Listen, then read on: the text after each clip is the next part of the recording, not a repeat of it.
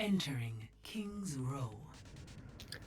Ladies and gentlemen, welcome to the Coil Overdrive tournament. Week 15 is currently underway once again for the cash prize pool as well as the Gozu Gamers ranking points. My name is still TJ and I am still joined by the wonderful Huntana over here on production. And we are getting into the Pale Golden Rod versus Panic Esports as our first best of 3 of the night. There were some games that happened before this, but we were not able to bring you those, so we will be sliding right into this one. And I do apologise for any fantastic Overwatch that you missed, but I promise you we've got a whole bunch more still coming your way. Right now, we're on King's Row, and we do have Pale Golden Rod over there on the blue side, the left-hand side. They will be facing off against, like I said, Panic Art Esports, I believe. And they are over on the red side, or the right-hand side. This should be a very fun match. I saw PGR last week, and they definitely put up a decent fight against the eventual winners. So hopefully we will be able to go ahead and maybe see the match at some point in the future, as we do have a quick reset because some of the game settings were configured incorrectly. It did take even longer for us to actually get into the lobby because the players over there on Pale Golden Rod frantically were scrambling to go ahead and get some drinks, which I understand. You gotta have that Mountain Dew, you gotta have those Doritos for the double XP and the undoubtable boost it gives you gaming. Or no, it's G Fuel now. That's the latest craze. So there you go.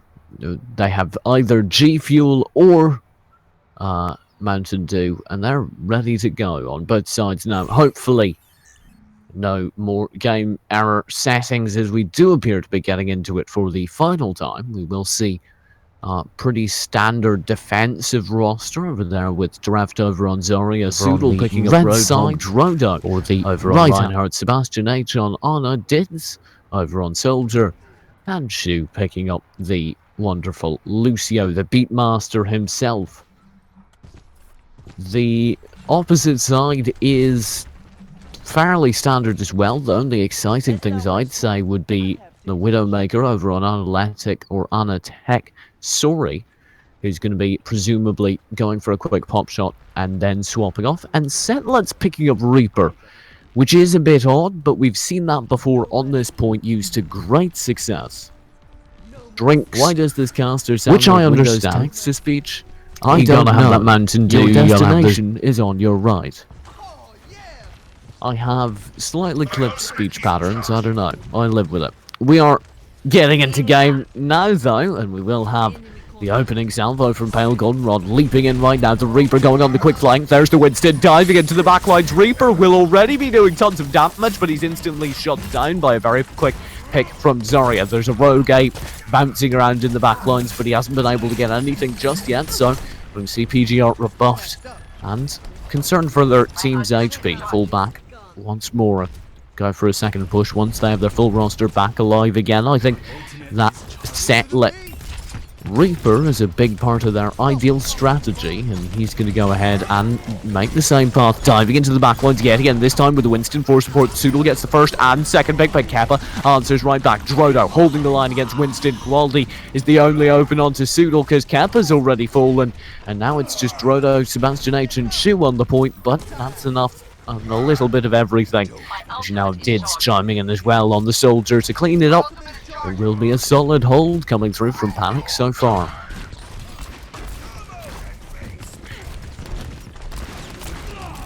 Now, Drodo will have to fall further and further back as he definitely is pressured here. And it will be decent for both sides so far. No solid push. There's the nano boosted Drodo already tearing into the Panic Esports side, opening it up with tremendous vigor, but unfortunately no kills will go his way, and it will be Analytic having to fall back on that Lucio as the rest of his team crumbles to Direct and Soodle. And so far, yet again, Panic Esports are rebuffed and held back. I've been thinking now. Twitch chat thinks I'm Windows text to speech. That would be awesome. I'd be the best at all my video games. Literally an aimbot. Drift will be not literally an aimbot, but close enough, because there's a graviton surge, and the kills could come roaring through onto Panic. It's not quite capitalized on as much as I'd like it to see, and indeed, there's an immediate answer back, as you do see. I believe that's actually a nano-boosted Lucio. What on earth? I think we just saw a nano-boosted Lucio over on Anatech, and no, I don't think it works, but that was odd. I'm gonna assume that was a misclick, because he didn't do anything with it.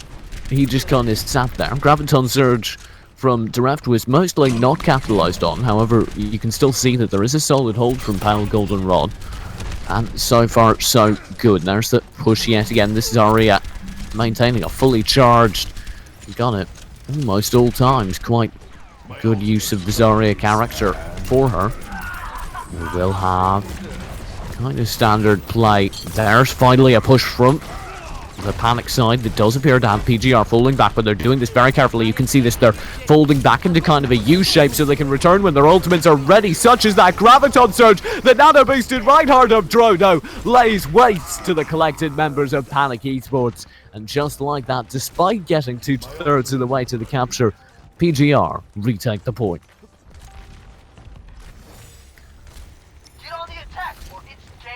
We still have ultis available on Dids, Drodo and Soodle, who've all been kind of hanging on to those ultis for a while. I think Drodo's going to use this Earth Shatter right now, and indeed he will as he races in, looking for some quick picks. Only one goes their way as Soodle is able to go ahead and grab the opposing Reinhardt. There's the whole hog nano boosted rolling through to get what kills he can. Settler, they're only able to get one. Dids shot down though by the Widowmaker. Keppa, who's going huge with 2 quick picks, make that 3 as he manages to shut down all the ultimates coming in. Drept is suddenly the only person left on the point for PGR. That will mean that as he falls, Panic finally get their name on the board. That will be the first point, the first capture going their way, opening us up to the streets phase.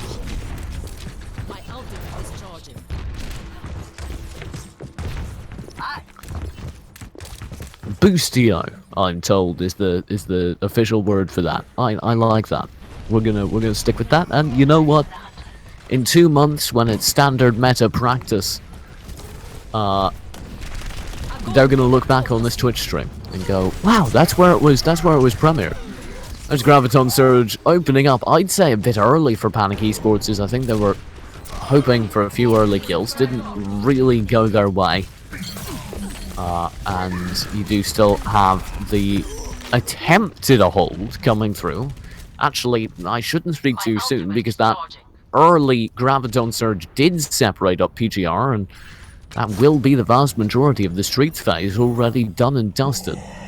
PGR actually setting up for a hold well outside of streets, looking just to fight this final choke point from perhaps inside of the factory phase, which I'm not entirely sure I agree with. I would like to see them try and stall prior, because they do have only a minute on the clock. Dids and Settler open up with the far trade. Keppa falling though, he was instrumental. There's equal boost going out in terms of sound barrier, but the Graviton Surge pins the nano boosted Settler Roadhog to the ground, so he can't do anything with the nano boost, meaning that's a complete ultimate wasted. Drodo actually dies and gets a kill simultaneously as Sadisti will fall, and while he falls at the same time, there are no Reinhardts on the field, but there is still very much the soldier of Dids, who's absolutely tearing apart all his opposition the whole time, slaughtering kill after kill. But now his attack visor coming into aid in that as he shuts down Settler, and we do see a solid hold for PGR, but they will last a little bit longer. And look at this, I called them out earlier for perhaps not holding Streets phase quite as aggressively as I'd like. Now, they're going back to the capture point. PGR, you've lost the capture point. You can't hold it anymore, but PGR aren't listening. They're still pushing, and they're still getting kills. In a way, there's a certain degree of sense to this. If they get killed all the way out here, they do have enough time to go and respawn and return to the point, but we do see some ultimates actually going down as the Earth Shatter opens up a few more kills. Stids having an absolute field day, and it's well worth it as the minute ticks down, and we do have only 1 point on the initial push for Panic Esports. 0-1. Switching sides.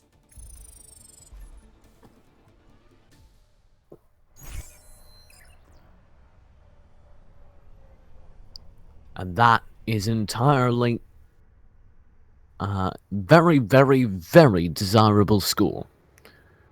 I shouldn't speak too soon. The soldier of Dids, who's absolutely tearing apart all his opposite, even that they get locked out of the first capture.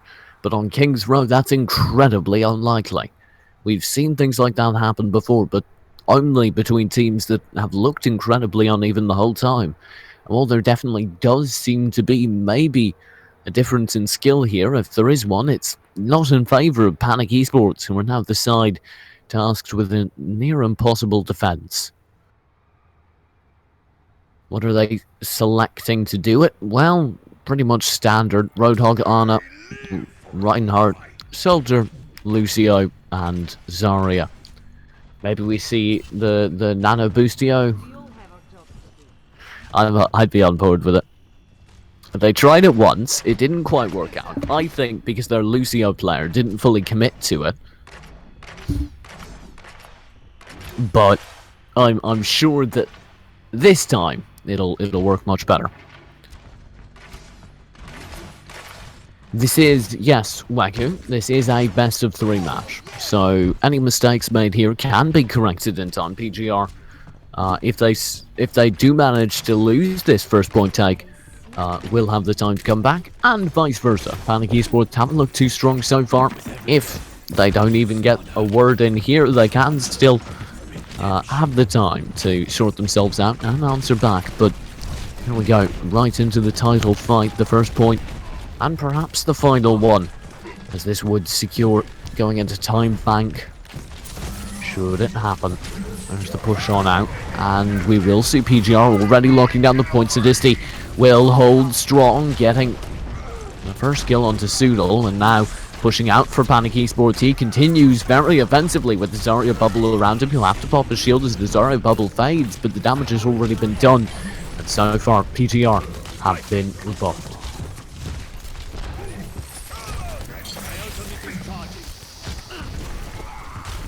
Now, there's Qualadi. Ooh, that's a hard name to say. Pulling back on the Zarya, you can see them giving ground easily here. There's the nano boosted Reinhardt, instantly shot down by a sleep dart. So Drodo gets absolutely nothing on the push. I take it back. He still manages to get one Dids. Meanwhile, over on that, Hanzo got one and Dirav got one from Zarya, meeting the now Sadistis in a very dire situation, and the point's about to be captured, and it is. No contest there for Panic Esports, and it will be PGR able to advance. And now all they need to do is meet that very, very low high water mark set by the payload push earlier. My ultimate is almost ready.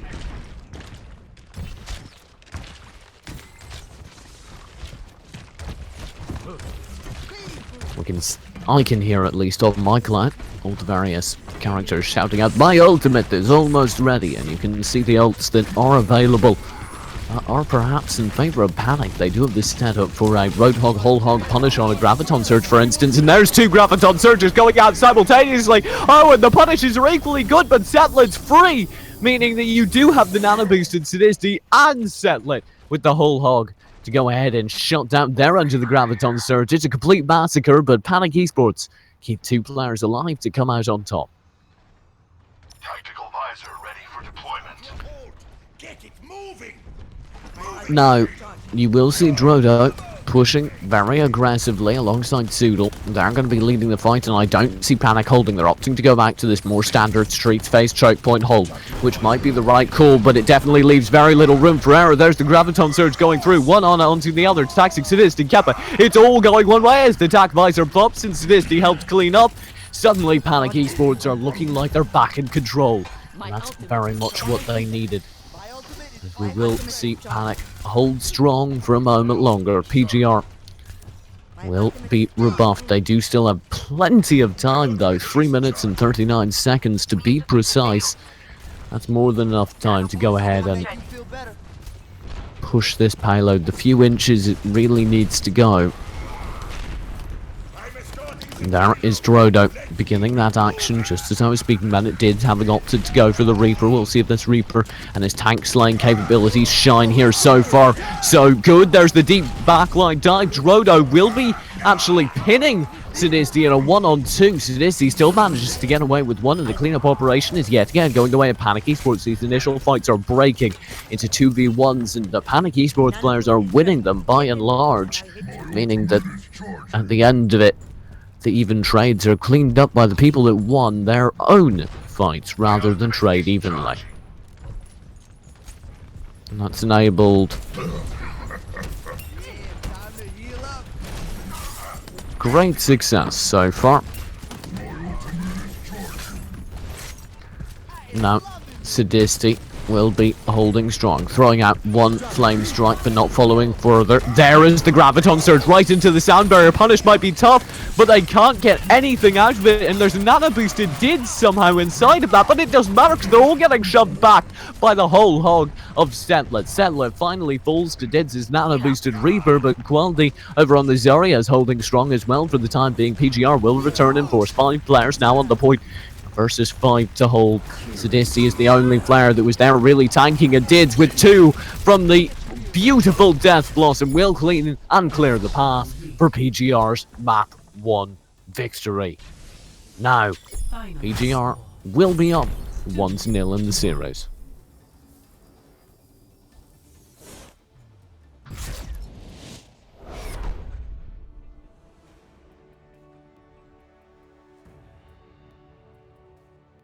That will be. Play of the match. I believe I know what this is. I think this is the aggressive Earth Shatter. That enabled them to. Oh no, it's the nano boosted slaughter on the first point. I believe that too. Either one of them worked. As is, we do see valiant effort from Panic Esports, and I wish we'd seen some of that class they showed at the end throughout the rest of the map, because it definitely looked closer then than it had at any point previously. We will take a very quick break and be back with the second map of this best of 3 in just a few moments. Don't go anywhere, we've got a whole lot more Overwatch coming your way on this Coil Gaming tournament.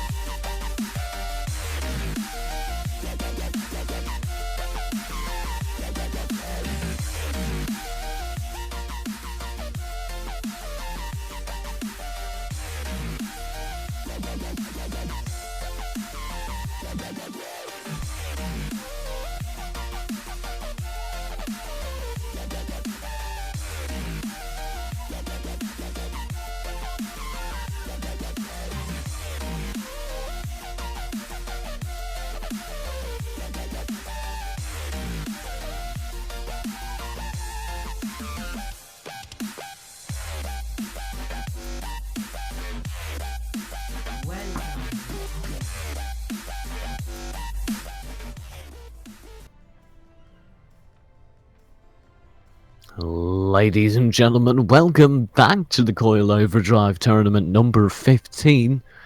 My name is still TJ, or Esports TJ.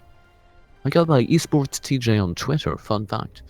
Production is still being run by Huntana, and we are still in this best of 3 set between Pale Goldenrod and Panic Esports, now though on Hollywood.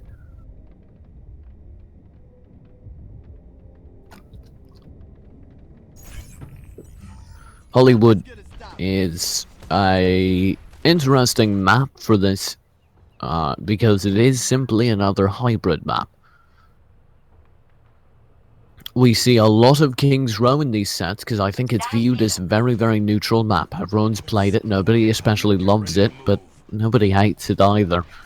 And I don't think Hollywood falls in that same category.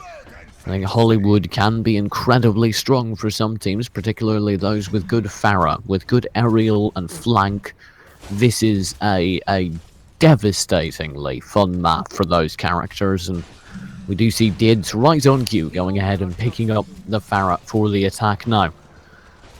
It will be the entire side of PGR over on the red-hand side on the attack for this map.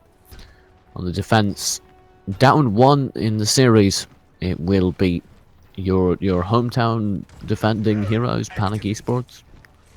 We'll go with that. I don't know if it's true, but we'll make it true. Enemy contact. There's the push already going in. The first turret will go down as Sebastian H opens up the action over on Honor to shut down the turret that could have caused them so much trouble. Drodo will dive in on the Reinhardt. Dids following up with the rockets from afar to shut down Sadisty. Drodo in the meantime did end the life of any other turret, and no more turrets will come because Dids has a triple kill, including Torbjorn and Soldier. Zarya in the meantime did fall to Soodle, and it's all down to Teox on the point. And his own American soldier will go down as well. Just like that, Pale Goldenrod are able to secure this first point. They will be quite happily locking it down so far. And hopefully we will be able to see a little bit more exciting Pharah play from Dids, because good Pharahs make me feel warm and fuzzy on the inside.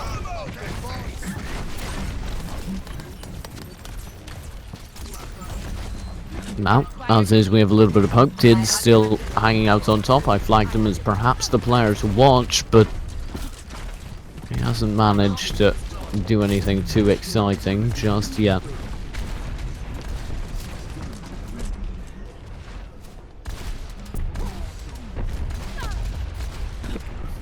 That will be Sadisty already on the defense. There's Soodle peeking round the corner. That will be the whole hog going out. Lots of pressure onto Quality, who's being blown further and further round the corner. Now Diraft and Co. all trying, and Shu will be dancing back and forth over on that Lucio 4 PGR. However, he's going to be shot further and further back as the answer comes in return. And now finally the limo has been stalled on the offense. Meanwhile, it will be set it, sorry, over there on that Roadhog, answering back as much as he can. Dids, meanwhile, from above, will be raining in hell. There's the barrage. 1, 2, 3 quick kills.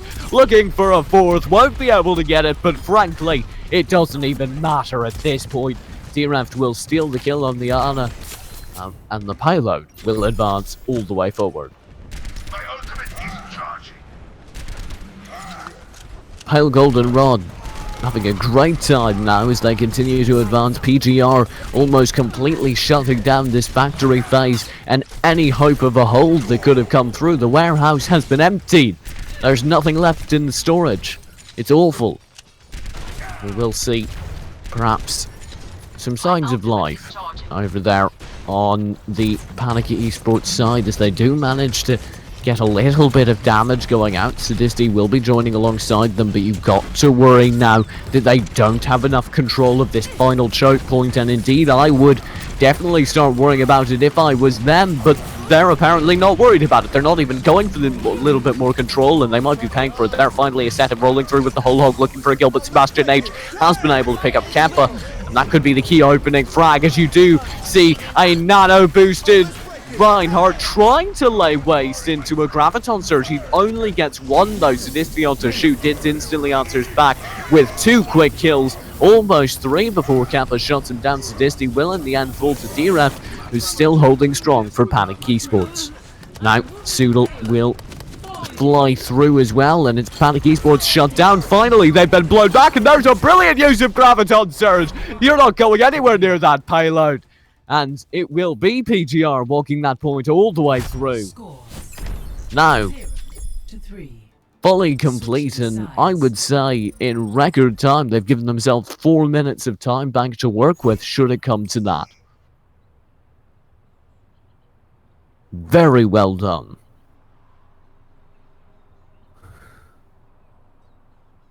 I loved that last second Graviton Surge. I believe it was from Dreft over on PGR. He threw it away from the limos, so the players who were trying to come through, because what you do when that payload is so close is you run all your characters out that can get there in time, your tracers, your soldiers, and you just try and conga line that payload so it does not advance over the line.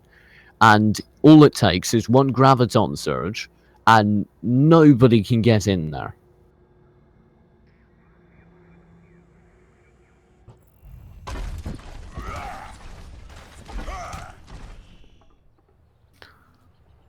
Very well played, and they reaped their just rewards. My ultimate is charging.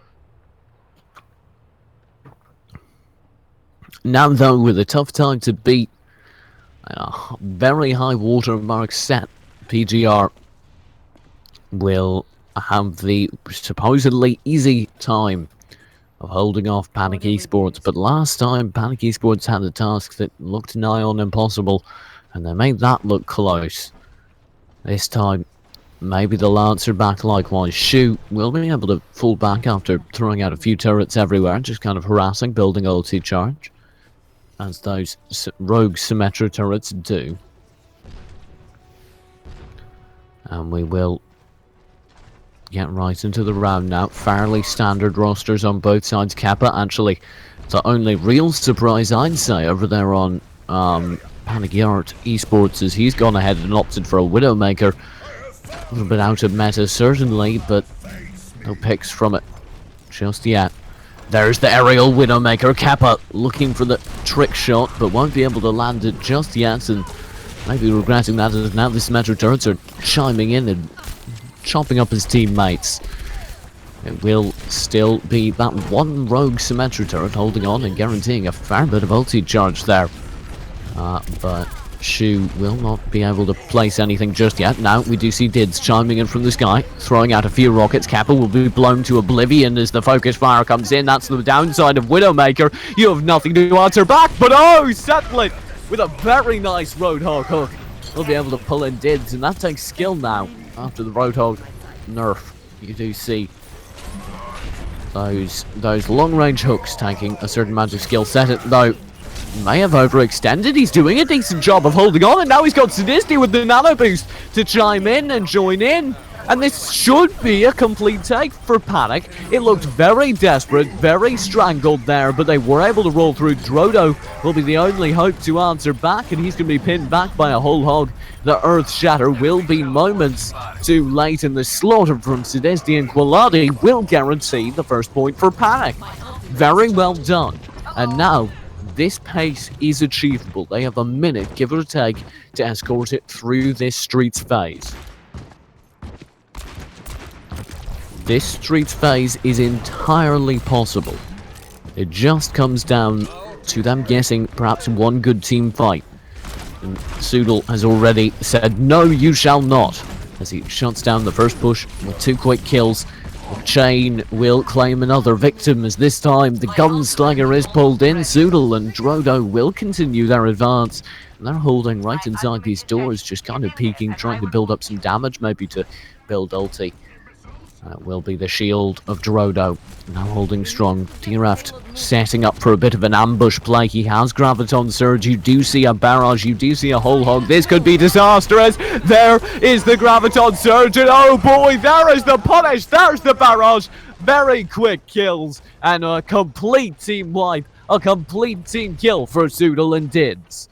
Just like that, I'd say the hope of matching with a requisite time or a lesser time has been squished, and now the only hope is to drive it to time bank and somehow win with 4 minutes against them. There's their own Graviton Surge answering back for Panic, but not nearly as effective as Drodo just holds strong with the shield, and no punish comes through. Now Soodle will chime in with his whole hog for the defending side of PGR, and Panic don't have an answer until that sound barrier does come through. Drodo shoved on the point, and his Earth Shatter will be completely wasted as Quality is able to get the pick onto him, and now we will see a solid bit of push coming through.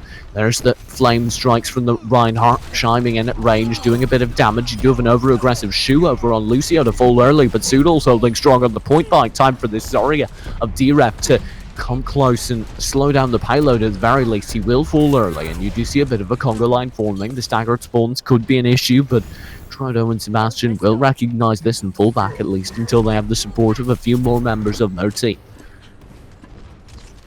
Dids from above will rain in a few rocket shots, waiting for the chance, but he's going to be hooked in. There's a nano boosted whole hog off the back of it. Settler will get 1, 2, maybe 3 kills. Not quite able to get the third, but I can't imagine Soodle's got too much HP, and indeed he will fall shortly after as Kappa's able to grab him. And now, just like that, you do already have us into the warehouse phase. This is now achievable. This might be Panic Esports managing to make this close. Might even get to time bank with enough time to make something happen. Kappa and Settler will both get kills. PGR crumbling now on the offense. Kappa grabbing Drodo at range, and a very nice shot to do so. Ultimate is charging. And you can see already the marked difference in how they're tackling this warehouse phase. Panic, much more cautious. Despite their name, they're not panicking. They're staying calm, playing through their Reinhardt shields, not trying to close this distance like PGR did, because they know there could be an ambush like PGR love. And there is that ambush chiming through, and it will be a Graviton Surge joined yet again by Dids' aerial barrage. He falls early to Tax, who's hanging back, trying to support, but it's worth nothing in the end as the kills still come through. And Panic is almost completely team wiped and effectively wiped, as now they have to return and they only have 3 minutes on the clock to make it through with Time Bank. Bloody will join Saddis. There's the nano boosted whole hog answered back by a sound barrier on the defending side, but Zoodle's still able to get quality before it can take effect, and it will even be a chain on in looking for another kill on the Settlin, who's being beamed down by the microwave of Zarya the whole time. He's got 3-4 players on him, and they will indeed manage to get the kill. And look at how far back Panic are being forced to play right now as they hang out just inside their spawn. Actually just outside it, but only by a few feet, and that's not ideal at all, especially as, like I was talking about, they need Time Bank. They need some form of it, because there are 4 minutes of Time Bank available for the opposing side. There is no way you hold first point for 4 minutes. They need at least 2, I'd say. There's the nano boosted whole hog to try and make the difference they need. Settlin, though, will be able to actually get 2 at the very last moment as he rolls through. Kappa grabbing Shu. This could be what they needed as they do break PGR, and now they have a clear shot to the finish line. They should still have 1 or 2 respawns coming through. One Reinhardt in specific will go dashing in, presumably to tie it up. You do have the Earth Shatter in an attempt to stop them. 1 kill comes through. Drodo will not quite fall. He gets his own Earth Shatter off. Kappa, Sinistic, Polani, though, they all line through. Kappa with 4 kills to his name to somehow drag his team through with a minute 24 in Time Bank, and that is possible. Panic Esports by an inch are still in this game.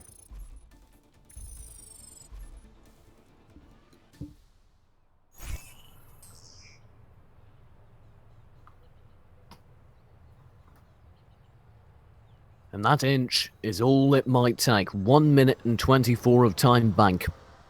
That's enough to get first point. That's enough to roll into streets in overtime. And that's all they need. That overtime in streets will last as long as they can make it. And maybe, just maybe, they can buy enough time to answer back to the 4 minutes available for their opposition. But that is a formidable amount of time there for PGR. If you're not familiar with how Time Bank works, the amount of time remaining on the counter when the payload was converted for the final point is now available for each of these teams to go ahead and make a run through the map with just that amount on time. Whoever gets further is the winner. And we do have 1 minute 24 yet again available over on Panic Esports, and to answer back, it's just 4 minutes for PGR. And I do believe the names are backwards on stream, or I could be backwards, but I believe Dids, Soodle, and Drodo are all over there for PGR. So, hey, sue me. Here's the push coming in now. 58 seconds left on the clock, and this is it. Panic need to get a foothold. 1 minute remaining. They need basically this first push to roll into overtime, and they can't do it just yet. Panic are having a tremendous struggle opening this up, and they're still alive. They're playing this a little bit too cautiously, though, if you ask me. And we will see the push in. There is the opening pick on the Drodo, if it can come through, but the nano boost answers back. Settle it onto D-Rev, kept onto Shu. This might work out still, as Drodo was the only pick going the other way. It will be the nano-boosted Zarya dancer back. Quilani, though, is only able to get one. You do still have Sudal on the point, holding strong. He's finally shut down, and Panic Esports are able to lock down 2/3 now of the first point capture. And I'd say Did should just suicide it, should just try and stall. The same with Sebastian, just by the time, because you cannot let them get to overtime payload. And indeed, that's what they're doing. They're diving, and you do have overtime on the point. If anyone falls off it now, it could be disastrous for Panic. There's an Earth Shatter for Drodo, and oh no, so close, but yet so far. Overtime sticking down. Sidisti's been slept. He can't do anything, and just like that, Panic get absolutely nothing on their overtime phase. And now, 4 minutes for Pale Goldenrod to answer back. 4 minutes for them to get just the capture point.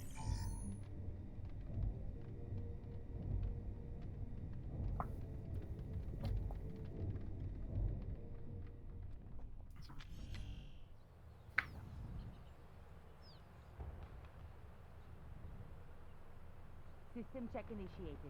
Green across the board. I'm ready for action. And if I didn't know better, I would say that's impossible. However, it is worth stressing, Panic Esports have put up the incredible on defense before. We saw it in the last map, we saw it in the very final stages of this first half of this map. It is possible something incredible happens, but it would have to be just that, incredible. And Panic Esports now have to be panicking, as PGR once again have 4 minutes, and all they need to do is capture this first point.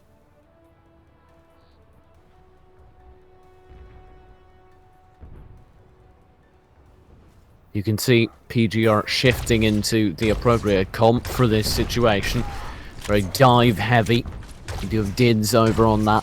Farah still definitely a presence for them, and Dids will hang out in the sky for PGR, throwing out a few rockets. Now Drodo's joined them on the point. He will have his HP halved by a nice Ana grenade, and will fall back for now. Nice first hold by Sadisti and Co. Panic Esports holding strong so far.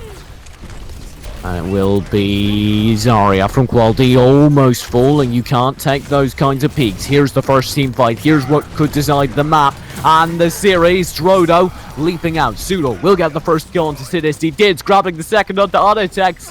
And oh no, just like that, it may very well be Panic Esports out of the tournament as Dids goes for the cleanup operation. There's nobody to contest the point. A desperate switch to Tracer is all they have, but you already have the zoning coming through to prevent that, and it will be the match complete. And I do believe that's PGR walking through. 3-4.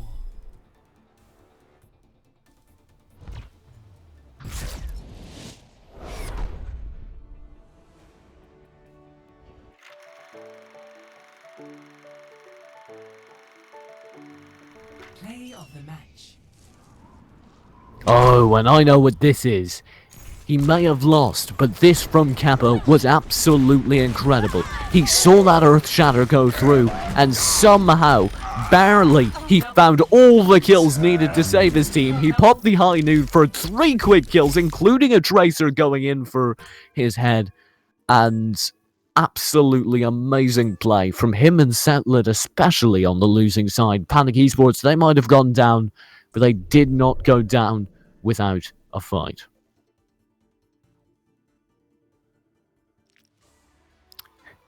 Is this text-to-speech casting? Yes, I am a robot. You can find me on Twitter at esportstj. That's my best robot. I'm sorry.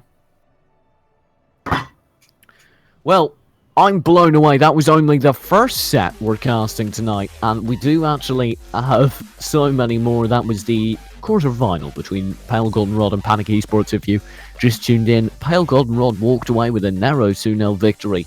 Close on the second map. Slightly more room to work with on the first. Vivi's Adventure versus Maru LLC is currently underway as the other semi-final, and Pale Goldenrod will advance to face off Team Atrax in the second semi-final. Team Atrax, of course, did beat out Solidarity Gaming to get where they are now. We're going to be right back with all those matches and the grand final and the Coil Overdrive tournament number 15 in just a few moments. Don't go anywhere. We've got a lot more hype Overwatch matches still coming your way.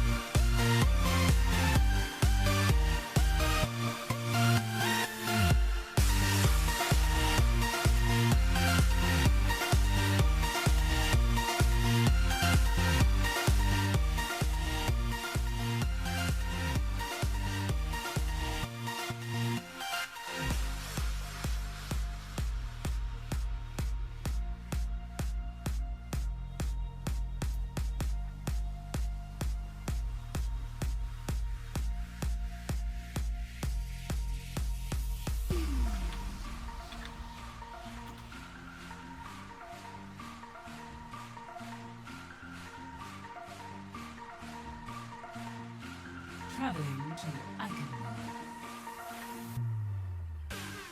Icon. Ladies and gentlemen, welcome back! We're right back into the Coil Gaming Overdrive Tournament number 15. My name, of course, is still TJ, or Esports TJ, depending on where on the internet you find me. The production is still being run by the wonderful Huntana, responsible for all your cameras, screens, and general stream goodness. And we are on Eichenwald in our semi-final between Vivi's Adventure and Maru LLC. I believe Maru LLC are over, and I'm going to go ahead and make sure I'm right here, just because I've been wrong before. And yes, Maru LLC are over on the red side, and they will be on the right-hand side of your screen, and on the attack for the first part of this map. On the defending side, currently blue on your screen, and always on the left will be Vivi's Adventure. Vivi's Adventure got to the finals, I think, last week, so they're definitely a good team and definitely capable of driving this map their way. I haven't seen much from Maru, but I do know that the players there are definitely not to be laughed at. Their composition, though, might be, because they're running a Sombra, which we've seen picked up by a couple top-level teams recently and runs a decent effect, but her low DPS has long been thought to be an issue. And indeed, we will see the Sombra swapped out. I'm kind of sad now. And we will get right into the action. There's Hunter Spieler leading the way, joined by the rest of his team. It will now be the Flame Strikes going out. Decent fight happening so far. Almost a dead Mercy, but Flycake somehow manages to get out of Roadhog's embrace, and Eli Vogt can't be too happy about that. I love the main wall that's been used to separate the vast majority of Maru from the other half. However, Hunter Spieler doesn't care. He's still getting a kill, and he's still chasing after Mbuwati for a second, and Eli Vogt for a third. Eli Vogt holding strong so far, but he's got to go down soon because Aeon's grabbed his healer, and now there's nobody to support him, and just like that, Maru LLC clean up the point, and you have Aeon diving forward. Damage boosted Pharah already on the offense, already cleaning up the second phase of this map. Very aggressive out of Maru, and so far very coordinated.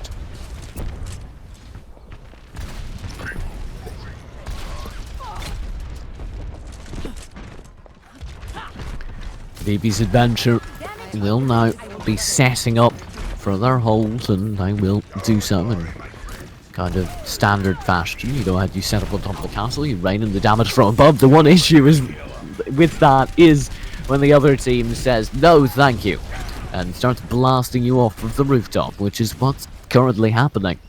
And more importantly, they're not convincing that payload to stop. There's the mid-air graviton surge eaten up by Aeon's barrage. 1, 2, no more. Kills will go his way. Excellent play and timing, though, to go ahead and grant him a massive amount of damage. Muzzy and Trent will go ahead and clean up the final kills needed to break that hold. Henzu will fall, meanwhile, coming out of their spawn, and just like that, we're already halfway through the street space.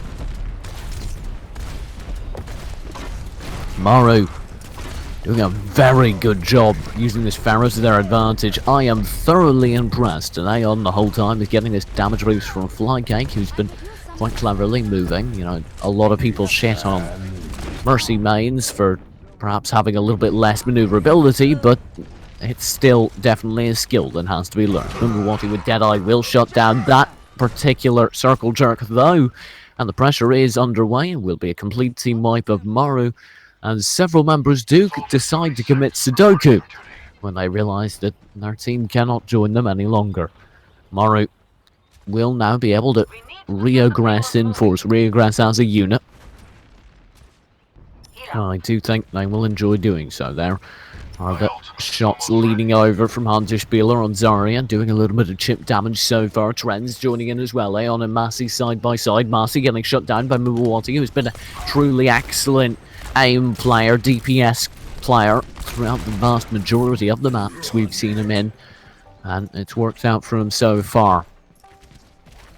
This will be now Aeon peeking, throwing out a little bit of damage, not able to confirm. Now joined by Trends. Trends will have the hold so far, but won't be able to get out there and commit. That will be the push up this side of Eichenwald through the castle and out the back door. We're exploring the new real estate here as we climb over the bridge. It will be a dive onto the point.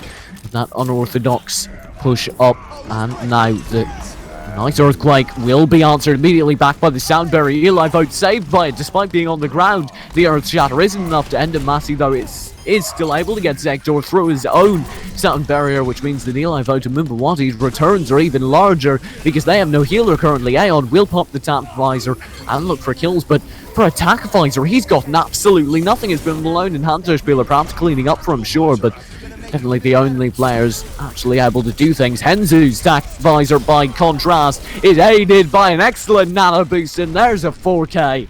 And there is a nice strong hold coming through from Vivi's Adventure.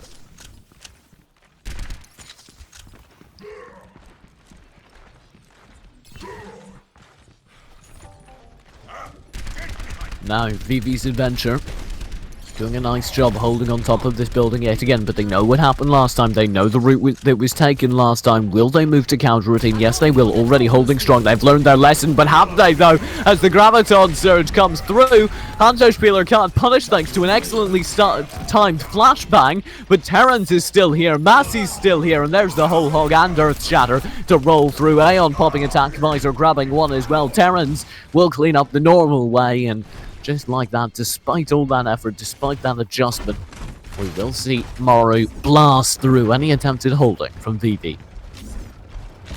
With 1 minute 30 remaining on this segment, they will manage to convert the doors open. Actually, no, there's a last minute dive! At the very last minute, Lullish will slide on out and begin to contest the payload. Eli Vogt did manage to grab one before he fell into Aeon. Lullish being 2v1. Now Zektor is here to join in, and he does land the Earth Shatter onto Trends, guaranteeing one kill. Flycake is able to answer back, though. Now on the Lucio, not the Mercy, requiring a bit more aim, bit more maneuverability, and so far, with the aid of the ranged Ana and Aeon now coming in to clean up the kills, he is dominating. Very nice movement to go ahead by the time, to not fall, to stay alive, to attract all the attention so that when Aeon rolls through, he has easy pickings.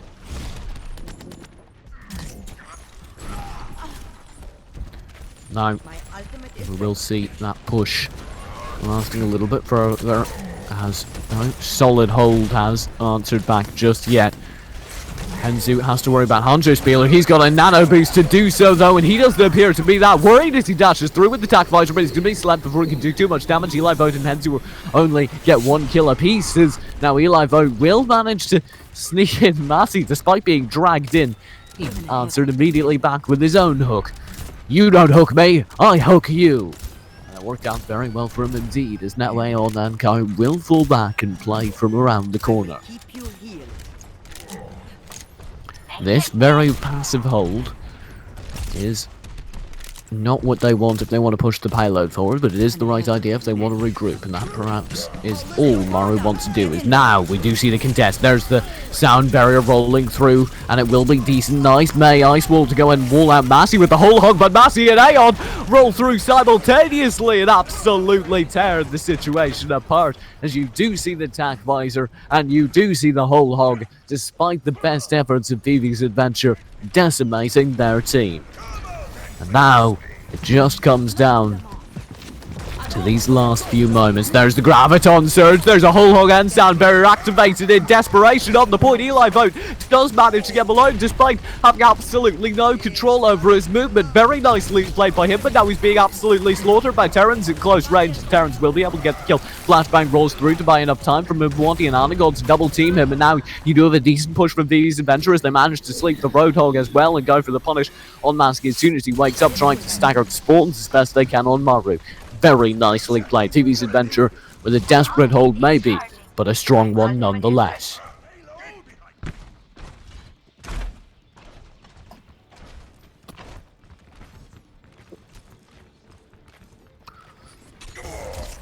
There's a hook coming through from Eli Vote, and he will now have companions on all sides. Lullish's Nano Boost shut down by an Earth Shatter, and actually slept as soon as the Earth Shatter wears off, meaning the Nano Boost is completely useless overtime. Now in effect, and there is a May Ice Wall and May Ultimate on the point to try and stop anyone from contesting, and it's not really working at all because Massey and Aeon are cleaning house. There's that Tac Visor Hull Hog combination yet again, and despite it being an overtime, nobody is there to contest. Otacon inches too late and definitely had too little HP to make the play anyway.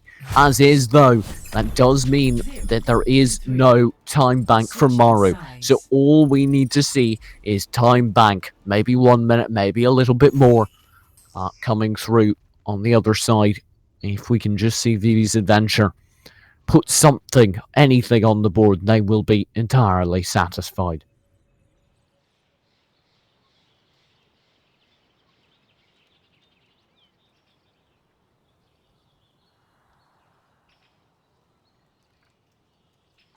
And I would argue that despite how one-sided that looked at times, Vivi's Adventure perhaps came out more strongly on top than is indicated by the scoreline or the kills, because Eichenwald can be very tough to hold in certain positions, and they held in all of those positions.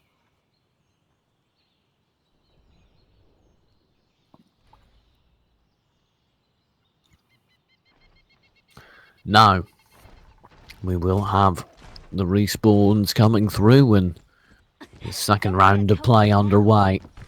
Fairly standard rosters on both sides. Flykite switching off of the healers he's been playing so far. No Lucio, no Mercy. Instead of Symmetra, but that makes sense for this point. Muvlati no longer on that defensive character. Perhaps that is the Cowboy Gunslinger. Instead he's going to opt for the more, also a grizzled old man, but a more modern one at that. He's not, what's his name, John Wayne? No, Clint Eastwood. That's who he's modelled after. He's somebody else. I don't know who Soldier's modelled after. There are plenty of really bad action movies that remind me of Soldier 76, but it's just inspiration. No, the Symmetra turrets work brilliantly on the push. Henzu nonetheless still manages to get one because Lullish and co, they perhaps anticipated it and went very quickly around the outside. Anagod though, the healer from the side, has been caught out by a nice Roadhog hook, and despite having full point control and 2/3 capture, you do still have to worry. They don't have the support to hold through. Zektor's their only healer, but nobody's contesting the point. Nobody's holding, and even though they barely got any kills until the very end, it didn't matter because they just blitzed right through. Excellent play by Vivi's Adventure. Maru never even got to play the point. They just got pushed right past and they kept thinking, it's alright, we still have this. They haven't gotten any kills. It didn't matter. Very, very well played by Vivi.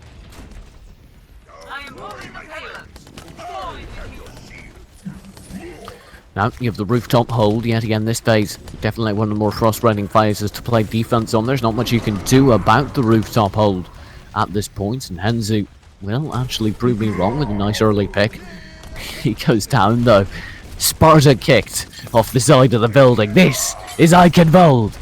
Mubawati will answer back with a swift kill onto Terrence. Eli Vote, sorry, chiming in onto Massey as well, and Mubawati yet again onto his counterpart Aeon. Flycake with some excellent surfing moves to retrieve. Very nice movement by him, but movement doesn't win you the game. Mubawati does, on the other hand, with his quick kill onto the opposing diva of Hanzo Spieler. And now they will be advancing, crushing, grinding away at the doors of Eichenwald. We do have the chance for the last second hold. There's enough time for one more team fight here before the payload reaches the goal. It will be an early Earth Shatter out of Lullish, and that could buy a lot of time, particularly if it's followed through on the sector, and Lullish are doing so excellently. And there's a lot of kills for those two players. Eli Vote cleaning up any stragglers. The payload is now knocking at the doors. DB doing a fantastic job. Aeon will commit Sudoku so that he can respawn with his team, and there we go. As I speak, The payload beginning its second stage progress. Inside the halls of Eichenwald, it's Lullish. Pushing strong, there's the Graviton Surge, nano boosted Reinhardt right into the thick of the action, and so much damage rolling through. Lullish, Murbuwati all grab kills, and now it's truly looking desperate for Maru. They looked so good in the beginning phase, but Vivi's Adventure said, oh, that's nothing. And now they're looking to complete it with so much time and space. You've got the nano-boosted Roadhog with Whole Hog rolling through, trying desperately to hold strong, but Henderson's already got Fly Cake, and they have a sound barrier to give them all the HP padding they need. Mumbawati is unchecked, raining in death from up above, and nobody's even noticed his position, let alone countered it. Lullish will shut down Marcy, the Roadhog on the point. Fly Cake is the only hold with its nimble, speedy moves, but you can only buy enough time for Aeon and Co to get on the point, not hold it, and that will be the payload converted with now 5 minutes in time bank. If Vivi don't win this, I shall be supremely disappointed in them.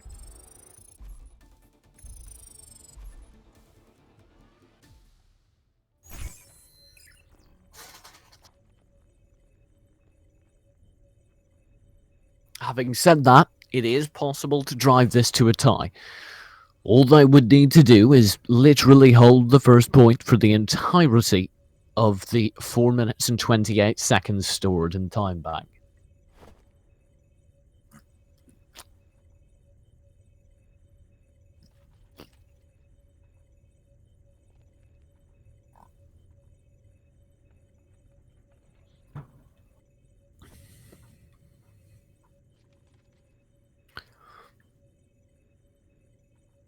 Hanzo, Terrence, Marcy preparing for their desperate hold here. Flycake will be opting for the Mercy, and you do have Aeon on that Pharah that was so successful for the first push.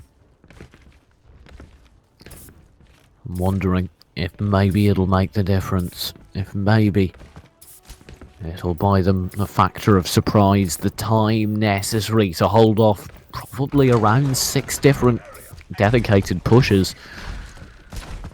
It'll be tough, but it is possible. Nothing in Overwatch is ever completely ruled out. Except for your Hanzo being a really positive guy. There's that quick blitz take we saw earlier from BB, and they will indeed try it again. This time, though, it has been read. You can see kind of the off-site play and prediction for it. Terrence and Co. They go, sure, you can take the side. We're just going to be raining in the damage on you the whole time, but it's not working. Hanzo, Zector, Lullish, they all win their fights. Flycake's going to be shut down, joined by Aeon, and it's all on Matty. He can't do a thing. And just like that, Vivi's walk all the way through. Final score 4-3.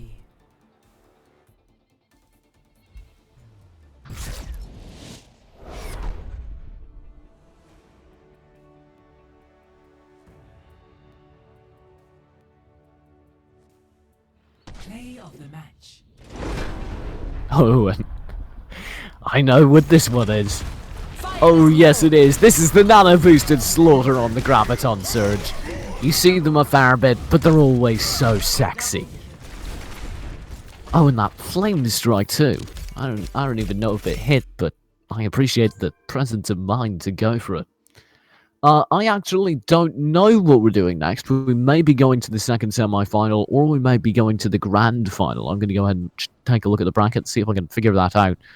And I can't, so tell you what, I'm going to take a quick break, consult with production, and we're going to find out if we're going to the grand finals or the other semi-final between Pale Goldenrod and Team Atrax. Either way, Vivi's Adventure have stapled their ticket to the grand finals, and they're going to be waiting there to challenge for the entire prizing of, oh, I'm a moron.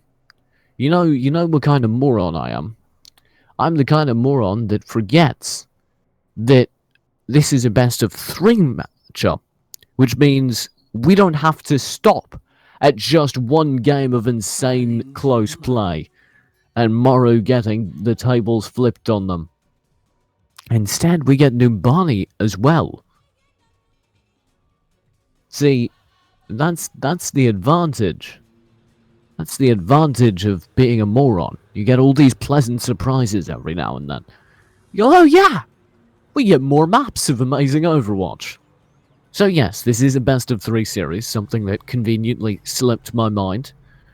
So, despite the fact that VV's Adventure did get map 1, they have not stapled their ticket to the grand finals. They have perhaps punctured the first hole, maybe lined it up with the stapler, but they haven't pressed down and gotten that satisfying crunch just yet. They still have to do so on Mimboni or the map after that.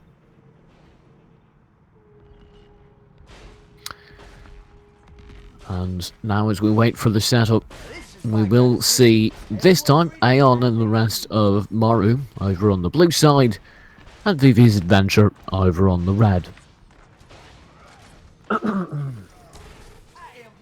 And thank you Twitch chat, I can see all of your beautiful messages. You're surprisingly both quiet and positive for a Twitch chat, which is quite nice. Although I think the bit where I didn't realise that it was a best of 3 has suddenly just caught up with you guys, so I fully expect the positivity to go out the window.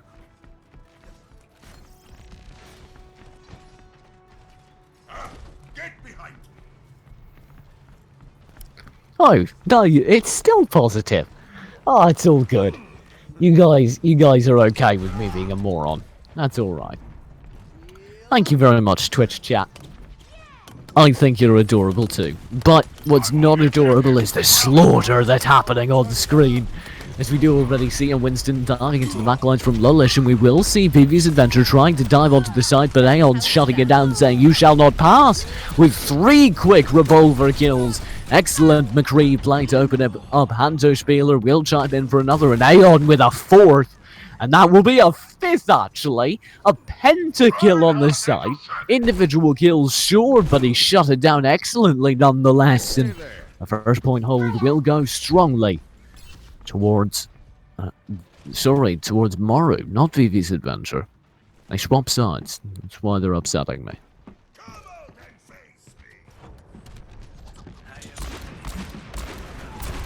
There's the nice push in by VV's Adventure. They're all going upper in the hope that they can overwhelm 1 or 2 defenders, but instead they met the entire defending side of Maru, and so far that's not going so well for them. They have managed to blast Massey off the level, but Aeon is still dominating with that very crisp aim of his, and it's still working out great for him and the rest of the tanks on his team. As Hunter Spieler grabs Lullish, Aeon falling back, trying to deal with Zarya, will be able to scare him off. And it will be another solid hold for Maru.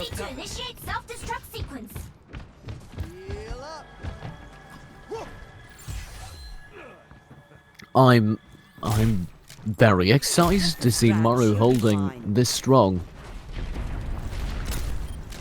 It's very nice to see them having an answer. There, though, is the self-destruct on the point. Only 1 kill from it, Hunter Spieler. I thought that could have been huge, but instead of 1, he's answering back. It doesn't matter, though, because Aeon is still around, and Aeon still has a thing or two to say about your pesky concepts of taking points and shenanigans like that. He has very strict rules, and they include sick flicks and key plays.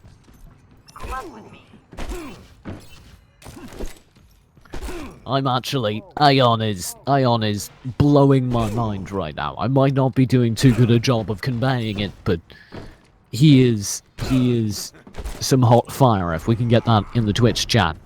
Aeon spitting some hot fire.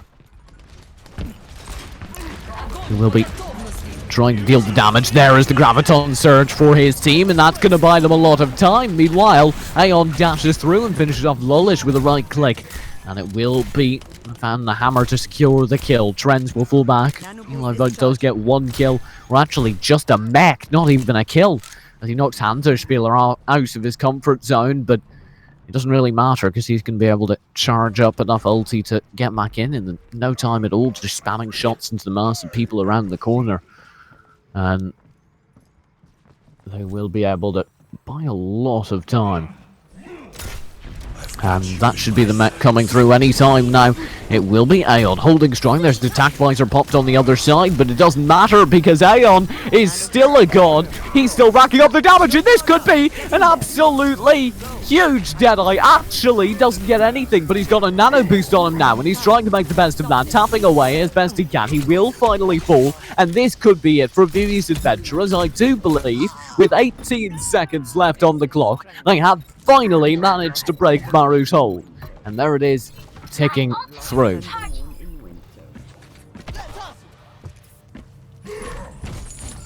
It will be a nice push already in advance. Hanzoom, Lolish, Zactor, and Onagord ready to go. Maru LLC will be finally in the good and finally holding strong, sure, but now they're on the defense for the Streets phase. As you do see the push from Vivi's adventure, getting very aggressive yet again. And it will be the slaughter opening it up as a large German man with a hammer who gets kill after kill. That's Lullish.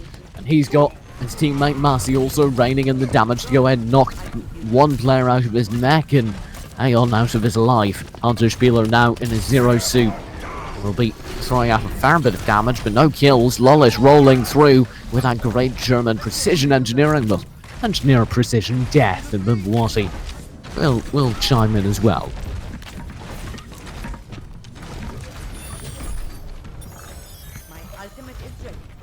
My ultimate is almost ready.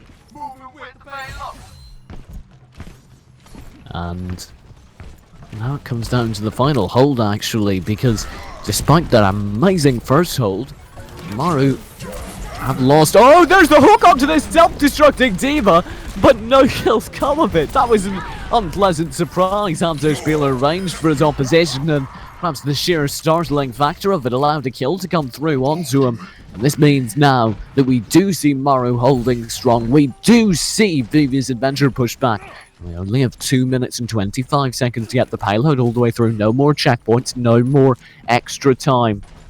And it will be the push on through.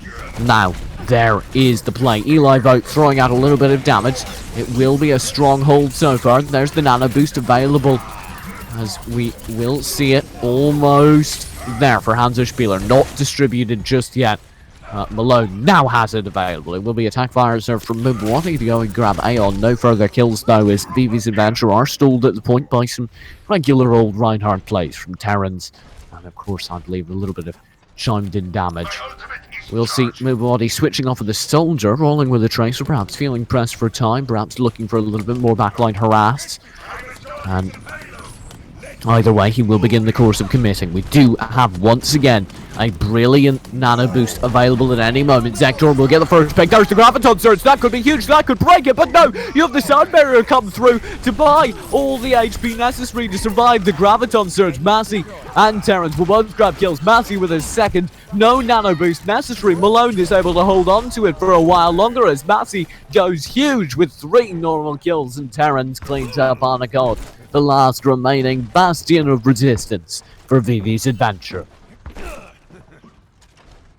Vivi's adventure will be waiting for their final adventure, perhaps, as they only have a minute remaining. Maybe they can get 2 more pushes in, but either way, it's cutting it close now, and they need to break it one of these times. There's still a nano boost available on the other side. They do have a whole hog, a nano boost, and an earth shatter to work with, though, and that should be more than enough for a team like Vivi's adventure to break through a hold like this. It should be the opening any given moment. It will be 1 kill, though, already. The whole hog's out of the action because of a nice hook and pick from Massey. And now you have this Earth Shatter over on Reinhardt, falling perilously close to going out of action, as well as he perhaps overextends and eats a fair amount of damage. 23 seconds left on the clock for Vivi's adventure, and they're stolen. You can't do this, Vivi. You have to push. You have to make a play. You have so many ultimates available on that side, but they haven't committed any of them. It will be Lullish, still aggressive. There's the self-destruct, rolling in, forcing them back. This is excellently played. They're buying so much time, but what he is able to grab Aeon with the time bomb. Aeon did grab him before it happened. There's the nano boost rolling through, completely cancelled out. Massey gets nothing with it. There's the only ultimate instantly available for the defending side of Maru, wasted.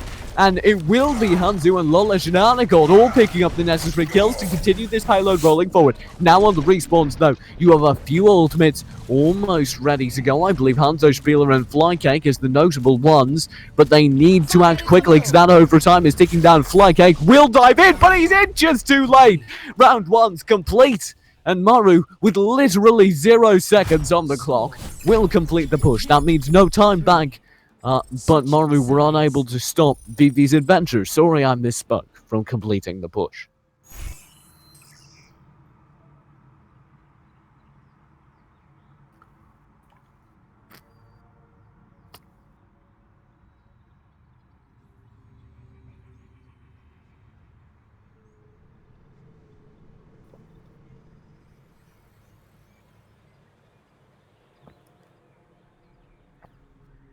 Now, it just comes down to completing a push in time bank for Maru. Or just tying it. It's all they need to do. Drive it to that overtime phase. Where they can shine, because we've seen them perform so well and the pressure is on them. Didn't quite work out for them to grab the win last map, but it was certainly impressive and it certainly led to some interesting viewing experiences. Mushroom Jacob in the chat is currently eating mushrooms. I would never have guessed.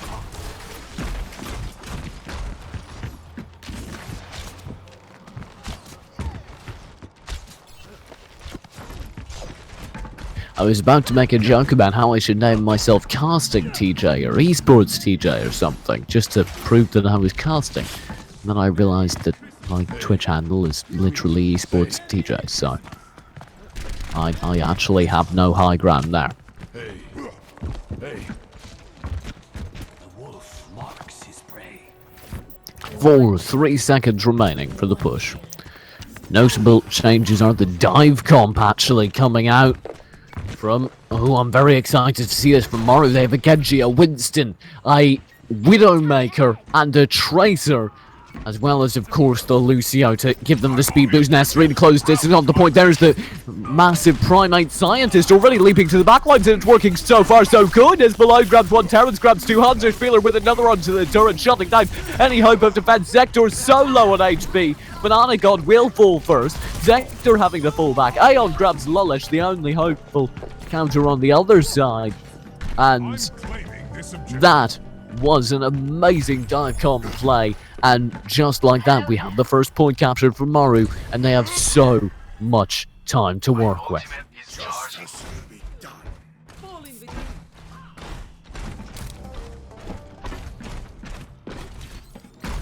Maru will begin their forward pressure now. Massey dancing around on this Genji to throw out a little bit of damage and perhaps chip away at his counterpart at Eli Vote. It will be Malone blinking out of existence there in order to return to his battle along the streets. There's the Winstons diving in head to head. Terrans will grab Zektor, the healer for the other side. That could be huge, but Aeon, the sniper, has already fallen to Mubawati. It doesn't matter though, because Masty's filling the role. He's an excellent sniper, and Malone's going to pick up the low HP straggler of Henzu. Eli Vone, with slivers of HP himself, will have to play very carefully and leave the fight. But Mubawati's the only real hope, and he can't hold forever as Flycake is able to shut him down.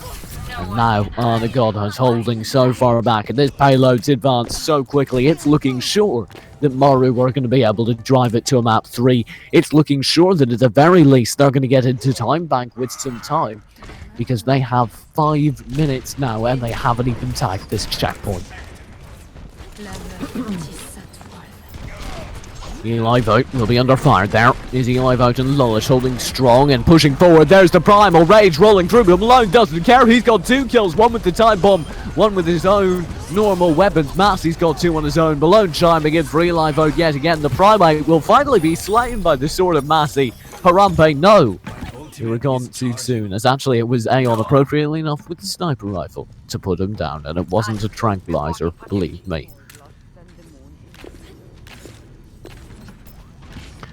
Now, Maru, despite looking so shaky on that first map, are looking very happy to play here on this second, as now They're holding strong. There's the slam dunk. Earth chatter in the backlines from Terrence and Massey. They're able to grab 2 quick kills. Sound barrier to roll with it. And Maru almost completes the team wipe. Zektor's the last one alive. And there he goes, completing a temporary team wipe. You have the respawn coming in slightly staggered, which is actually better than a lightning fast team wipe.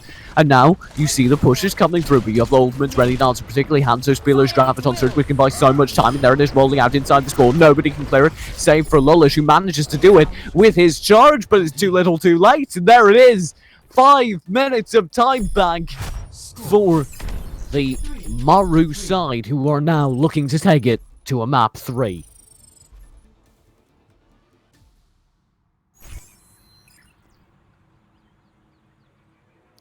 TLM asks, is this going to be the same as last match but reversed? I'm assuming you're talking about the one-sided time bank phase. And it's certainly looking that way. 5 minutes of time bank for Maru. None on the other side. That means we need Anagod and Moonbawati and the rest of this now defending Vivi's Adventure side to find a way to hold the first point of Moonbawati for, that's right, 4 minutes and 50 seconds. I cannot imagine holding any point in Overwatch for a solid 5 minutes.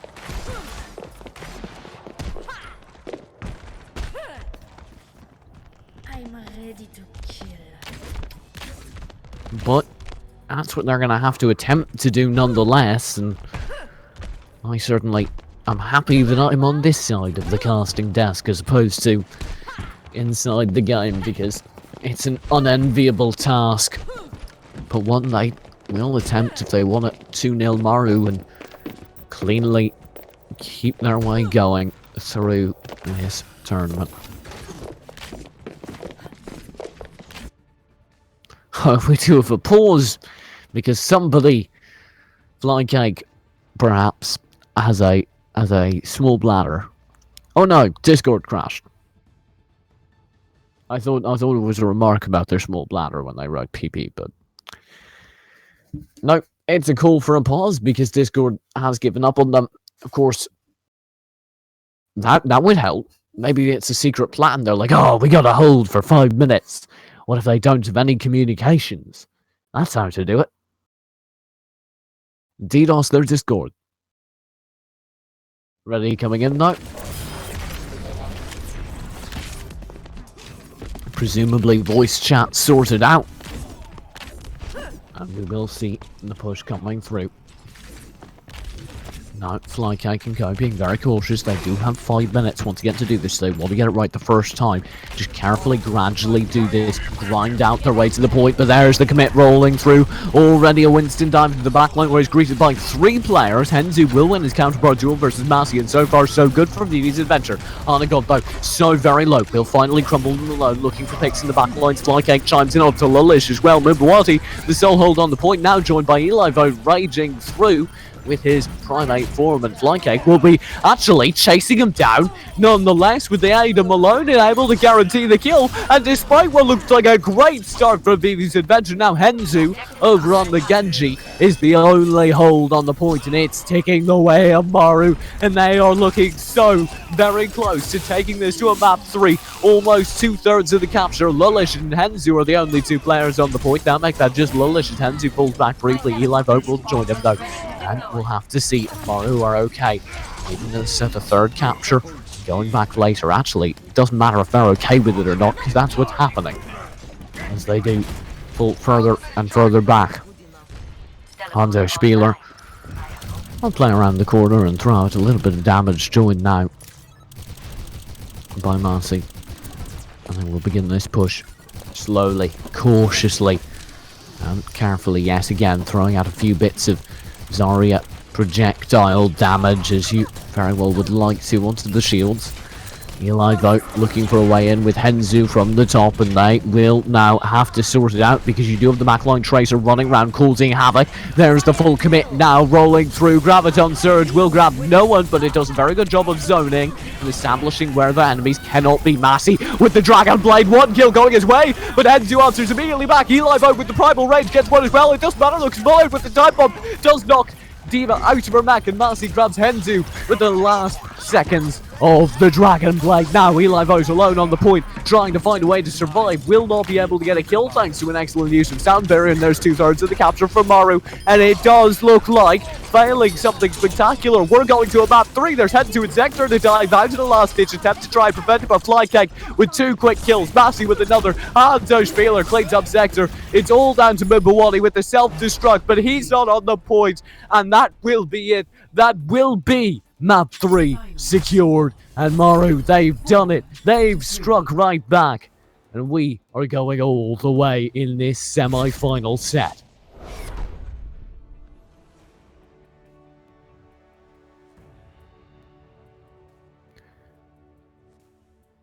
Play of the match.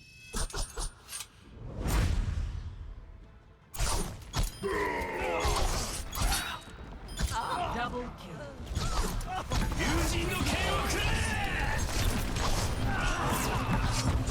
Double kill.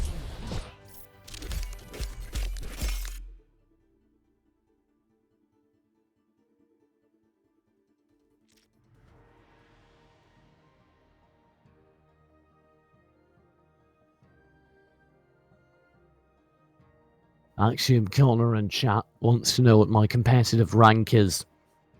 I don't really play competitive. There's too many angry people in it.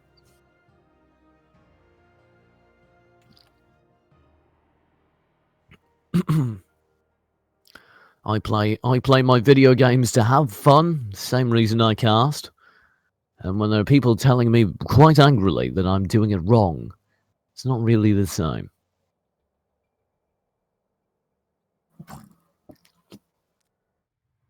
Now entering King's Row. And that's it. We're going to King's Row. It's map 3 of this best of 3 semi-finals. 3-3-3, but Half-Life 3 is yet to be confirmed. I suppose it doesn't matter though, as long as we have 3 excellent games of Counter-Strike, which so far Maru LLC and VV's Adventure have provided. It will be first map going the way of VV's Adventure in slightly dominant fashion. Maru then struck instantly back with a narrow scraping grind of a win where they nonetheless looked in control. And now it comes to map 3 on the classic of King's Row. This is going to be an epic showdown. Either way it goes, it will be well deserved, and either way it goes, it will be spectacular to watch. Currently on the defending side, we will have VV's Adventure running a pretty normal defense setup, with the exception of Henzu over on the Genji and Eli Vogt running the Winston. Both of those are a little bit out of the ordinary.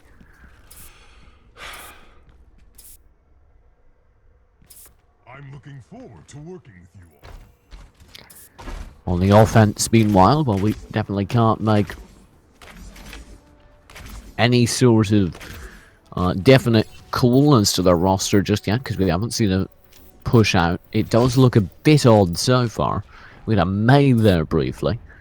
Now, it's been replaced for the much more sensible picks, and as the action begins, it will be Hanzo from Aeon going for a few picks and then swapping over to Widowmaker. The more aggressive playstyle. There's the initial engage already going down as Terrans and Massey push together. It will be Hunter Spieler over on the Zarya looking for the pick onto Lullish. Won't be able to get significant damage from Mbawati's pecking at this side as Eli Vogt races in on the Winston for a dive into the back lines, and that trip for the rocket ship is rewarded by a quick pick onto the defending Widowmaker. It's exactly what you want. Nanagod's ability to snipe out the mid-air Winston provides him all the healing he needs while he's on that trip, meaning that the excellent bold play is rewarded. There's the dive, the backline pressure. This is so much fun to watch, this tactic, and Massey's already been rewarded for his bold plays with a pick onto Anagod. Lullish falls, Eli Vogt falls, and Maru, they're suddenly looking very good indeed as the backline push rolls through and secures the first capture point, 2/3 and all the way. Aeon swapping over to Reaper for that, as you often see, and definitely very, very fun to see.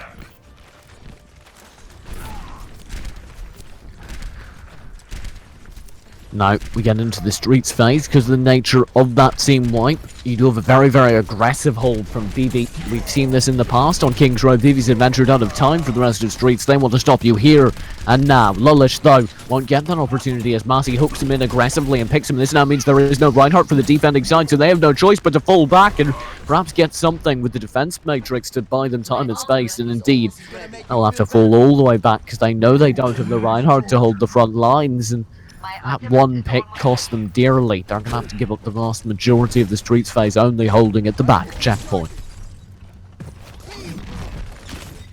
Mbuwati will rein in the damage. Now they've got Lullish back to hold the front lines against the picking hooks, and Massey will dive through, breaking the barrier, and now looking for a pick. There's the Graviton Surge, and the Nano boosted Lullish, but there's a Graviton Surge in return, and Lullish gets almost absolutely nothing. Finally, he lands his Earth Shatter and gets one, but actually it's stolen by Henzu, and before he can achieve anything, he's silenced by Aeon, who's on a rampage now, with 2 quick kills. Make that 3, Hanzo Spieler grabs Eli vote, Flykeg grabs his counterpart in Sector, and I do believe that will be streets done and dusted as we do see Morrow looking like ready to take a full step up. Vivi's adventure have been thoroughly silenced here on the defending side. The regular tactics don't work here. I don't think they managed a solid, stable hold ever since that first rebuff on the first point fight, thanks to a very aggressive Winston play, and that's the kind of gimmicky stuff that only works once in a specific situation. That will be... Oh, the Death Blossom at the backline! Aeon diving in, only getting 1, but significant damage onto Henzu, forcing them to abandon their mech, and they will be slaughtered immediately afterwards. Mbuwati does grab Aeon, but that's all that will go his team's way as this payload continues to advance, and Massey's getting so aggressive. There's nothing they can do. Lullish, Eli Vogue will chime in, will peek around the corner and try maybe to help out. They do have Hanzu now alongside Zector, and those 2 players will be able to regain control of the cart for the time being, but I do believe it's bait. I do believe it's a setup, because this is exactly the kind of fight you want to take if you're on the offense. You have multiple angles of attack, but they've been silenced by Graviton Surge pulling them in. Mbuwati does grab 2 with the Tracer, and we do see Aeon as the only spot of light for the offensive side. He will be forced to commit Sudoku though, because the rest of the team has fallen. It's a complete team wipe off the back of a very nice Graviton Surge play from Vivi's adventure. Vivi's adventure will now have the opportunity for a hold at least, but not a very good one because Lullish already been chained in. There's the self-destruct rolling through, and it will get nothing. Nice shielding. Massey, though, does have another opportunity because there's Graviton Surge shading and multiple players. Aeon and Massey both grab 1 with their shotguns. Eli Vote strikes instantly back, though. Onagon still staying alive, supporting Eli Vote as he goes on his own rampage. Terrence, the defending Reinhardt will fall. No, that was the attacking Reinhardt. Will fall to Mbuwati's swift Tracer playing, which has actually been quite excellent when we get to see it. I was right the first time about what side he was on, but I didn't say it well.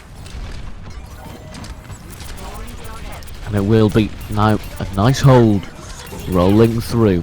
I quite like this side of Vivi's adventure when we get to see their coordination. It's excellent, and speaking of, there's another Graviton Surge with the potential for massive cleanup, but no kills come from it. That's a huge misplay. Mbuwati and Eli Vote still do manage to get kills on the relatively low HP players. The Nano boosted Reaper gets absolutely nothing as he's slept and just sat on by Zector. Eli Vote cleans up Massey, and now bouncing through the streets phase, Vivi's adventure pin poor Maru back inside their spawn.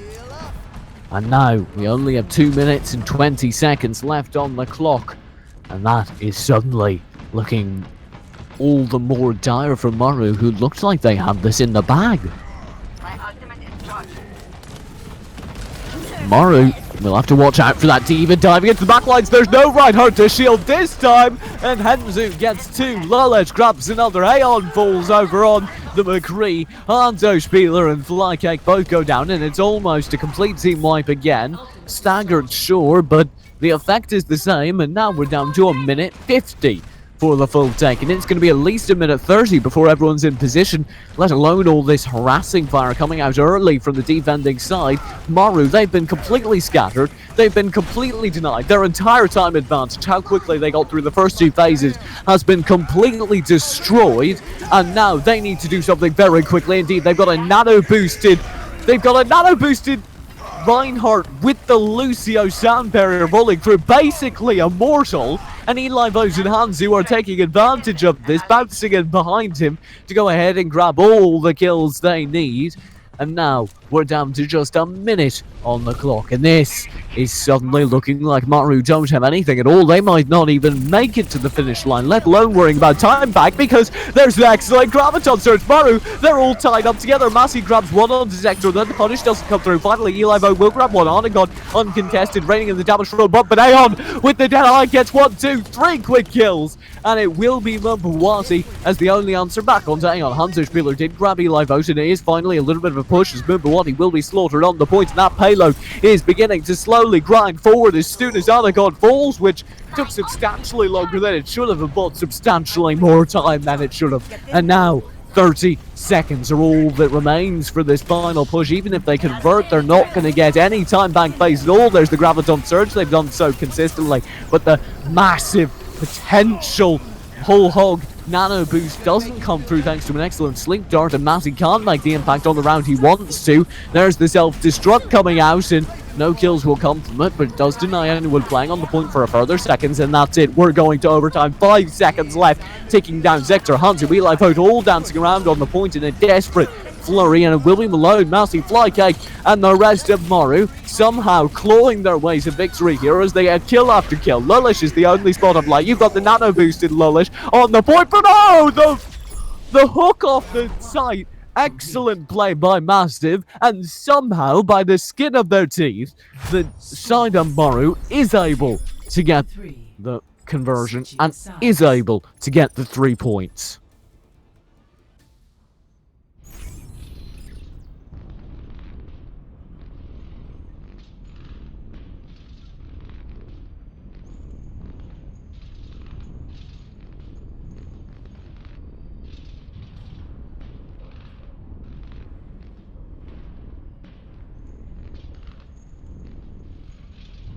I don't know how that works, how that happened, but somehow, barely, it was scraped out, and somehow, barely, we will see Maru managing to get that 3-point conversion. Now they have a tough task. They want to hold Vivi to only 2 points, no full conversion for them if they want to get an easy victory.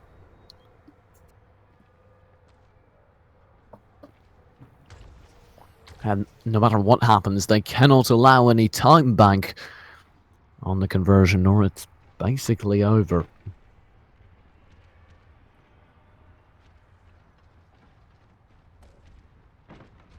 Let's not waste time. I have tickets to a show tonight. Defending roster over there from Maru is basically what you'd expect. No surprise Winstons, unlike the other side. On the attack currently we do have a Bastion. I can only assume that'll be swapped out, but I would love to see an offensive Bastion in the grand, or sorry, in the map 3 of the semi-finals, but hey, it could still happen.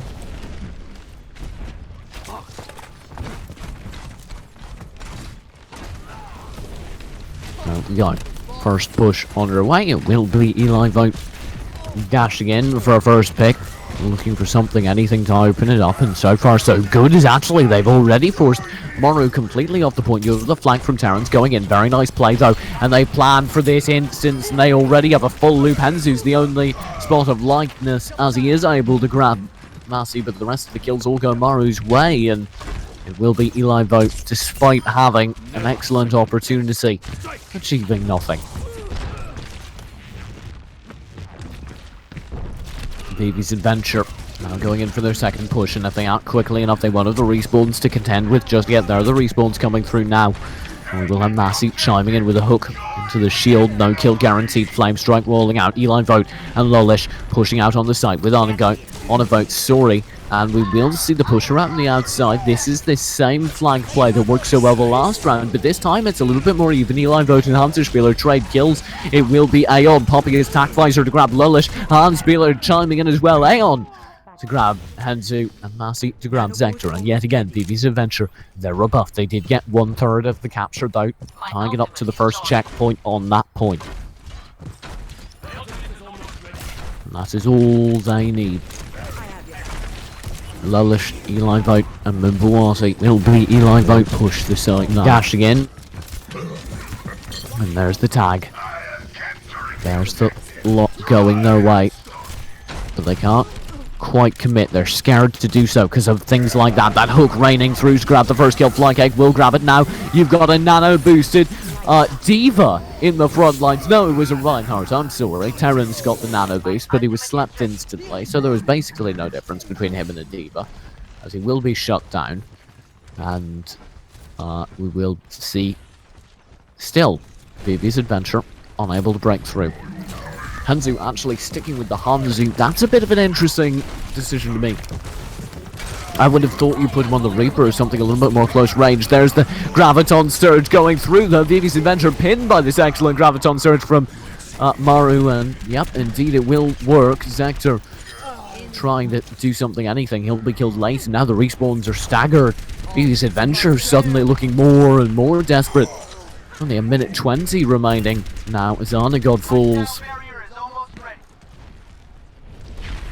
And this could suddenly look very dominant for Maru indeed if VV's Adventure aren't even able to get the first point. They have a minute left to do so. Henzu, like I called for, has swapped off in the Hanzo, going for the Reaper, and now you've got this burrowing strat that we see so often that everyone loves, and you've got the sound barrier to back it up. This should work. If it doesn't work, I don't know what will, as you've got the whole hog from Mbuwati rolling through. Lolish eating a fair bit of damage, but standing strong nonetheless as Hanzu and Eli Vote both grab kills. You will see Terrans on the ground, now slaughtered by Mbuwati, and just like that, you have the point capture. With 40 seconds to spare, they are able to get it, but that's not looking good in terms of time, because VV's Adventure have already burnt so much that they cannot afford to.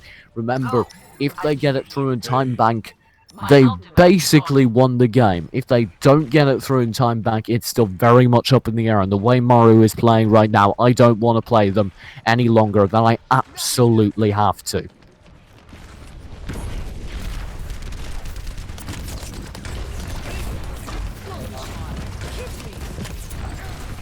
Zector will peek around the corner and do a little bit of damage, now joined by Mbuwati, who will manage to land a nice hook on the Massey, pulling him in, and joined by Anagod, grab the kill. That will be the Graviton Surge, already forcing Maru back on the defense as Mbuwati and Cow force further and further and forward. And that is excellent play by Mbuwati for 2 quick kills, make that 3 actually. Lolish charming in as well for Aeon, and that will be everything they needed as Zector does actually even manage to get a clean up onto Diana Malone. That was a fairly quick streets phase, and look at Hanzu already edgelording his way up here, as he does manage to get a very, very aggressive post indeed, waiting for his quarry to walk beneath him to go ahead and drop down on their heads, and he's got that Death Blossom ready now. I wouldn't at all be surprised to see it. There's the Graviton Surge, there's the Death Blossom with the Zarya shield, 3 kills instantly, and Anagod will clean up the 4th. It's all down to one lone Lucio, and he will know better than to take that fight. As he falls all the way back. We're now at 3 minutes for the final push, and this is possible with time back. That's all VVs need to do to have a decent shot at winning this, is to convert with, say, a minute on time bank. Terrans and Massey will be playing defense. Lolish will be flailing away, driven up in the air actually by Massey's whole hog, which claims his life. Now rolling through with massive amounts of damage on the offense. Eli Vote being forced further and further back, and it will be VV's Adventure unable to continue the push that they so desperately wanted to. Joined now by Lolish and Mbuwati. You will see VV's Adventure rolling through the corner yet again. Lolish holding strong in the front, challenged now by Terrans, and you need one of these Reinhardts to have a teammate go dig the other out, and that will be Mbuwati using the whole hog to blow the entire defending side back, and Maru's not enjoying it at all. It's too full to it. including their only hope of answering back, really, which was Terrence with his Earth Shatter available. No other ultimates aside from Malone's nano boosted here, but Malone wants to apply it to a Reinhardt, and nobody's holding the point! Nobody's stopping them! Finally, we do see a tag in. Flycake will grab on Henzu, Mumwati, and Eli Vogt, though they've all answered back. Terrence does get the nano boost on the point, but he can't find players to kill. He's only got 2 in this whole time. He will finally manage to get another, and there's the Graviton Surge to clean up any remaining players from Vivi's Adventure, and they do manage to get all but Eli Vogt and Anagod, who are still bouncing around, being thorough nuisances. You've got the nano boost onto Eli Vogt, who's still managing to be a massive source of damage. You've got the Earth Shatter rolling through, and this could be disastrous. This could be a conversion with 1:20 on the clock. Maru could lose everything, and it's looking increasingly likely as Mazzy and Aeon are the last 2 players on the point. Aeon holding strong now, flailing away with his shotguns, will be blown off the map. There's the sound barrier to hold. Terrence flies in at high speed, and he's now been joined by a Tracer who's blinking back and forth, trying to buy time. Hanzo that is, who's doing an excellent job of it actually, but it's no matter, and there's nothing that can deny them for a full minute, and you have 54 seconds of time back. 3-3. Switching sides.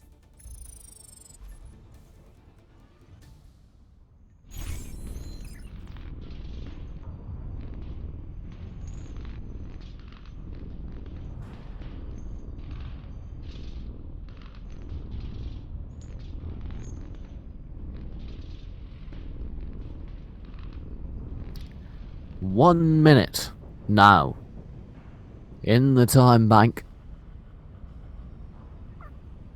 for, I believe that's Maru. 1 minute 54 in the time bank for Vivi's Adventure. And that really puts the pressure on Maru. 1 minute, they have to win the first team fight or the extension of, and they don't get a second shot.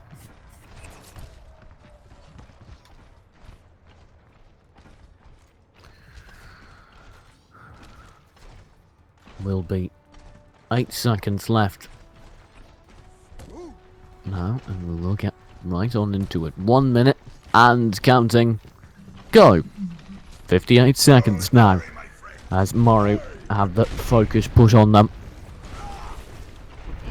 Maru now have closed the distance, but already almost half their time's gone, at least a quarter of it down the drain, as they've achieved absolutely nothing with it, and that's got to be weighing on their heads. Now, that time is rapidly running out, and they haven't even gotten a player on the point, let alone gotten a pick. The defending side is all too happy to just go ahead and pull back. Vivi's Adventure playing this so passively because they know they can. 30 seconds remaining now, and Eli Vogt needs to find a way to hold them off for even longer, and he's doing a great job at it so far, as you do see the first kill is an even trade. That's not what you need. 20 seconds remaining. Maru's Adventure, or sorry, Maru, you need to get the kills onto Vivi's Adventure, and you need to get them now. And Zector finishing off. Flycake isn't the way to open it up. Hanzo onto Aeon, that's not what you wanted. All the nano boost onto Hanzo Spieler, that might be what you want, if maybe that nano boost could get something, but he finds absolutely nothing, and just like that, we're in overtime. It's all down to Terrence on the point, able to grab Hanzo. No! Hanzo comes through huge with his whole hog, grabbing 1, 2, 3 kills. And just like that, overtime ticks down, and there's nothing in time bank for Maru. Complete. Score 3-3. Switching sides. And now you have 2 minutes, which is roughly 2 team wipes, and maybe 3 if you're economic about it. Which means you can afford to lose 2 fights at maximum. And if I'm not mistaken, if neither team gets a point here, we go to the tie rules. And the tie rules for this tournament are, wait for it, we play the tied map over again. So we could potentially have a really, really long and, at least for me, really exciting series on our hands. Turtles in chat says, I'm sweating just from watching this. How can the players feel? Well, They don't have commentary, instead they have their team freaking out, trying to keep their heads in the game. And that's actually, depending on your team composition, a huge part of what makes teams succeed in the clutch or not. Whether or not they can keep their heads cool or they're freaking out under the pressure. Either way, now 2 minutes on the clock for Vivi's Adventure. They only need to crack this first point. And all Maru need to do is hold for 1, maybe 2 team fights. Lullish will push in. Lullish getting pushed back so far. It will be a solid hold. Lullish getting chained in actually by Massey. That could have been huge. Aeon though, that could be bigger because he's got Lullish. Eli Vote answers back onto Terrence. That's both Reinhardt's down, both Major Shielders down. But that's more of an issue for the attacking side, I would say, because Maru are quite content to just fall back for the time being. They don't need to hold strong. By contrast, every single life matters on offense for Vivi. Now Lullish is back in the fight, and in a moment, Flying Cake will be there to outscore Terrence back. Aeon, in the meantime, is holding strong, using his Ray form and a nice Zarya shield to achieve it. On that high ground, Mimrawati's been shut down by Massey. Aeon falls to Henzu, but I don't think that's a fair trade at all. Lullish will dance all the way through. There's the nano boost being administered. Hans, though, Meister will manage to get will manage to get 1, make that 2 with the nano boost, and that's all that's needed to rebuff the first point. And now we're only at 45 seconds left. 1/3 of the capture complete, but that's 2/3 too little. And Vivi's Adventure have now just 30 seconds left to go ahead and make this push happen. It will be a full push in. Graviton surge for both sides. Either one could be punished, but it's Eli Vote. Vivi's Adventure so far on top. The Beyblade is completely cancelled out. Mimrawati shuts down the Death Blossom before it can be effective. Hanzo is shut down by Mimrawati, only getting 1 kill. Hanzo grabs Massey, and Vivi's Adventure somehow are on the point. 2/3 capture all the way through with 8 seconds remaining. They take the map, they take the overtime, and they take this series going all the way to the grand final. Vivi's Adventure somehow scrape out a victory.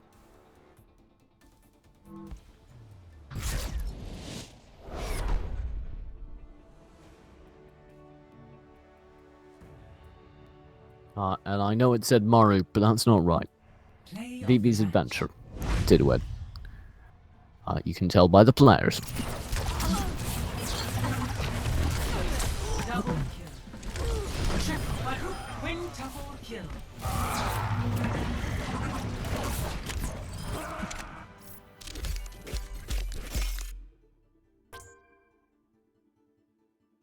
Well, with that, I'm going to take a very, very deep break. We're going to come back, I believe, with the second semi-final of the night in just a few moments. Don't go anywhere. We hopefully have a whole lot more excellent Overwatch action still coming your way.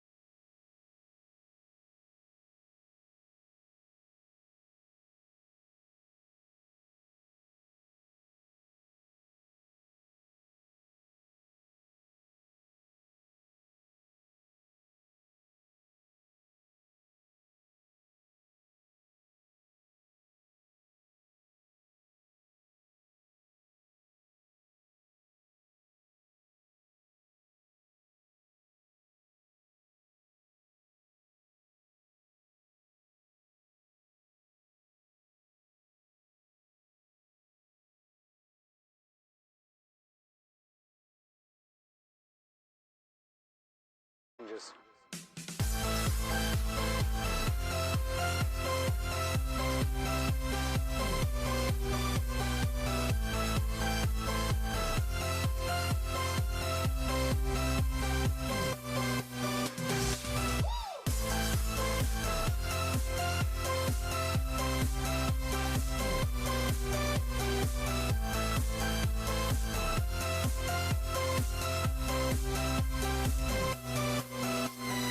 Life.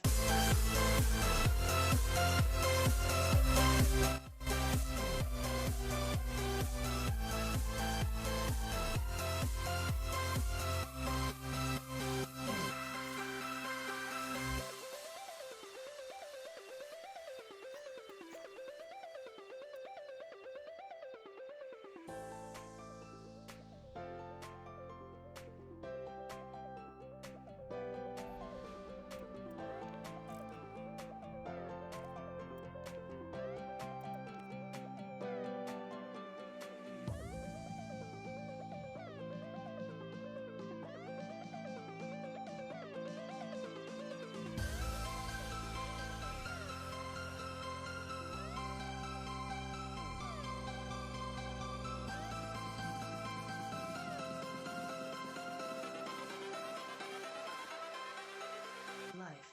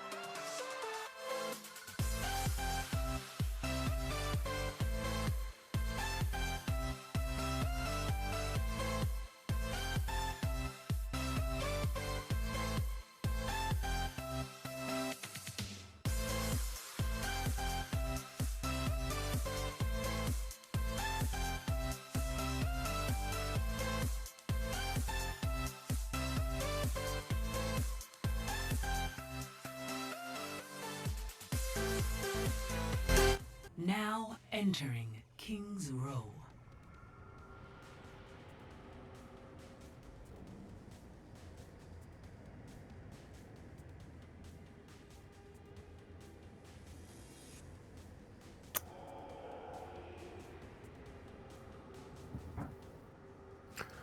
Wow.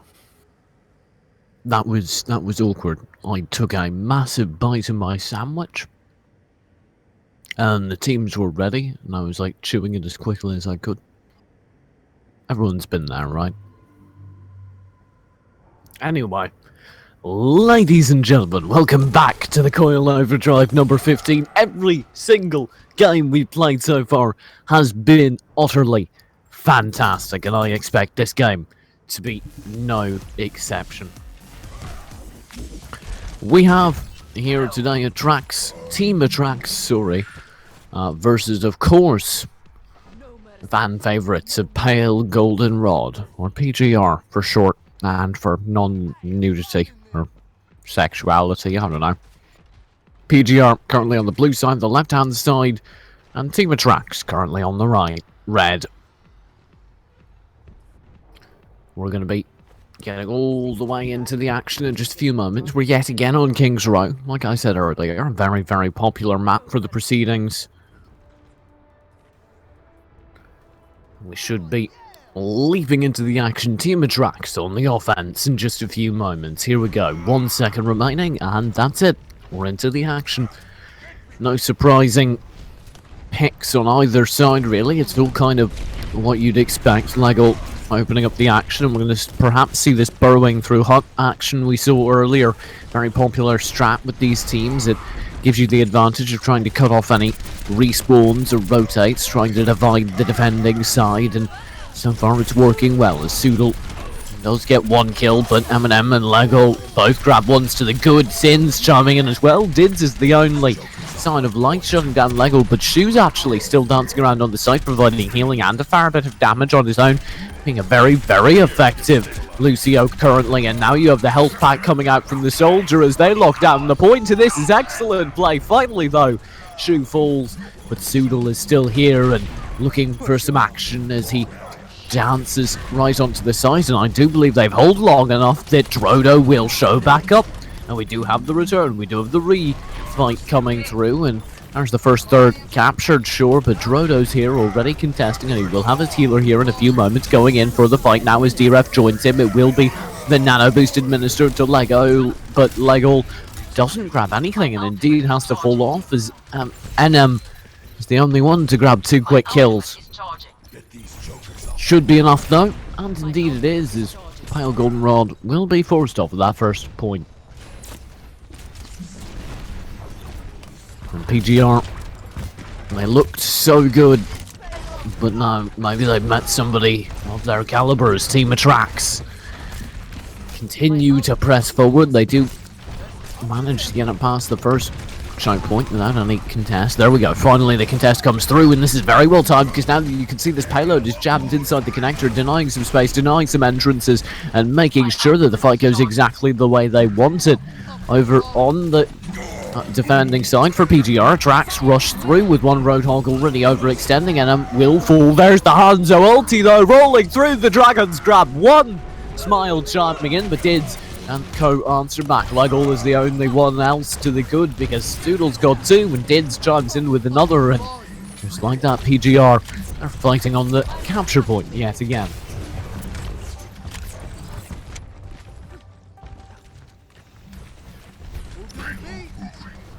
Now back to the chunk where the fighting should be occurring in proper.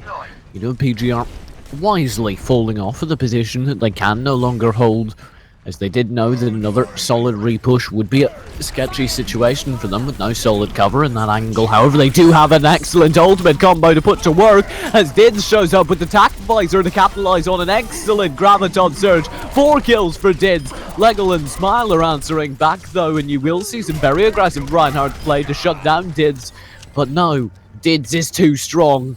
Dids is all powerful, and Dids almost, I believe, had a full team kill. Watching your back. He will quite wisely again fall off, and you can see this as a reoccurring pattern. PGR not afraid to go ahead and decide that they're not winning a fight and fall back. It's obviously the right call in certain situations, and there's the sound barrier to go ahead and provide them with another chance to be the aggressor, to be the attacking side. They've got a sound barrier against them too, though, and even though Soodle got Smile, Soodle needs to get more, and that whole hog might be exactly the tool to do it, as Enem tries to answer back in kind, but is completely shut down, getting no kills, and indeed losing round rather than gaining it. Drift will push further forward with that Zarya, grabbing a few bits of damage and definitely charging up their beam as they go ahead and drop the bubble onto themselves and receive a fair bit of damage. My ultimate is charging. It's going to be now 2 minutes remaining on the clock and a very good hold on all counts so far. Drodo, though, chained in by Anim, and this could be it. This could be the over-aggression as Shu's cut off from the rest of his team. The odds of him making it back alive are very low indeed, but he's doing it, and he will finally fall, but all too late as he has bought enough time for Sebastian H, Zoodle and Dreft to go ahead and group back up at the point. We'll see an execution summary style of one. Dids and Zoodle both chime in for another. And yet again, the hold is strong thanks in part to some magical footwork from Shu. PGR doing a great job on this Streets phase. I don't think I've seen a Streets phase hold that lasts this long. Well, the clever things they're doing is they're not holding, they're attacking. Every time they feel like they're losing, they fall back in and they go in for another attack. But this time, it's only aggression all the way, as you do see the Dragon Blade pop, sure, but it doesn't matter, because at the same time, you've got the Nano Booster Reinhardt of Drodo rolling through anything he can, and he's got a Graviton Surge to set himself up, and will allow him to get several kills. Sebastian H to clean up more, and just like that, we have, yet again, another solid hold, and only 1 minute remaining on the clock now. It's time to diversify our strategy over there on Team Atrax. PGR have shown them what they're capable of, and Atrax now need to pull something else smart out, and they're changing their angle of attack. Not coming in from the standard angle, but instead basically arriving on top of the payload, denied some of the choke point coverage that was so powerful against them, but now they have Shu soaring in from the sky, landing shot after shot. Dids is quite happy to chime in as well with 2 quick kills. Excellently done. You've got the nano boosted Smile, though, rolling through and shot down by Soodle, who's not afraid to show him his very own shotguns.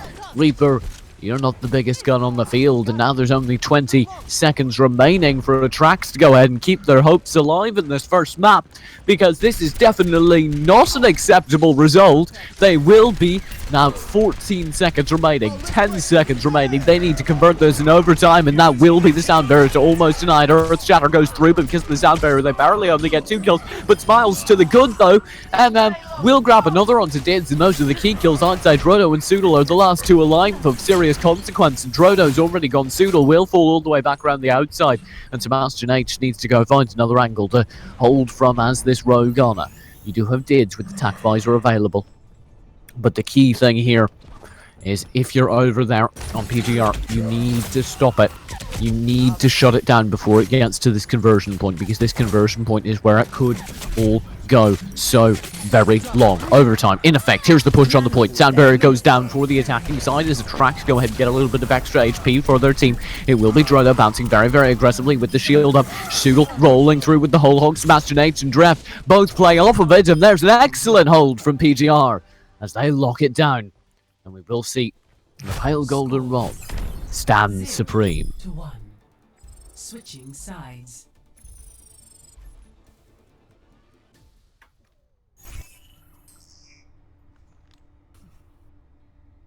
PGR is all you need apparently, because in the first part of the first map they held before even the first checkpoint. That'll mean that now on the defense, Team Atrax have their work cut out for them. Once again, is it possible? Yes. Is it likely? Absolutely not. In order to get a hold like this, you'd need to basically hold first point, and maybe Streets phase, because we did actually see a decent Streets phase hold. But those 2 holds are some of the hardest on the map. Generally, if you see long single point holds, it's at the factory phase, at the very back. And I strongly suspect that PGR will just go for a dive comp, just try and shock and awe any sort of clever defense that could be set up against them, which doesn't even appear to be in effect, as Atrax is just running what you'd expect, standard comp across all. On the other side, Dids will be able to pick up this Widowmaker, but nothing else too spectacular. My friends, lots of resources standing around. There's glory to be won. And now, with 14 seconds left, they need to hold strong for so very long. 4 minutes. Well, 4 minutes plus if they can get an even longer hold on the Streets phase, that'll work too. But frankly, I think if they lose this point, they're not going to be able to hold the Streets phase. Atrax might as well be turning their attention to the next map right now. Legal will begin the action, holding strong with the Reinhardt shield and building close. He will be able to dive in and commit. He does have the aid of an Ana to go ahead and provide him with all the extra HP he needs, and that will give him a temporary boost, give him a little bit of a chance to go ahead and do damage to the other side. PGR are by and large completely unamused by his efforts, and now they show them how real Reinhardt's do it. There's a nice sleep dart rolling out to cancel out any rush he could have had. Sudol will be chained in and slaughtered by Enon, and maybe that could make something happen as Drodo flails on the point, not connecting with anything. Drodo's HP is perilously low. Now healing back up. Dids likewise. But Lego has managed to secure the point, has managed to hold on so far. My ultimate is charging.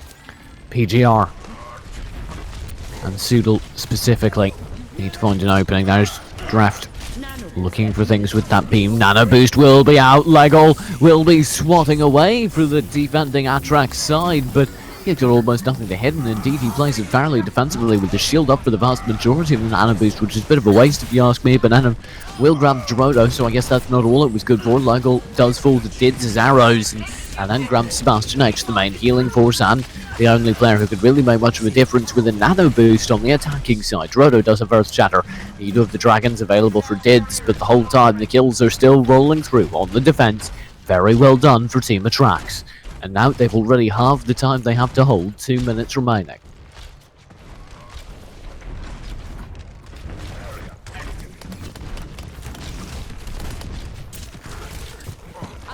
No.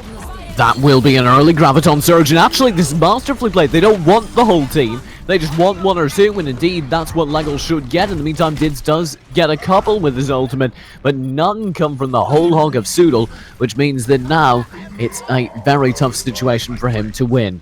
And that was masterfully played by the defending side, because they didn't want the whole team trapped in that Graviton Surge. They just wanted one or two stragglers, and when they got that, they knew they'd split up the team, and they knew they wouldn't get a full fight. Now you have the sound barrier for the full fight commit, and with 1 minute and 27 seconds left, we will, it looks like, see the first capture point about 2/3 of the way in favour of PGR. No hold to speak of just yet, and the full capture will roll through. Whether or not it will be converted into a payload delivery is a whole nother question.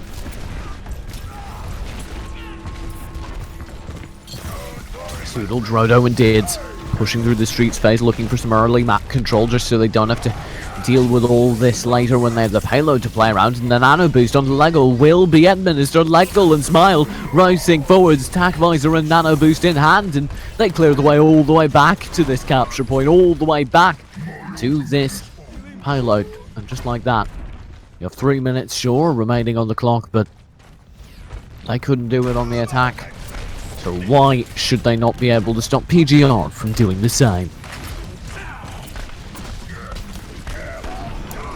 Oh, nice Earth Shatter opening it up. Draft will be falling back, and Eden and Legel, they all grab kills, and Legel's bouncing forwards like a demented rape, and Bunny picking up kill after kill. Tia and Astros both chime in as well, and it's all down to one Hana playing in the back lines, and no longer as Sebastian H goes down to Sins. It's just like that, a very nice situation for Team Atrax yet again, using their ultimate smartly, shutting down one or two pushes. You have the whole hog and Graviton Surge combo available at this time, and I do expect to see that from Enon and Sins once we see the full push.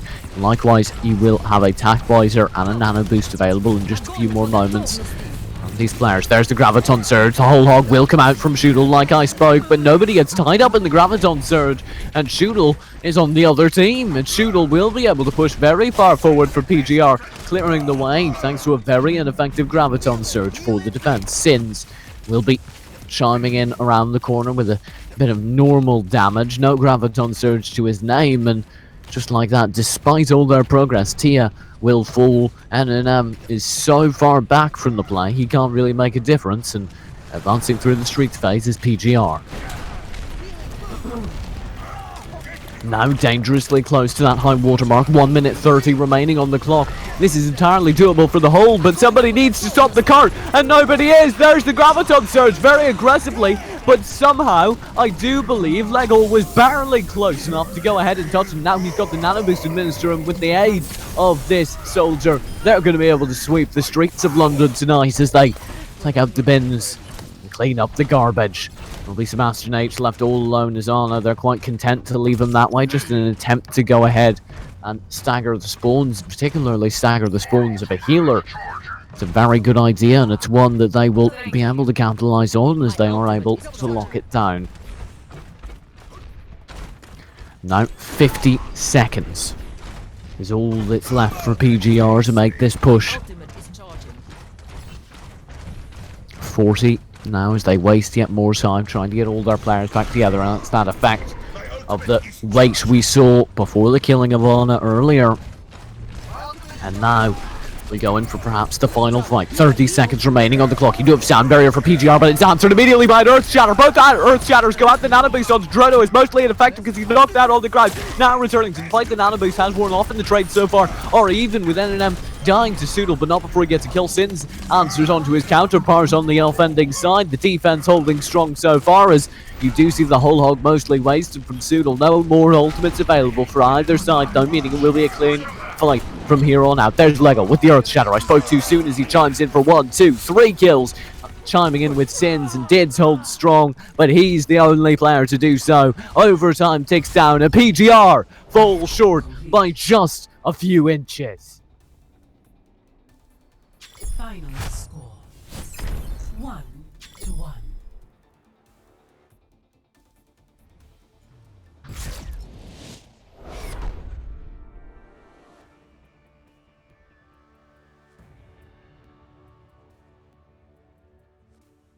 Play of the match.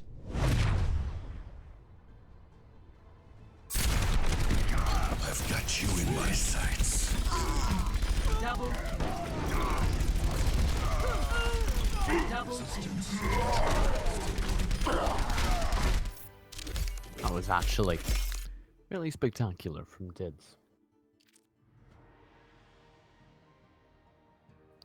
Well, 1-0 now for PGR. Or sorry, for Atrax, right? Am I crazy? Yeah, for Atrax. The teams are just backward. I know it said PGR won that. But the teams are backwards. Dids is on Atrax for whatever reason. Things happen. PGR did not win. And as a result, they're down 1-0 in the series, with Atrax taking an early lead.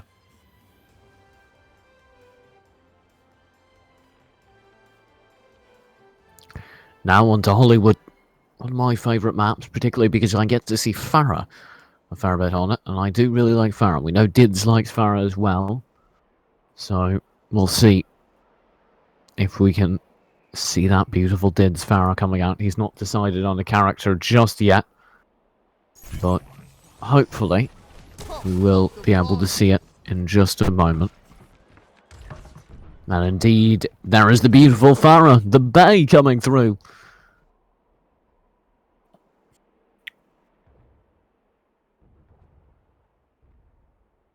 And we will be getting right back into the action here in just a few moments. Of course, if you are just joining us, welcome to the Overwatch Weekly Tournament. This is the Coil Overdrive number 15, targeting the EU teams, and it's an amateur to professional level tournament, posting a small cash prize pool and Gosu Gamer's ranking points, which go onto the Gosu Gamer news site, rankings of the top Overwatch teams at the time. Well, all that stuff they pumped into me has to be good for something. My name is, of course, TJ. If you'd like to find me elsewhere from the stream, you can find me on Twitter at esportstj. Production is being run by the wonderful Huntana. And all the information on the rest of the Coil gaming tournaments, sorry, you can find right below this stream. Now, right into the action for the second round. We do have the defending side being Atrax, and we will have so far solid offense coming through, as it's a nice forward push from PGR rolling through. They will be alongside Shu looking for a way on in. Dids raining in the rockets from above like I so enjoy to watch, but he's dropped to just slivers of HP. That can't hold, and we will see Lego holding strong but blown against a wall and unable to be chipped down. Smile will grab Dids. Smile still holding strong on top of the building, looking for yet more kills. And this has been excellent play from Atrax. Despite losing the point, I'd say, at the very beginning of the fight, they've still managed to stay relevant, poking their heads on out, grabbing kills when they can. Finally, Sugal and Draft should grab the necessary kills to seal it out. Still Smile making himself relevant, but has been forced out and focused fired by 3 separate players in order to guarantee his death. And with a fair amount of time wasted, sure, that will be the first point converted. And now PGR playing for the offense.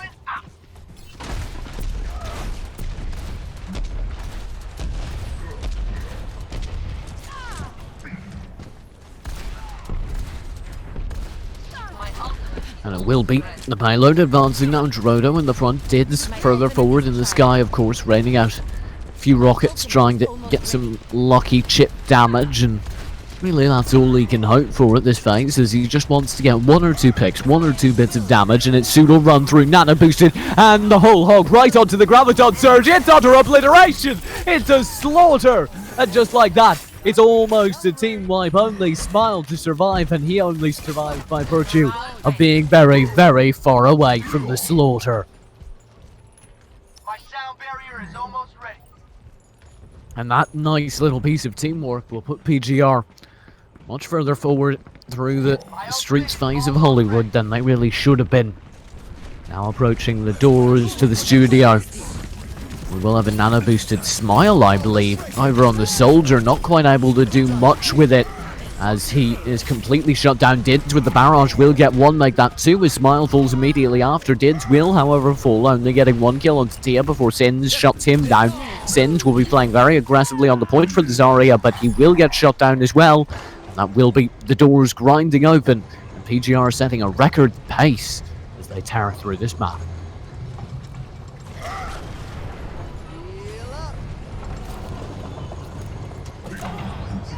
Nano boost almost ready. Don't worry, my friends. I have your shield. Draft peeking round the corner, lobbing out a bit of Zarya projectiles. Will be all that you really want, as Anon plays a little bit further back around the corner. Lego will be holding the front line. Sebastian H joining in as well. Now there's the whole hog to push them back. Anon doing a very, very good job of that, and as the shield breaks, they'll begin substantial progress, but Dids is doing a great job hanging out above the whole time. Sure, Lego and Astros all grab kills, but Dids has the setup for more 2 quick kills to his name, and he's able to escape before finally he's brought down by an excellent right-click shot, first shot from NM. The rest of his team will be joining him now. Dids, though, we'll have to wait a few moments longer to properly regroup, as he got sent all the way back to spawn. Here he is now, throwing in those few rockets, and indeed that's how you know he's present, looking for that upper angle that he so loves. Instead there's a McCree up there, Smile perhaps waiting for somebody to peek around his corner. You've got the nano boost administered, there's a barrage onto a Graviton Surge, 1, 2, 3 quick kills, like that 4 as Drodo picks up another. It will be a complete team wipe, inches from payload conversion, and that payload is pushing a stack of corpses all the way through as PGR just bull their way through any sort of opposition. They do not care. Team Atrax are not any sort of threat to them right now. And that is a bold statement to make in the opening phase of the map after you first lost the last one. To just push through like that, PGR, they've got to be feeling very happy right now.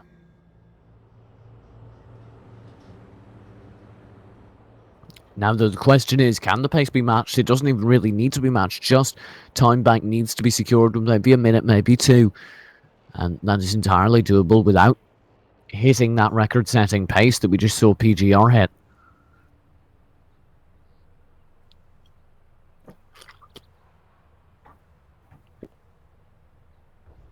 I'm back in the fight.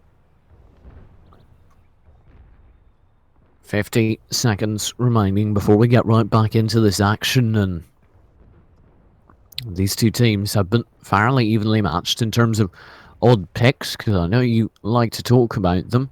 Let's talk about offense Symmetra. Hopefully that's just a troll pick that'll be swapped, but I'd love to see offense Symmetra from Lego. No Reinhardt, offensive Symmetra. Damn! Shu on the defense is running the Symmetra instead of his typical healer class. Pretty standard though for this first point. You can go and get a teleporter up, and that'll do all you need. Turrets deployed. And it will now be us getting into the action as the doors to Hollywood open. Some very strange cosplayers break through. And will be Legal and Sin side by side racing up the street, followed now by the rest of their team. They are momentarily distracted by the player who appears to be holed up inside their hotel room, but they're going to push past any sort of threat that they could have perceived and continue past even indeed all the Symmetra turrets. A decent amount of progress and not too much issues with those turrets indeed. It will be the breakthrough. Drono falling. Smile with two very quick kills, and we'll grab another onto D-Rav. Dids only grabbed one in return, and just like that, the point hold is fading because Sins has got another one with this beam slowly cooking one to death. Astros will grab the final, and just like that, we do have the first converted and the first capture complete. It will be chimed right back up 1-3, and they've got so much time to complete this. 5 minutes. And remember, all they need to do is to achieve a little bit of time back. If they get that time back, they will have everything they need. Soodle looking for a nice pick with that hook, won't be able to achieve it just yet. Drodo joining in now. Shoot with some hardcore parkour, racing around the corner, setting it up for his whole team. Now the heels going in deep into the backline. Smiles already shut down Dids though. Smiles already shut down Drodo with a nice reflective shot. Lego grabs one, Smile grabs another, Lego grabbing another. It's complete obliteration, and the attacking side of PGR completely demolishes anything in their path. Or sorry, the attacking side of Team Attrax completely demolish anything in their path. Just ignore the whole PGR thing. I made a mistake. I glanced over at the stream where the labels are on backwards. Cough cough Huntana.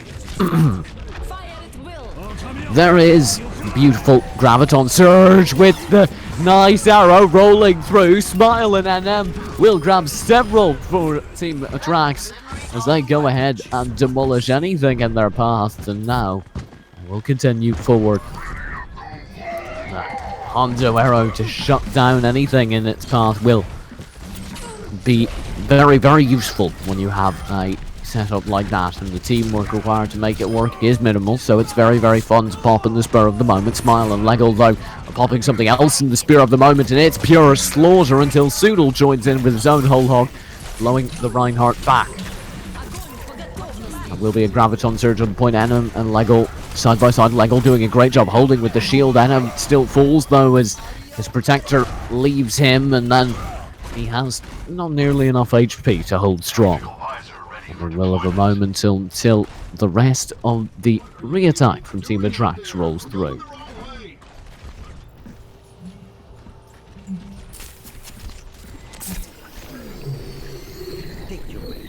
Team Attrax here, still on the blue side, still looking for their way in. Lego will open up the fighting here as he dives into the backlines. Drodo Playing closer corners and peeking round the corner, but not quite able to secure anything.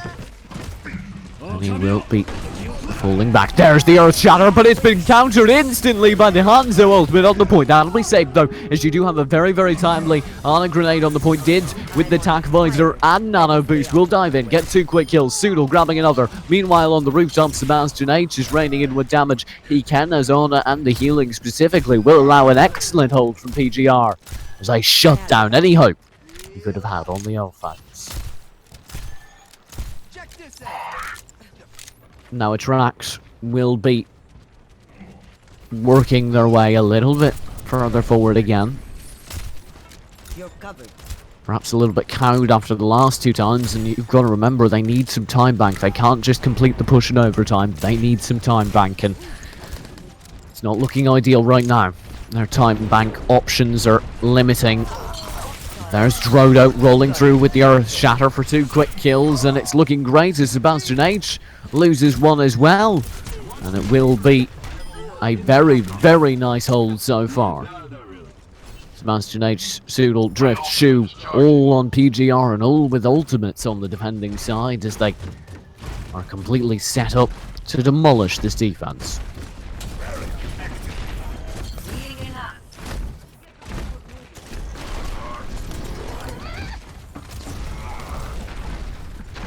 Legal will be peeking around the corner, but little does he know there's a setup on the rooftops. Dids, Sebastian H, and Soodle all chime in. Enam found it, but he's not too pleased with it, as the defense matrix barely gets him out in time. And you've got to remember, these guys all have ultimates, particularly Sebastian H with the nano boost available at any moment. That will be the Graviton Surge setup for an absolute slaughter, absolute obliteration as Soodle rolls through with the whole hog. The entire team focuses down. It's a complete team wipe, and PGR are looking stellar here on the hold.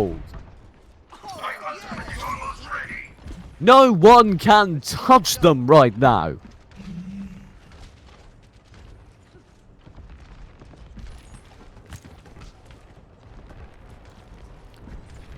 Now, when Enam and co try to push in again, you've got to recognise their tilt. You've got to recognise that nobody's made a dent in this hold for several minutes now. And that's just not acceptable. Now they're left with only 35 seconds remaining to go ahead and push. And that's not at all ideal. You will have a Graviton Surge to pull in Drodo Drift, and maybe this is the answer back as Legal gets a nano boost, but he can't hit anything. Meanwhile, Dids has attack visor, and he's very proud of it as he uses it to get 2, maybe 3 quick kills, assisted by Sebastian H the whole time. Enam will fall back, D-Max, and perhaps declawed as his dreams look ever further away. He will be chased down by Soodle. The hook goes wide, and will be a nice remake from Enam. But he's so far away, and they only have 3 seconds left to contest. Nobody's even close enough. 2 seconds left. I spoke 2-2. Enam dives out onto the point, now joined by the rest of his team. Lego will roll through with an Earth Shatter, trying to grab 1, maybe 2 kills, but since his organ slaughtered by Soodle, and it will be Shu, Dids, and everyone chiming in simultaneously. The kills are rolling through. There's a sound barrier for the defending side, and I just don't think anything can answer to PGR when they are on form and when they are not letting this map slip. That'll be it. The series tied up 1-1. 1-3. And I do believe this will say the wrong name. Oh no, it did. It's the right name. PGR won. Atrax won the first. And that drives us to a map 3. Play of the match. As we get to watch some excellent Hanzo plays, and there certainly were some, both with the ultimates like we're going to see here, and just with the basic headshots, of which there were certainly plenty, and we might even get treated to a few. Very, very nice Hanzo from Smile. I'm going to go take a deep breath for a second, and we're going to get back with map 3 of this best of 3 semi-final. That's right, only a semi-final. In just a few moments after PGR take it all the way.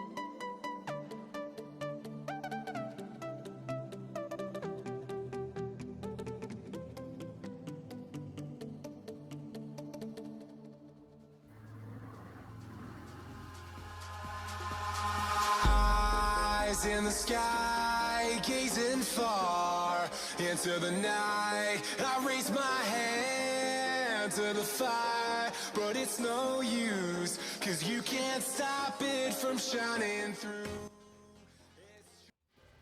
Traveling to Nepal.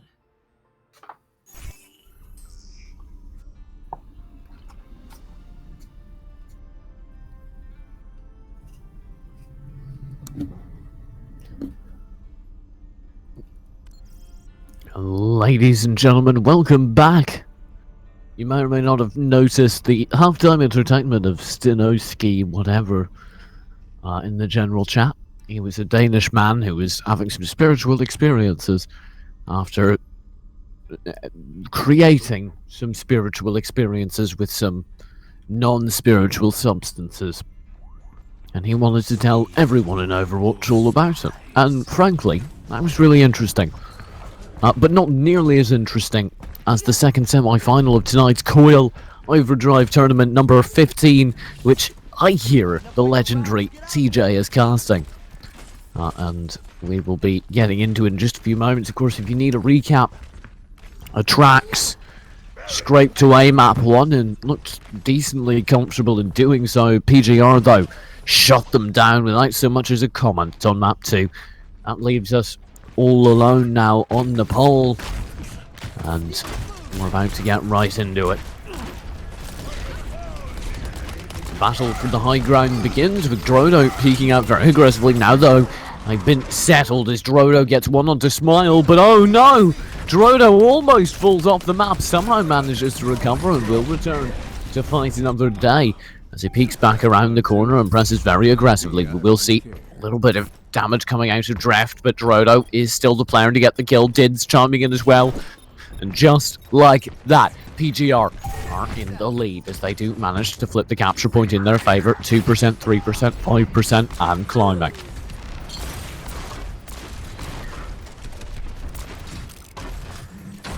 Pseudo looking for a hook as you do see this very aggressive hold coming through now for PGR.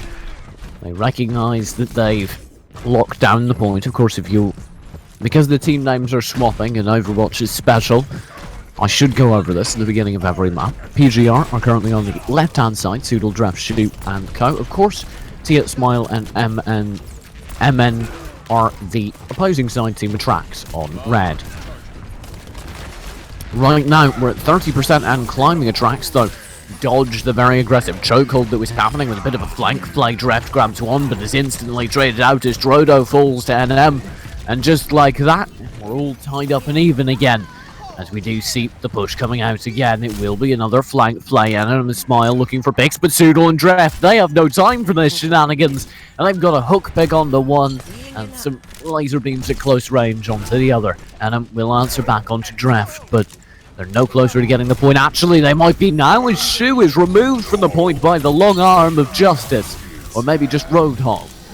And that will be the point beginning to flip in favour of Trax. And indeed it does. 69%, appropriately enough, for the pale golden rod. I'm going to let that sink in and then continue with my casting. 9% though. 10% maybe is all they'll get to as it flips immediately back. There's an Earth Shatter on the point, but it doesn't stop the Capitalize from rolling through onto that Graviton Surge. Soodle and Drept, it's absolute obliteration and a team wipe instantly. The team kill rolls through and now it's 82% and there's no contest. This is going to be the last team fight they have.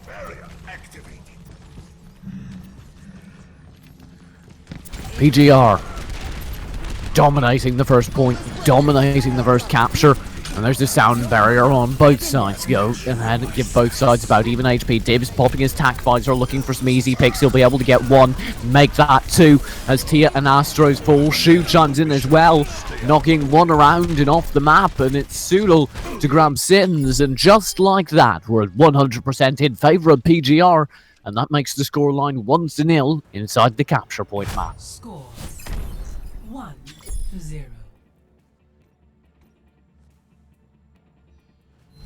Up the tempo.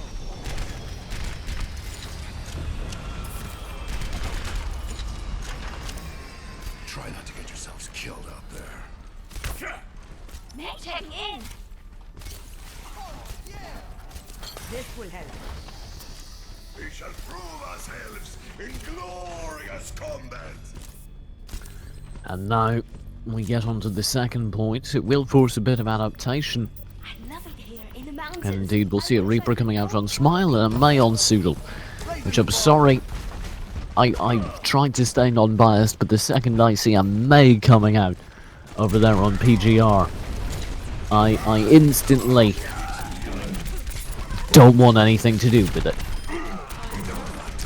And I'm sorry, but I have to root for the side that doesn't use May, because May is terrible and everyone who uses her should feel bad. There's the May wall, just illustrating my point now, as Smile and several players are completely walled out. Smile will fall to Drodo, and it will be Drodo able to secure the kill, and such point will flip in favour now with PGR.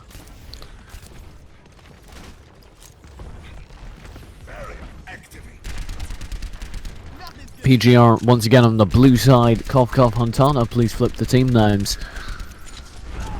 Will be pushing out and looking for this point fight now. Sebastian H grabs one of the Smile. Tia falls to draft, and Lego is the only answer back with a swift kill onto Dids. One of the key players short, but definitely not the key player, and definitely not the only one, as you do see the ice from Soodle claiming one life. There's some frostbite happening from Lego, and Soodle claims another as this slick speed of Astros is suddenly throws into a very chilly stop indeed. 23% and climbing in favour still for PGR.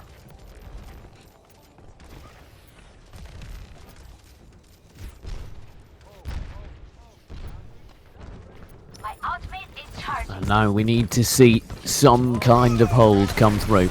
Now we will see Tia, Emin, all of them racing out around the outside, dropping out a few bits of damage, but not really returning. There's the May wall to separate Lego and Smile from the rest of the team, and it will be the Earth Shatter almost completely wasted as Lego falls immediately after with no punish completed. Sins did grab Shu in the meantime, and it will be Sins with a double kill to his name as he manages to shut down almost everything. MM will be able to drink from his flask and heal, but it's not nearly enough, and Smile with his time bomb won't even achieve a single kill. There's the point valiantly being tried to be flipped, but Shu will come on in and say, "What do you think you're doing?" And despite Smile's best efforts, he's not enough to one-man cap the point. He is enough, however, to buy an awful lot of time and do a fair bit of damage before he falls. It's a shame his team cannot capitalise on it better, and PGR will be racing away now at 85. And there's that May wall. The reason I hate May.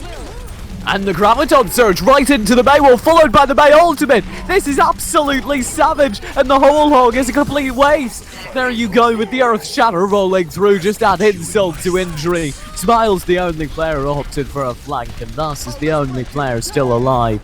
It will be the sound barrier going down, just for the sake of throwing out a sound barrier, I guess, and it will now be 2-0. In favour of PGR. One more to secure the game. And one more indeed to secure the series and their ticket to the grand finals.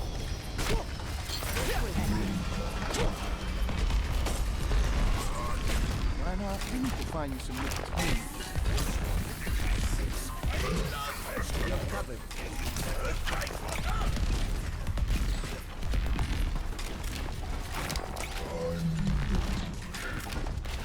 10 seconds remaining. Let's take a brief look at the two team comps. They both seem pretty standard. No crazy picks on either side. Dids rolling, and I'm quite happy to see him on the Roadhog again, because Roadhog, or sorry, not Roadhog, Soldier, because Soldier is a class that allows his particular aim talent to shine.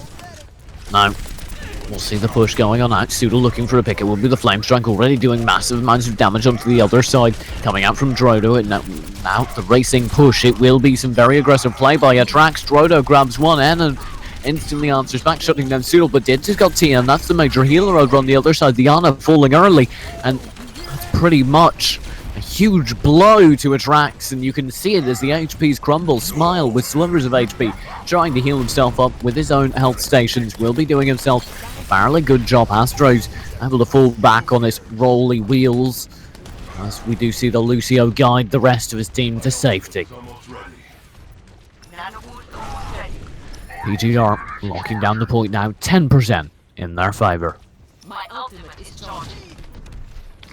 There's the peaks coming out. Flame Strike rolling through in the entirety on the Team Attract side. We'll be up here on this balcony, jumping out together onto the side, I should think, as Astros leads the way once again, bouncing back and forth like the demented bunny rabbit that Lucio truly is. There's a nice hook from Enum to shut down Shu early. There's one of the major healers, and Astro falls immediately in mirror on the other side, but the attack visor from Dids isn't done just yet. It grabs 1, 2, 3 quick kills, although it could have all been undone by an excellent Graviton surge from the other side that wasn't capitalized on at all, and Sins got nothing for his trouble, meaning that now the side is completely in control of PGR despite wasting an ultimate, and that was so weird.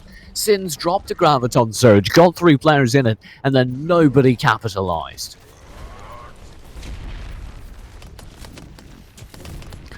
And now PGR are crossing the halfway point for their final point of their tournament qualification, I guess, and that will be the Graviton surge for the other side. Sudo rolling through with the whole hog for 1, 2, 3, 4 quick kills, looking for a few more.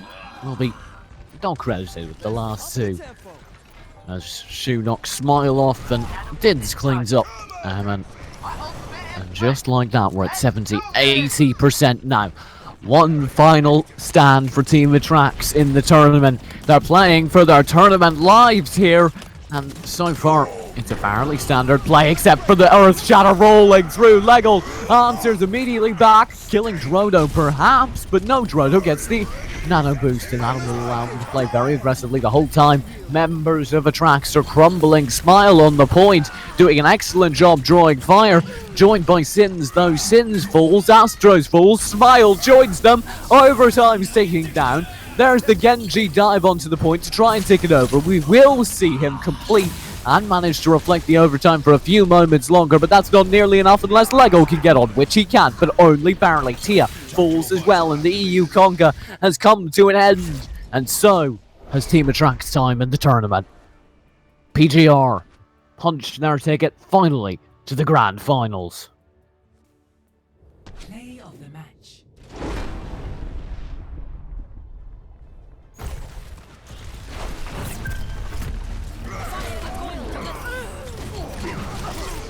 Oh, do I know what this is? That double Graviton surge could have gone either way. But it really came down to individual initiative, individual skill, and decision making in that moment. And that went ahead and flipped it the way it did. PGR walking away with the series. Team Attracts going home empty-handed.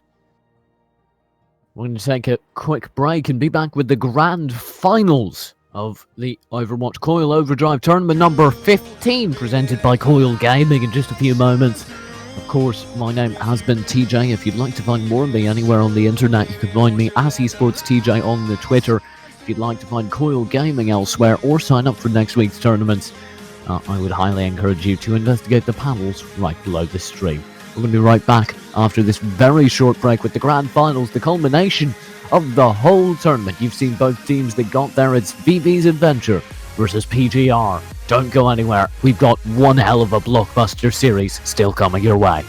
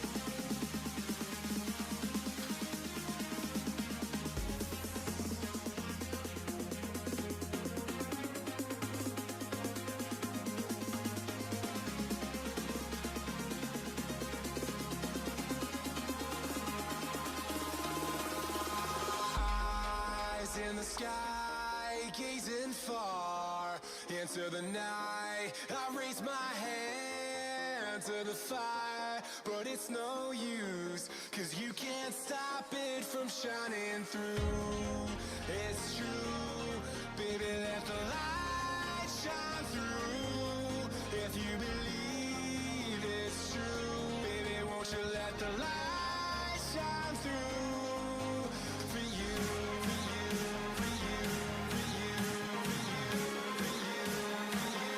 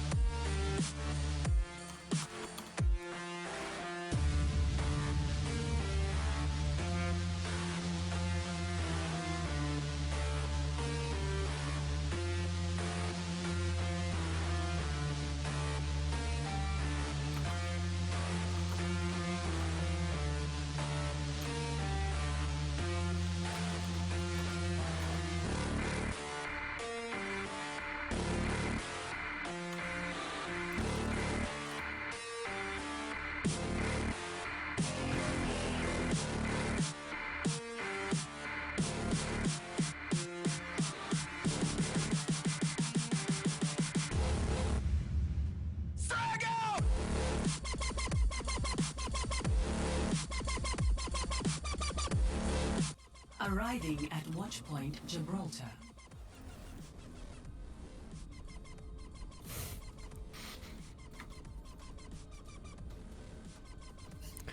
Ladies and gentlemen, welcome back!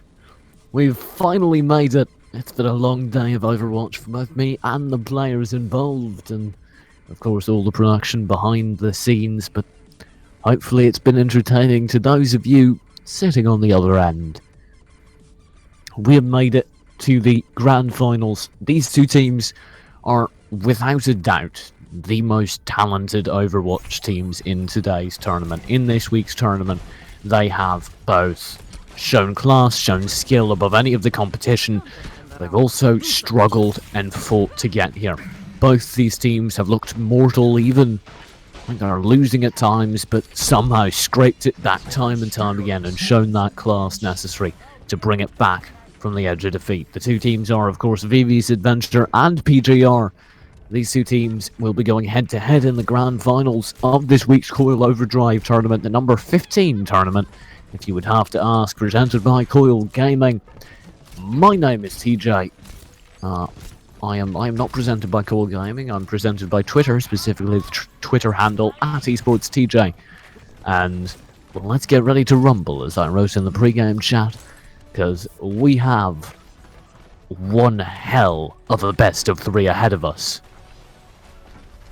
We're starting on Watchpoint Gibraltar, which is appropriate enough. It's one of my favourite maps. I don't think it gets played enough because it's just got so much verticality, so many options for manoeuvring, and indeed we're already seeing them explored as the action breaks out. It will be Shu manoeuvring up the sides of buildings, looking for a pot shot, maybe a shunt off, and he will manage to actually force Zekor to reconsider his positioning. In the whole meantime, you see Dids getting very aggressive here as the Widowmaker peeking around the corner. Now he's going to be chased off by Zekor, who pops up, but oh boy, he's got a bodyguard, and this bodyguard is big.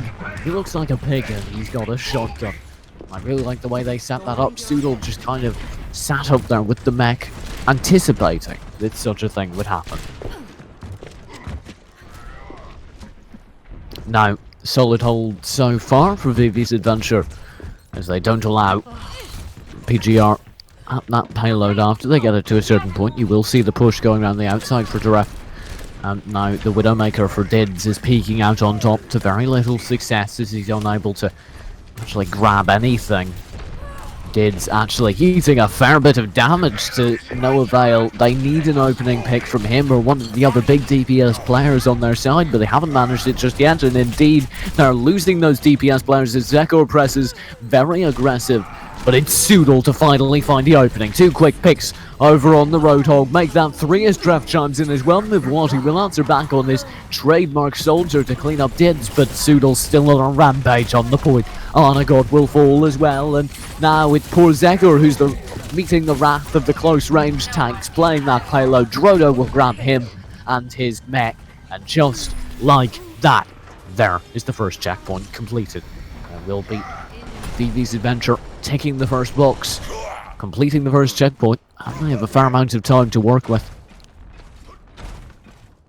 It will be Dids actually finally showing up with a nice pick on the Eli vote. He's been looking for those for a while, unable to fully complete it. Henzu will answer back a drag chain and shotgun blast with one of his own, but it's not enough, as Soodle will have the final word and manage to shut him down. Meanwhile, you can see a bit of an interesting tactic coming through from VV's Adventure as they play around the corner. PGR are still grinding this push forwards, but VV's Adventure were playing entirely around the corner, so they have their group of players fully grouped up. Now they commit. Now VV's Adventure goes in, but there's a nano boost waiting for them, and an Earth Shatter. Drodo misses both. There is the Graviton Surge on the point, drawing so many people together for that nano boosted player to capitalize on, but it's Mimwati with the Tac Visor that grabs so many kills. Mimwati for VV's Adventure will grab 1, 2, 3, almost 4 before Dids shuts him down.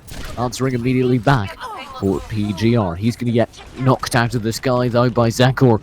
Very own mech pilot. He's quite happy to lock down the point for now, as PGR don't have any sort of control.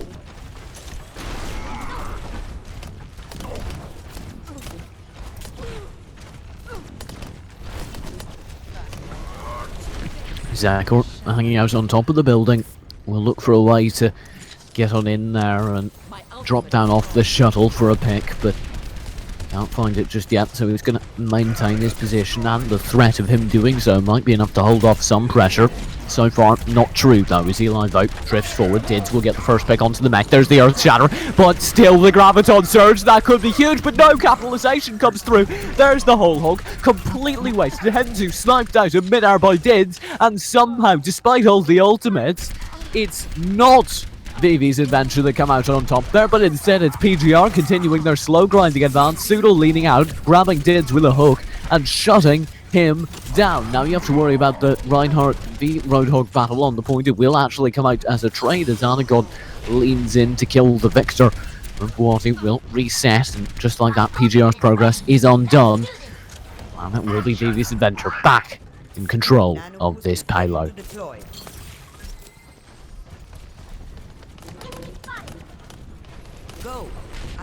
Zakor at range will continue to poke away. Joins now by Eli Vogt and co. They've got their setup the way they'd like it. Meanwhile, on the top deck, you can see Sudal leaning out every now and then, but there's a very long range hook. Henzu has the perfect opening, and indeed he will capitalise on this.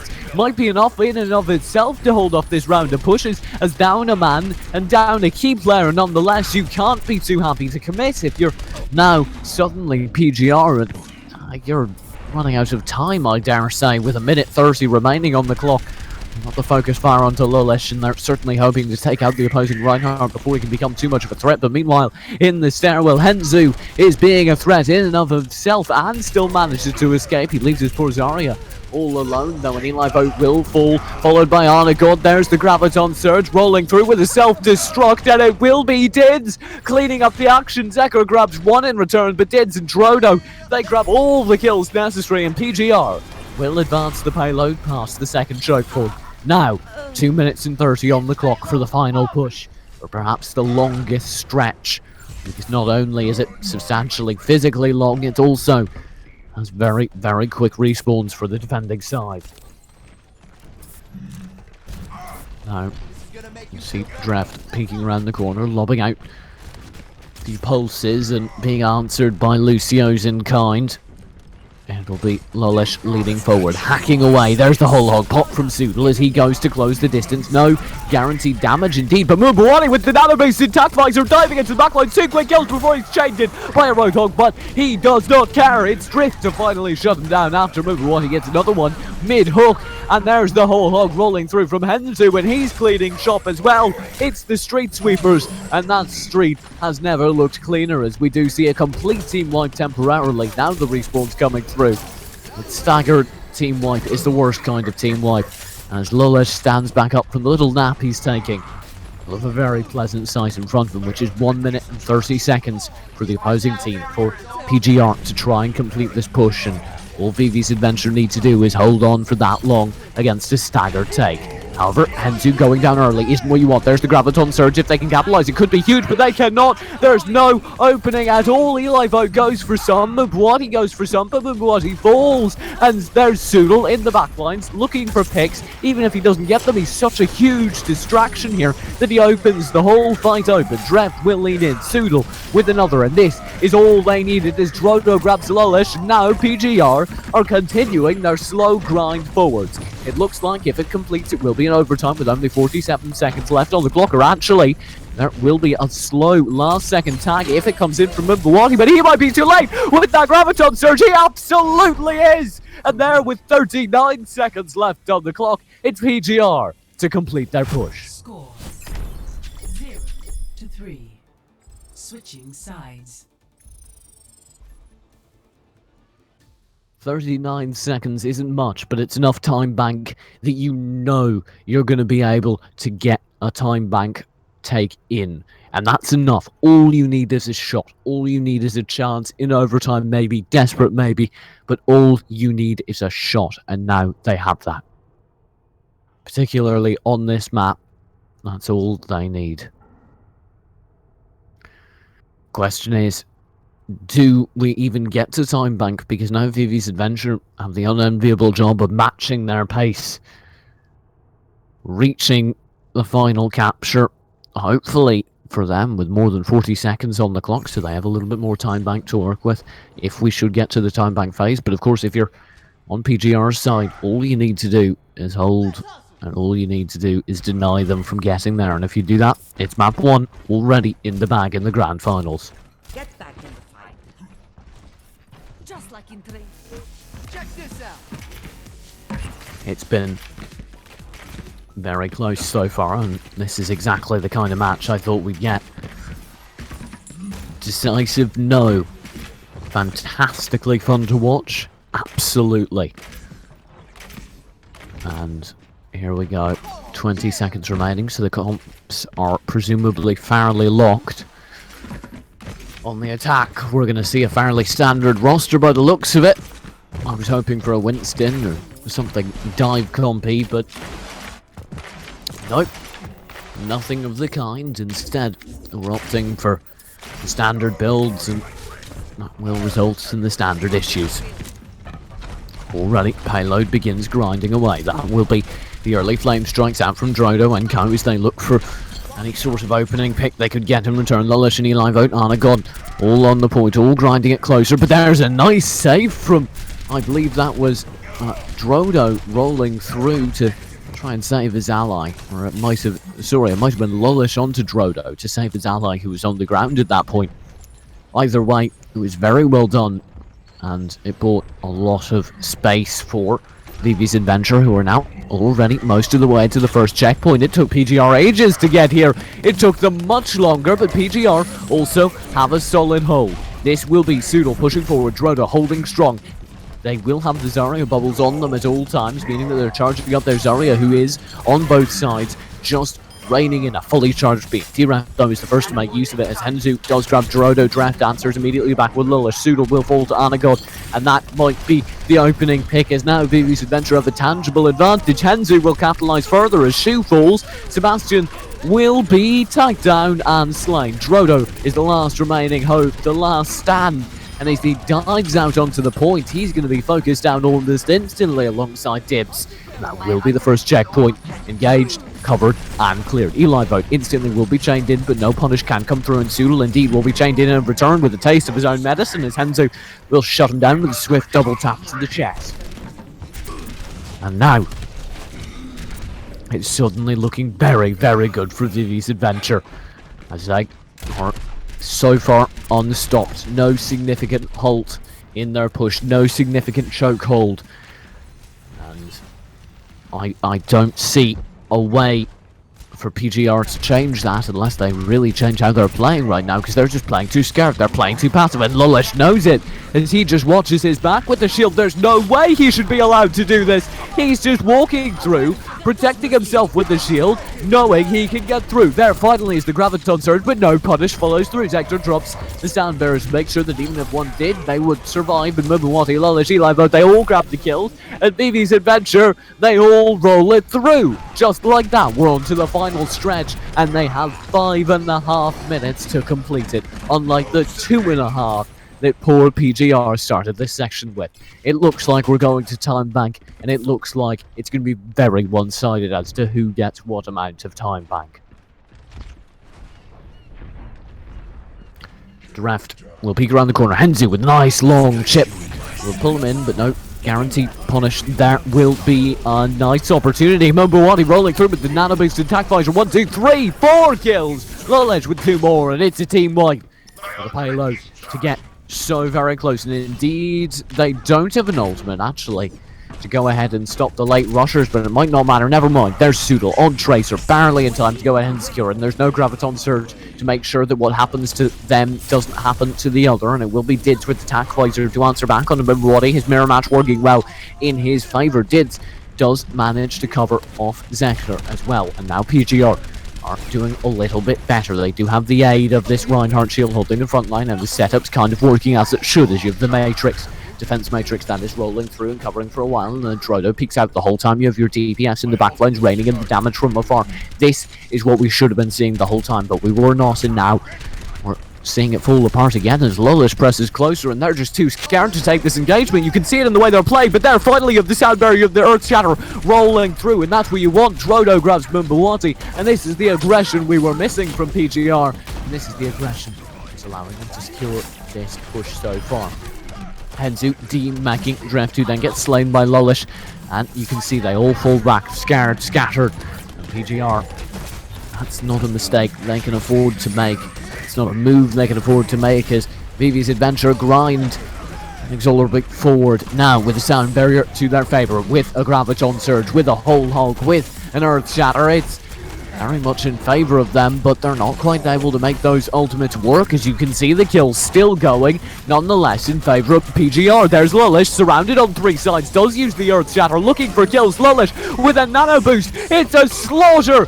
Dids is the only hope. He comes out with the tank visor. He does manage to grab one, but immediately after, he's completely rendered useless. He does actually manage to save life now, returning to the field of battle, raining in the damage from above, but needs to drop down. He does manage to get on a gun before falling down and securing the point, making sure it gets no further. There is an excellent Graviton Surge. Self-destruct, though, abusing it, and that will mean that there is a full mech available. Draft takes basically no damage. He knew he wasn't going to get a kill, but he did successfully manage to secure no damage from the Graviton Surge. He will be chained in by Henzu, but it shouldn't matter at this point because they do have the advantage in terms of players on the point, and it should be a brief reset period while we reevaluate. 2 minutes and 39 seconds currently on the timer. Vivi's Adventure around the corner, falling back and regrouping.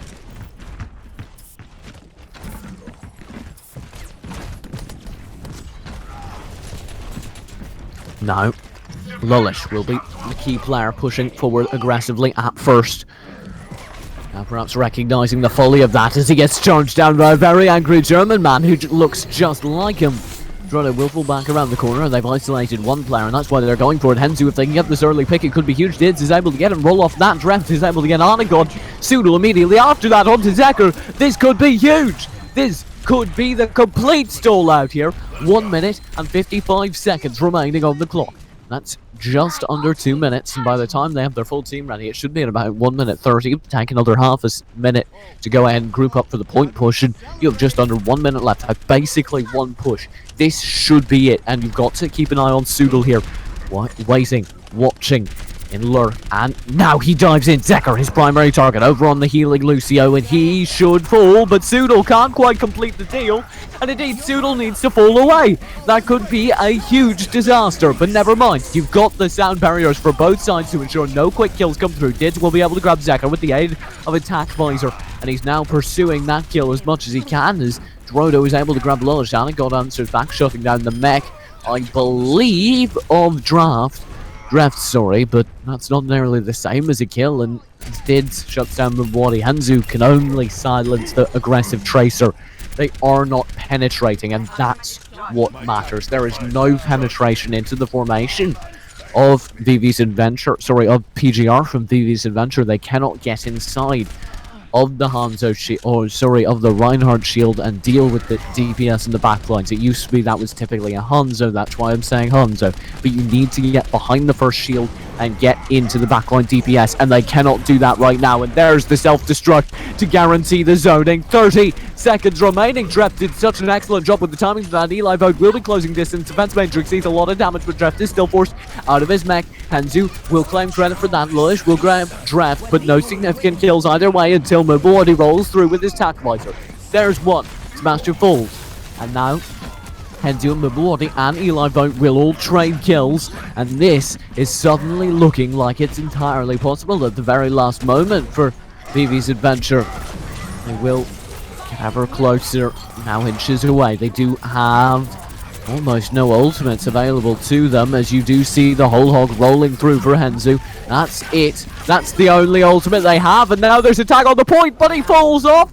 The last kill goes through. That's all that was necessary, and that is a tied up 3-3 scoreline. The problem is they have no time bank. It's 1 minute versus 1 minute 39. It's barely enough to get anything done.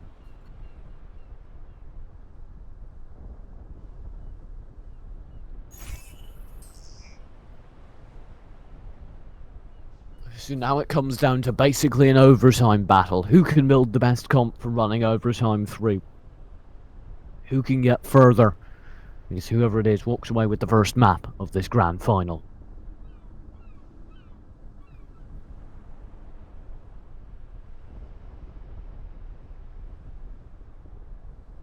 And right now, I have to say, all signs are pointing to PGR, who shut down BB for the vast majority of that second round with very little trouble. However, they had more trouble on the initial phase, which is where this will be fought.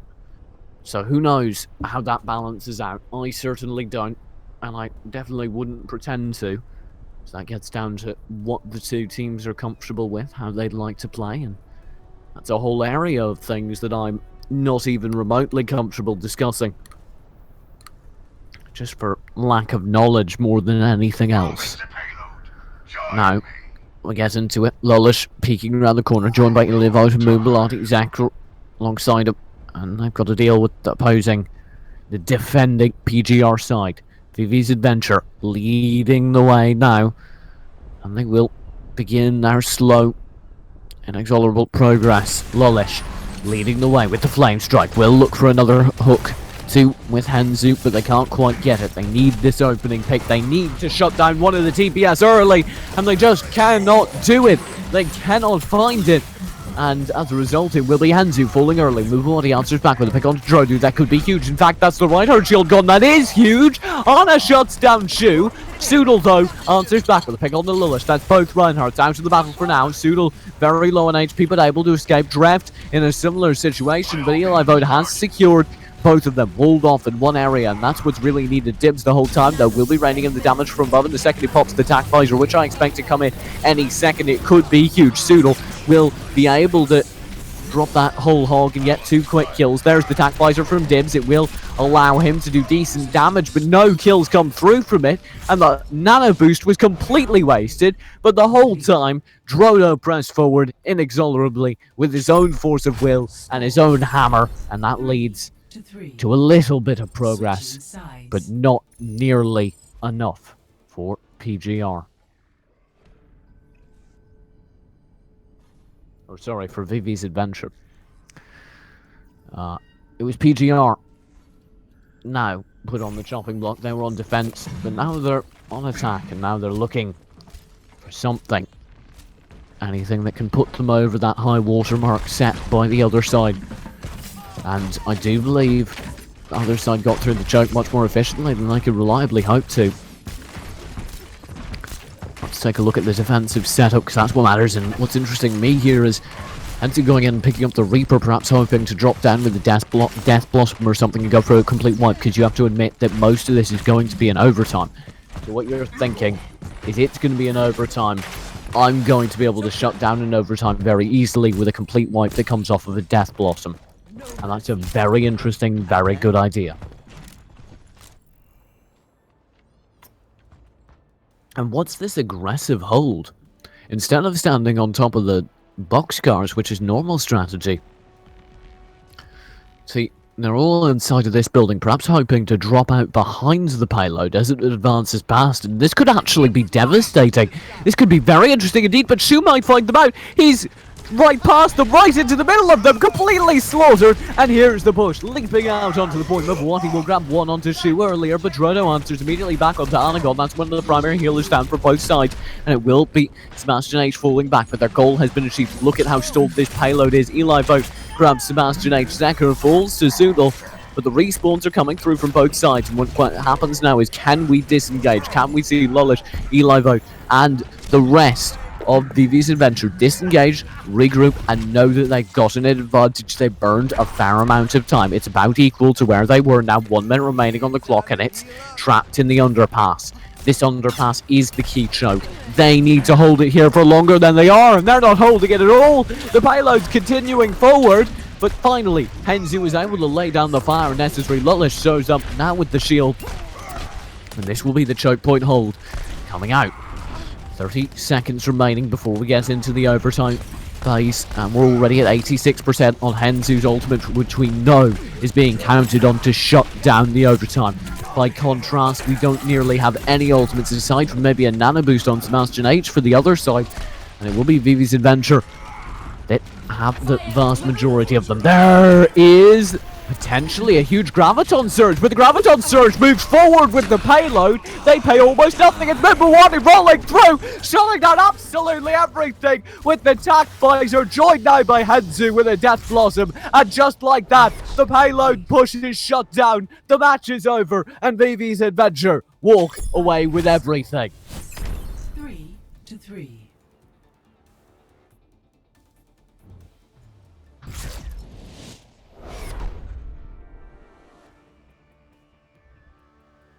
They had a Graviton Surge and they couldn't capitalize on it at all, but then blazing out from behind came Mumbuwati, and when he rolled through with the TAC Visor, he grabbed maybe 4 kills instantly, and then dropping down from the sky came Henzu with the Death Blossom, and those 2 kills were everything Vivi's Adventure needed. Those 2 kills guaranteed victory.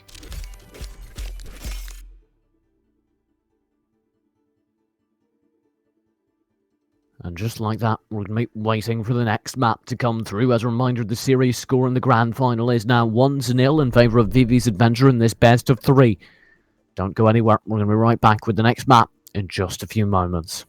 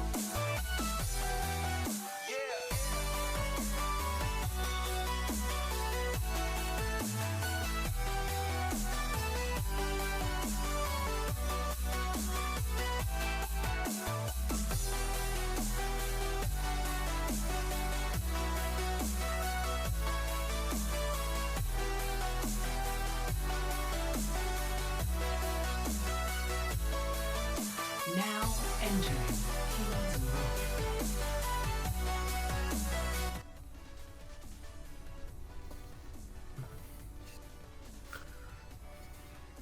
Well, map 1 went to Vivi's Adventure. PGR got map 2 choice. What did they pick? Well, they picked the map they knew they could win on, their favourite of all time, King's Row. And we know PGR are stellar on it, so the question now is, are we really going to go all 3 maps in overtime? Because I don't know if my voice can take it. I don't know if I can take it. I might go insane with that much good Overwatch. We all have our jobs to do. Either way, we're getting back into it. Soodle, Dids, and the rest of Vivi's Adventure now on the red side. Blue side will be Henzu, Mbuwati, Eli Vote, and Zector. Actually, yeah, I got that backwards. Dids, Shu, Soodle, they're all hanging out on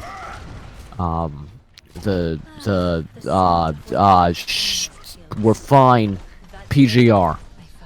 See? Got it. Perfect. Not going insane because I've been casting for 8 hours. Everything is great. PGR are over on the red side.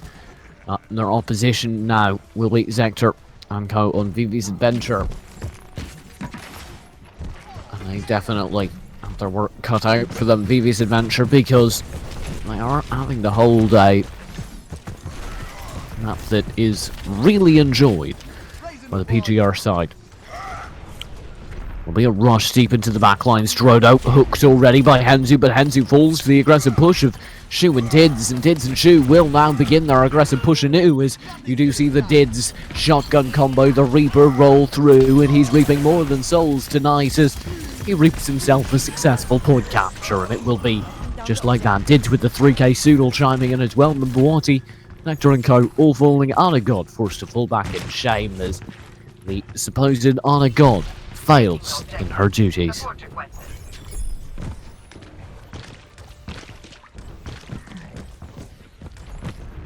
No. It's the choke point hold. PGR love this hold. Perhaps not when it's used on them, but perhaps they know it too well for it to happen to them, as indeed you do see the pins happening inside. Lullish will get Drodo. Dids, with slivers of his HP, does manage to survive that engagement, and you've got to look at the relative HP for the two sides so far. VV's Adventure with a dominant lead, with a dominant control, and they will be able to capture quite a bit as Lullish and Co. all group up together, all progress forwards. They will be locking down this point. Now, turned around, PGR, shot it back down. Begin their own progress. It's the Reinhardt v Reinhardt battle. Whichever shield breaks first forces their team to fall back, and it will be PGR's Reinhardt shield that goes down first, and that means they need to fall a few steps back, which in turn buys a little bit more time, and that's what it matters. Just milliseconds. And there's the nano boosted Zoodle rolling through with Whole Hog. Shut down instantly though by the return Earth Shatter, and it will be a decent amount of damage coming from that actually, but no significant punish, and indeed Lullish will go down before any hold is maintained. Eli Vote will roll through, doing the very best he can with his lawnmower microwave of a weapon, joined by Zector for the healing speed boost combo. Zector, now the last alive, will survive surprisingly long, sorry, before he joins them. And now the payload, with 4 minutes remaining, approaching the most lethal choke point of the Streets phase, the final one. Definitely the most deadly. Look at what Draft is doing now. I really like this from PGR. They love doing this kind of thing. Draft is going to peek out, drop the Graviton Surge, but they both had the same idea. Two Graviton Surges simultaneously, and neither one gets punished on. Neither one gets kills for the side, and it's a stalemate now as Shu falls at the same time as Drodo. Drift, though, breaks it with Dids. Drifted Dids. Each grab 2 kills, make it 3 for Drift. As instantly the kills come through and PGR continue to grind forwards. Now, 4 minutes, 50 seconds on the clock. It's a long time for just the factory stage. It's a long time for PGR just to break through a few more chokes.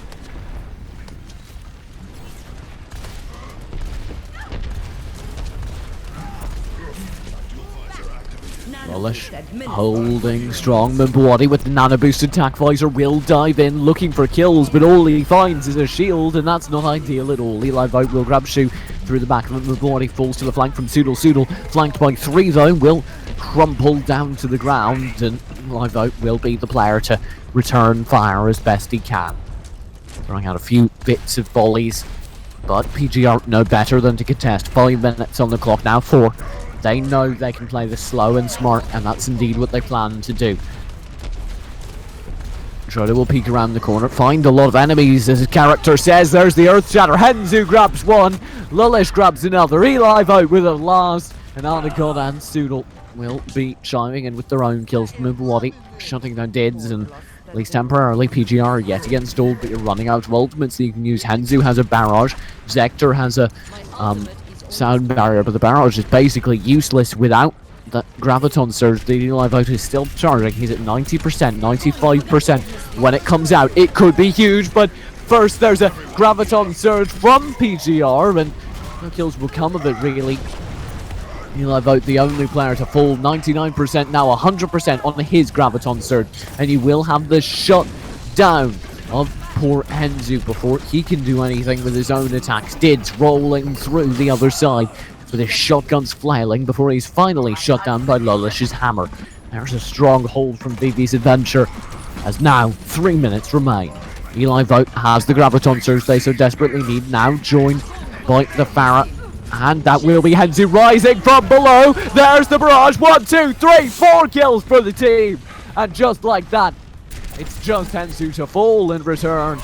And it's another solid minute bought. 2 minutes remaining, but now you're having to swap ultimates around. You have the Tac Riser, maybe the Nano Boost. I'd say that's the next one you go for. Henzu will swap off with Pharah going instead for D.Va, trying to hold the line, perhaps with a self-destruct, perhaps just more tanky. You have the Earth Shatter as well available, and this is just the game of ultimates, but you have to now worry, what do PGR have? And the answer is a Whole Hog and a Nano Boost, which I fully expect will come rolling through immediately after this Earth Shatter, which just opened it up. And there is indeed the Whole Hog opening it up, I believe, but nothing else will come of it as no Nano Boost is administered. Sebastian died too early to do it, and that in and of itself will probably doom the push from PGR. They only get a few more meters, I'd suspect, as they did get the kills and are rolling it forward, but there's no way this completes.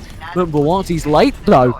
This could actually do it. Now, they have Honor God rolling through. Lullish will be in the front lines. It will be Mumbawati, Eli Vogt all coming out together. Henzu joining in as well, and they're combining their fire for a solid hold. Here come the ultimates, surely, and indeed there's the Nano Boost administered, and it will be forward progress shut down by Lullish's Earth Shatter.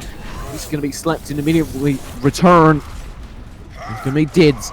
Shutting down the mech, Eli Vogt falling, Lullish grabbing one onto Drodo. We still have the capacity for a Nano Boosted Tac Visor, but we're not seeing it. It instead is the Graviton Surge onto the defending side. Nobody's here to tag the point, and it's going all the way through PGR. They just brute forced their way through, and that was so badly misplayed from DD's Adventure. They were holding on to their ult, but if you hold on to your ults till it's not your turn to use them anymore, then what use is it?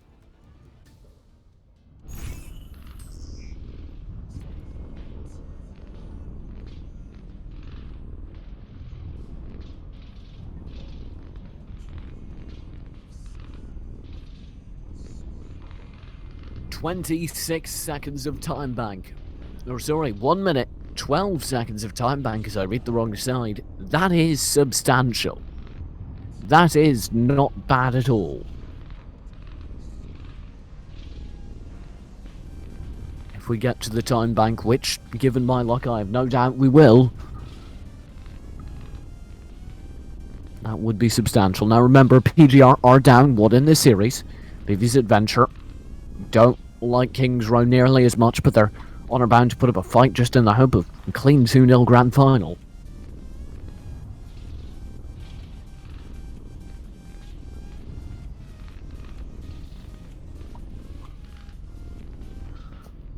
And will be the team gathered together as the doors finally lower. And it will be an interesting comp, actually, coming out with Henzu and Hanzo. They tried this last time on King's Row and it didn't work until they swapped at the last moment for Reaper on Henzu. That worked much better.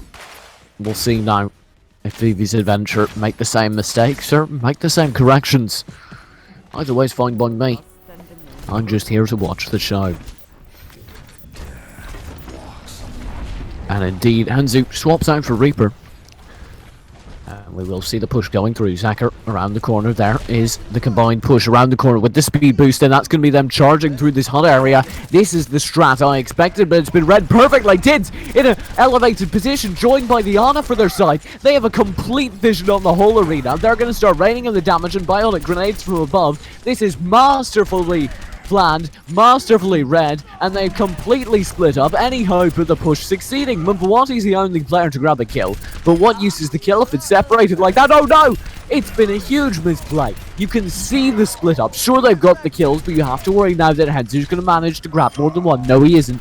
He falls back.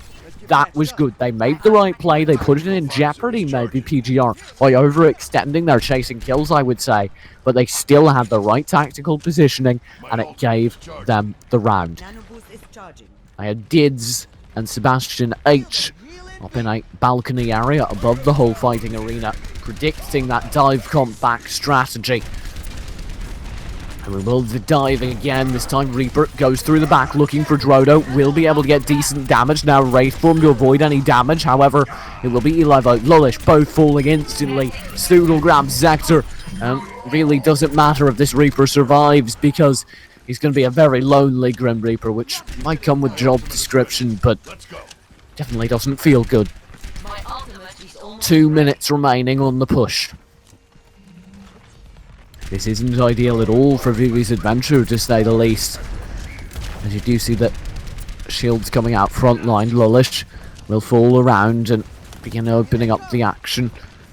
Now, all down to one. Reinhardt below him. It will be Mbwadi unable to land the hook. Thanks for the latest patch for that. And now you have the above flank. They're trying all the different angles this time. There's no way to watch this from behind except if you're inside the building, which luckily for them Shu is, as he rains in the damage. There's the Graviton Surge. Shu perfectly poised to capitalize. Henzu though with the Death Blossom will grab 2 from a sneaky position, make that 3 as he climbs on out of it. Lullish grabbing another. This could be the point capture, and I believe it will as Did falls. And just like that, we do have, with 1 minute 38 seconds remaining, Vivi's adventure past the first checkpoint, and they will be advancing into the street phase. Enemy contact. Up the volume.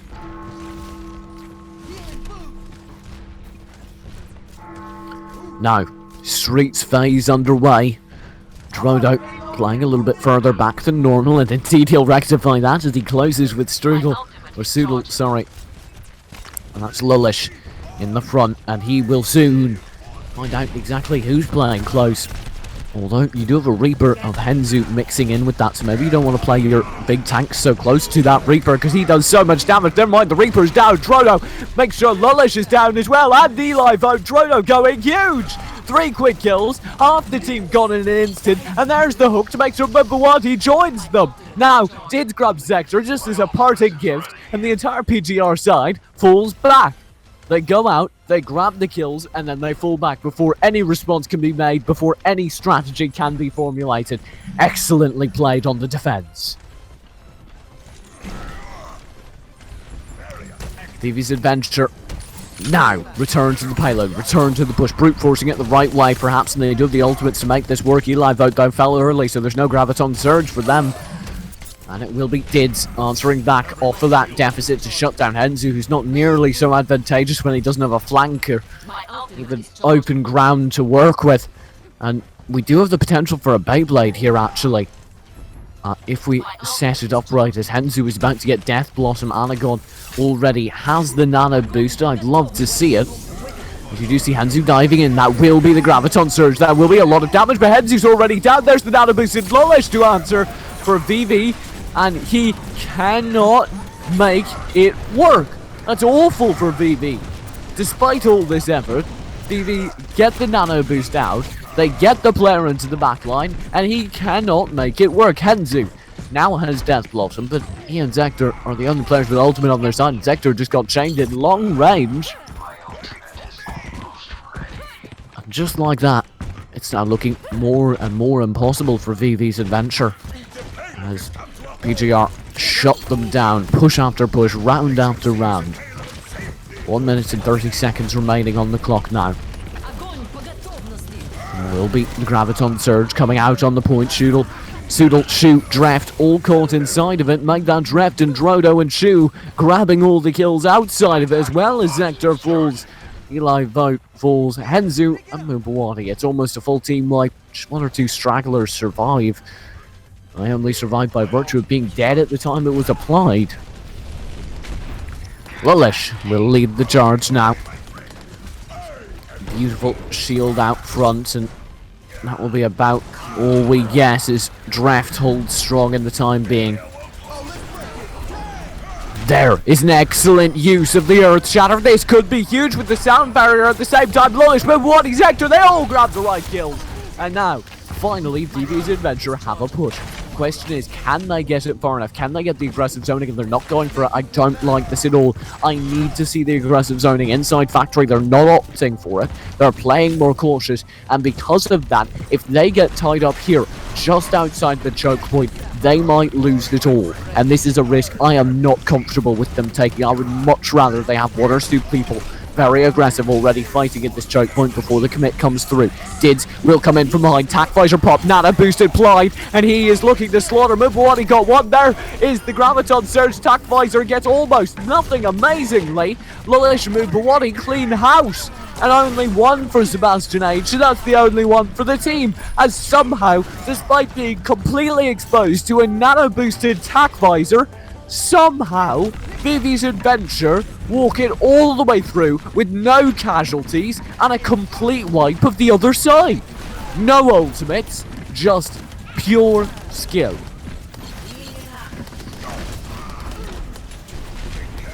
Now, the hold comes through.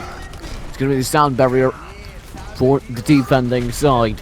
PGR will hold strong, and it will be Sebastian H actually nailing the mech this time. Lolish will land the earth shattering, guarantee a kill onto Shu, perhaps trying to stop the punish onto that Graviton Surge, but no, Soodle, Drift, Sebastian and Soodle again will all grab the necessary kills as Dids cleans up Lilish at the very end, and it will be Vivi's Adventure held off once more. Held off a victory once more. Vivi's Adventure with 35 seconds remaining. One push and they need to make it quickly. They need to roll the overtime all the way over, and they are going to have no time bank basically. Henzu will rein in the damage already, trying to open it up onto the other side. He has got a decent amount of progress. There you go. There's the self-destruct going in. It won't grab anything, but it does allow a decent amount of forward progress for Henzu, who will now race forwards. Dids is the real story. He picks up 1, 2, 3 kills. Shu and Rodo also chime in as well. Dids with a 4th, and just like that, you have 5 seconds remaining on the push. Nobody even close enough, except maybe this Lucio with the sound barrier, but he's shot back at the last moment. Very, very well done. I believe that was Shu who used his right click, his push on his gun. He shoved back the Lucio who was diving to roll overtime, and just in doing that, won the map for Vivi's Adventure and guaranteed we're going to a map 3. Or won the map for PGR and guaranteed we're going to a map 3. The names are backwards. Play of the match.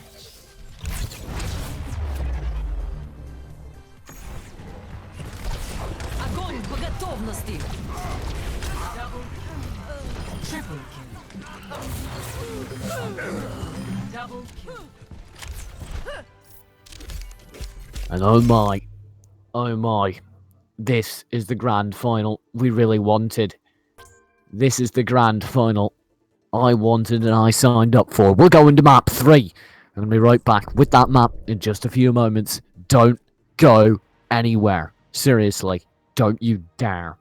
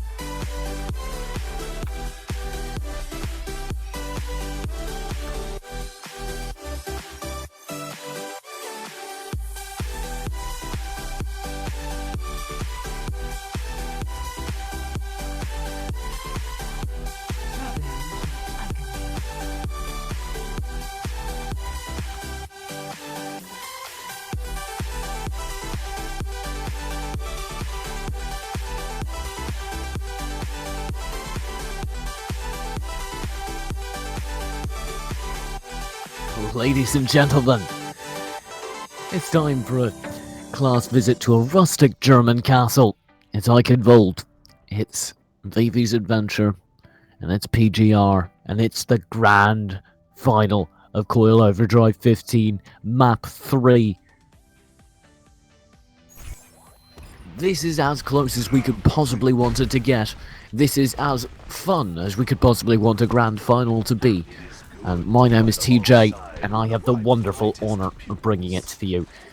This is, of course, a Coil Overdrive tournament. If you'd like to see all the tournaments put on by Coil Overdrive, I highly suggest you go ahead and check out all the links in the description. My name is TJ. You can find me on Twitter, if you should like, at eSportsTJ. I talk about all the casting I do and generally tweet stupid memes. And then all the camera and stuff is run by the majestic Huntana, who you may have noticed looks pretty dope. Like, he looks pretty cool. I'm just saying, aside from doing a pretty awesome job running the stream, he also has this weird, awesome mohawk thing going on with the glasses. I'm just saying, it's pretty cool. And he's laughing now. I've broken him. I'm sorry. We are into map 3 though. Zector, Lullish, Mimbuati, all ready and going. Shu and the rest of PGR, Dids and Co. will be trying to attack right now. So far, so good. Dids and the rest of Vivi's Adventure have turned them back. They have managed to maintain the status quo. PGR will be rolling around the corner one last time as soon as they reconsider their setup a bit, I believe, and we'll go for a Genji, a Tracer, a Winston, and of course a Pharah. Do you want any more dive comp than that? I don't think so. I think that would be hard to create. Eli Vogt strafing the back lines, will be going for a few rogue picks, but won't be able to get anything just yet. Only Sebastian H falling, and it will be Mabwati to get the big pick. Drodo, the big Reinhardt goes down instantly. Zector onto Dids. This could be huge. This should be huge as PGR managed to go ahead and pick up the side. Now climbing in their favour. 4 players on it, and they're all just waiting for Cyril to de-ice block and go away. Like I said, May is terrible. Nobody likes May. First checkpoint complete. And it will be all the way through now as the first capture point goes in favour of PGR in reasonably efficient manner.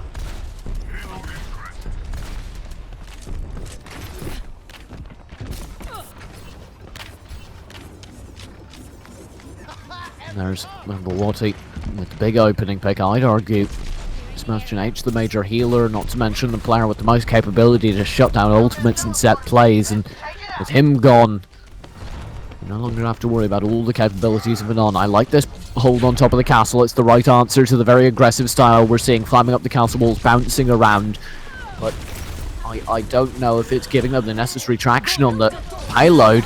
And indeed, you do have the Dragon Blade coming out from Henzu. He's going to go ahead and completely destroy their teleporter. In the meantime, Mimbuati shut down Dids. Oh, Henzu with the triple kill, aiding Eli Vogt and Mimbuati for a complete team wipe. Nobody stands in their path, and this payload is going all the way through as PGR put their foot down.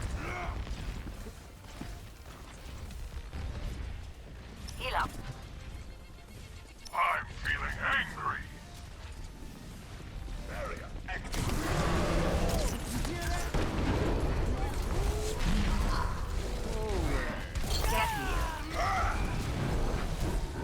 PGR, so far so good. Now they've got to deal though with the rage coming through. It will be Lullish channeling that, but he's unfortunately unable to do it. And I do apologise, the names have gotten swapped again.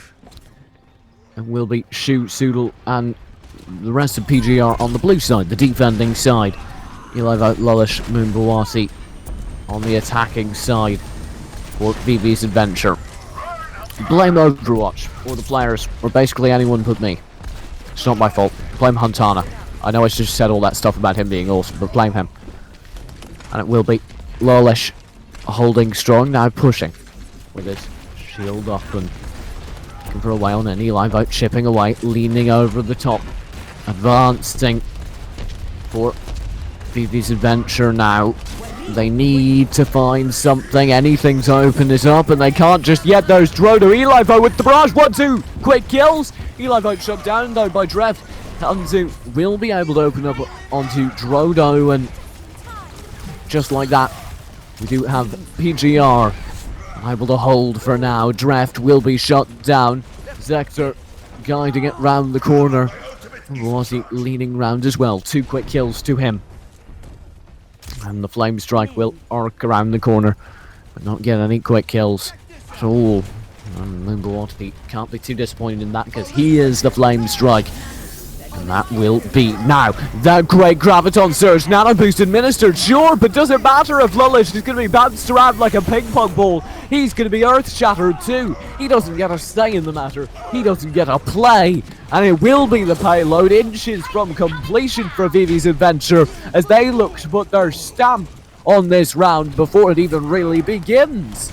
They are so very close to completing with 3 minutes in the time bank. That could be huge. That could be tournament ending. And Shu certainly thinks so as he dives onto the point now, joined by Sebastian H. Last second intervention from the 1-2 characters you'd really want to do it. You do have the self-destruct coming in, but the Winston will survive. It's all down to Sebastian H, but he falls. Now Zarya will slide in the form of Drift Death. Sony around the outside, dancing back and forth, goes down. Sony will still be there, finally going down. Sodal goes down, and just like that, round 1's complete, and the payload will be converted. Score 0-3. Switching sides.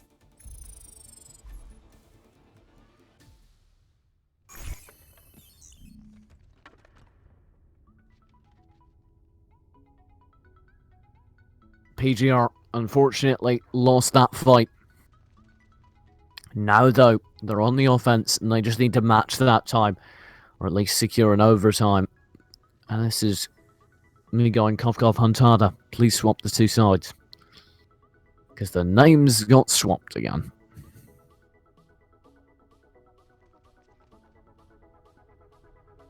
Just for clarification, Soodle and the blue side, or PGR, Vivi's Adventure, are over on red. They just completed their push.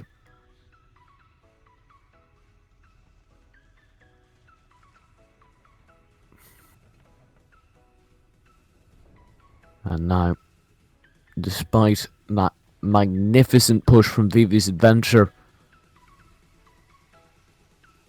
we need to see something answer back from PGR. We need to see something massive. And I don't know what it could be.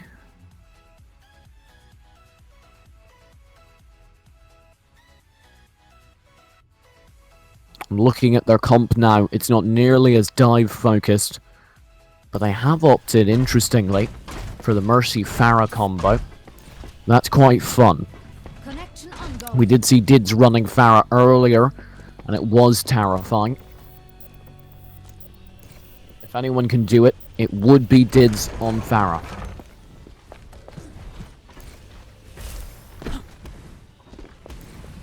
Especially with the damage boost, it could be lethal. And now you have the point fight underway. There's the damage boosted Pharah, already leading out, spitting out a few rockets, looking for an early pick. Can't quite get one yet. Now the focus should be returned onto him in just a few seconds. Dids leading out time and time again, looking for a pick, and indeed doing some decent chip damage. There it is! Honor God falls. Already half the healing gone. PGR looking for a few more. They just don't feel comfortable committing just yet. Henzu's dropping low. Henzu, D-Mex, Lullish down. This is the picks they needed. Mumbawati so very low as well, but instantly the returns come through. Dids falls. Rodox falls. They don't have the players to capitalize on the picks they created, I don't think, as Soodle's the only player to grab Mumbawati. Draft went down instantly to Mana got off the respawn, and now you have this Reinhardt holding the path yet again, and this is just too slow, especially with the record-setting pace that Vivi's Adventure set, and their conversion and their push. It's not ideal at all. They need to move faster, and they need to secure that overtime.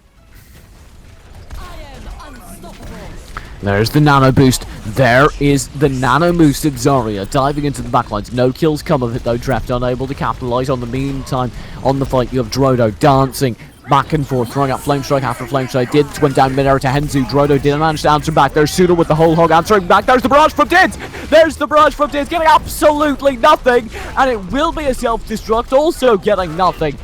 Two completely wasted ultimates, but I would say that Henzu got the worst of the lot, because as he falls, the capture is almost guaranteed, and indeed it will be. Dids going for the aggressive, peeks around the corner now, looking for a few bits of aggression with this Pharah. That's what he needs to do. Just be a threat now. Be something that causes PGR to have an opening, to have a chance into this next round, and Dids is indeed managing to do it. Now grouping up with Sudal inside. This is the right call. Sudal, he'll be there to provide the close range coverage, and now he's been joined by Zarya as well. In the meantime, this payload's going to be walked forward by the Reinhardt. This is so clever. Dids riding up with Shu, and they're going to now group up and look at where they've forced Vivi's Adventure to hold. They've got them already tied up inside the castle, now going for a retake onto the ruins. Now, the fight begins anew on the ruins, and you've got the dive on down right onto the main point. This will be the Graviton Surge on the point, and Eli Vout and Henzu both grab key kills as Dids falls off the map. It will be Anikot onto Shu, and oh, this could be disastrous now for PGR as they're wiped from the point and unable to get in.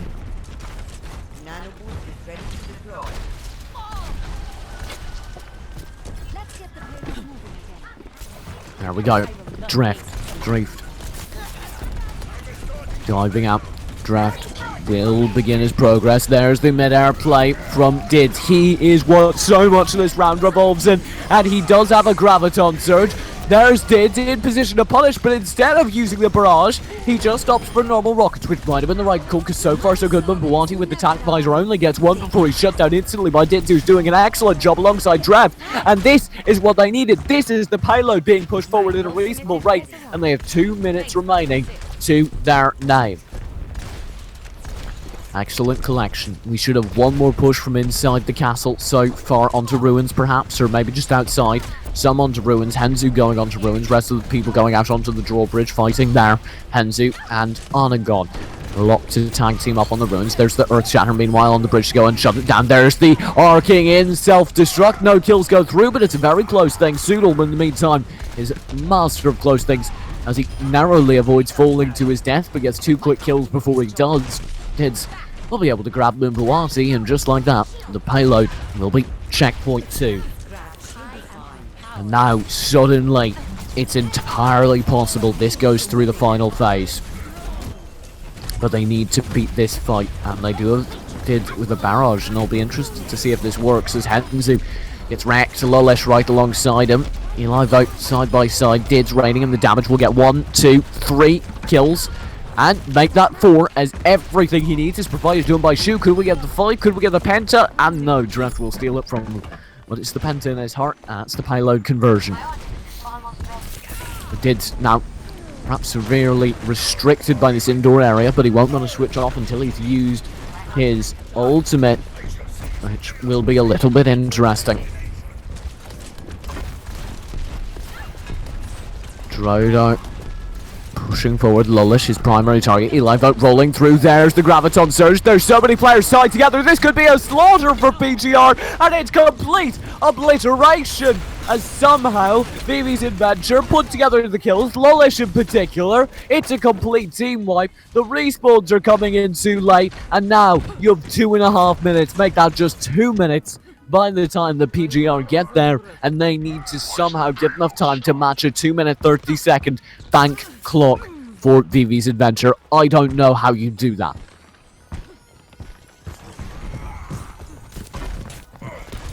There's the peek around the corner. Dids and Co going in. Drodo will be the first player in. They're not worried about Henzu though, who should be their primary target against Dids. It can be instantly shut down by Mumbawanti.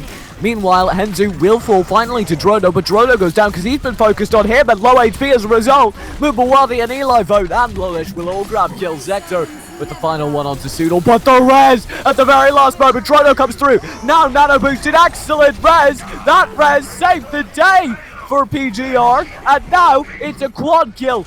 Penta kill, and all that's left is Henzu on the respawn. He's so far away from the action. The payload will get most of the way there, and it's all thanks to one of the best reses I have seen in a competitive match. Shu coming in massive for his team. Now you have the High Noon coming out, and nothing will come of it, but at the same time, you do have the Mei ultimate rolling through, and that could be disastrous, and it will indeed be Dids with a barrage, but it's instantly shut down by Mwadiana. God gets Drodo, and despite what looked hopeful moments ago, PGR are forced out, and they only have a minute, 50 seconds remaining on the push. That's just 50 seconds remaining. That is not at all enough time.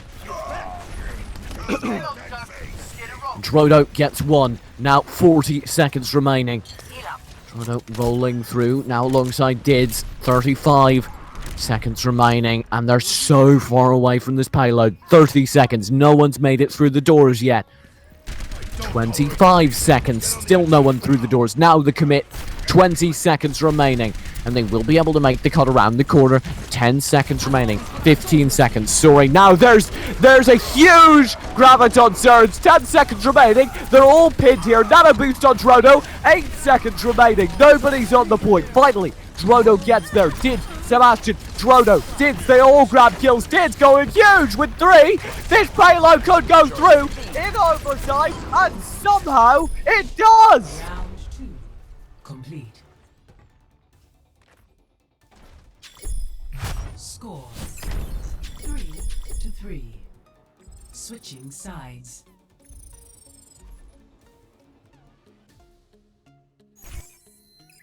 I am utterly speechless right now. By the skin of their teeth, PGR maintain their status in this tournament. They maintain their chance. All they need to do is hold off on defense on the first point of Eichenwald for 2.5 minutes. And that's not impossible, but ugly.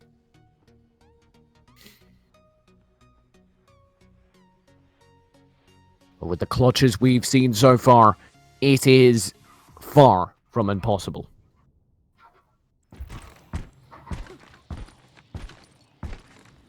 And now, coming down to it, I firmly believe that we can see an excellent conclusion, because this is it. This is the grand finale. One way or another, it ends here.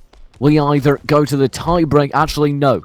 If somehow PGR walk away with this, they hold on for 2.5 minutes, then all of a sudden we go to a tiebreaker map, which is a best of 1 on a Lijiang Tower at capture point.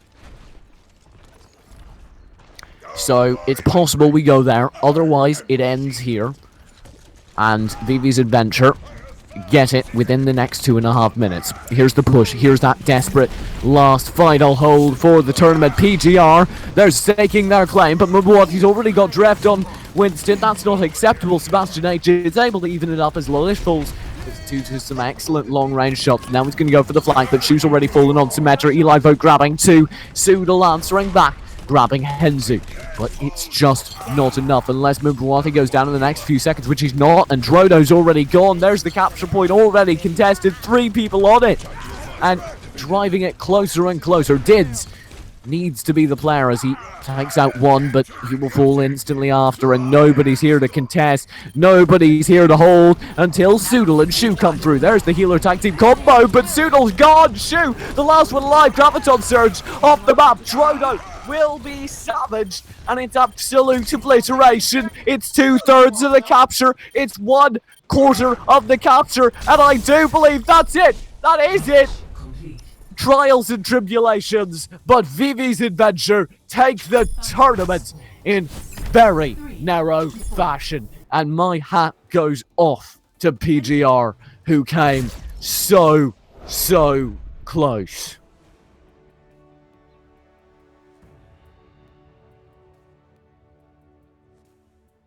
Play of the match. Oh, and this is absolutely well deserved. Shu On the Mercy. Oh no, this isn't the same res. How is this the right res? Blizzard, your game's terrible. That is not the right res. I was so excited. There was a key res there that I expect to be Twitch clipped, and I expect to be sent to my Twitter. I am blown away.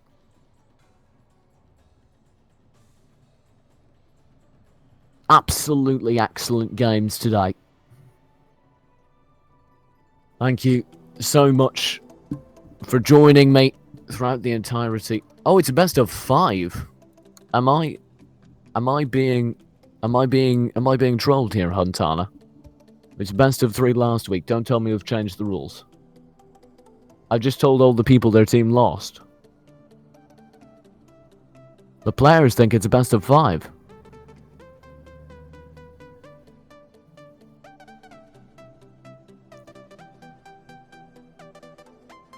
Don't tell me I'm being trolled here.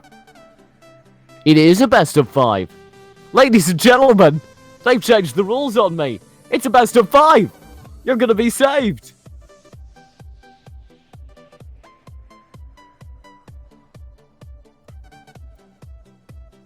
According to the bracket, it's a best of 5. I was never notified. But you know what? It's a twist. It's like the end of Sherlock, but not terrible. It's a twist. It's over. But wait, it's not.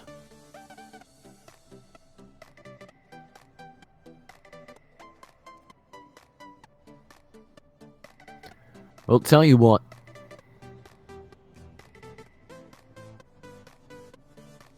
There does appear to be some confusion because my understanding of the rules was it was best of 3, so the bracket says best of 5, but the rules may say BO3.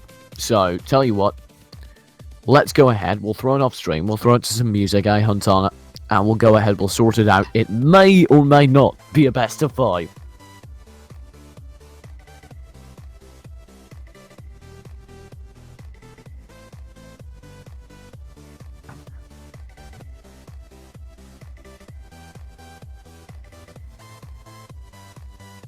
Now entering the Temple of Anubis.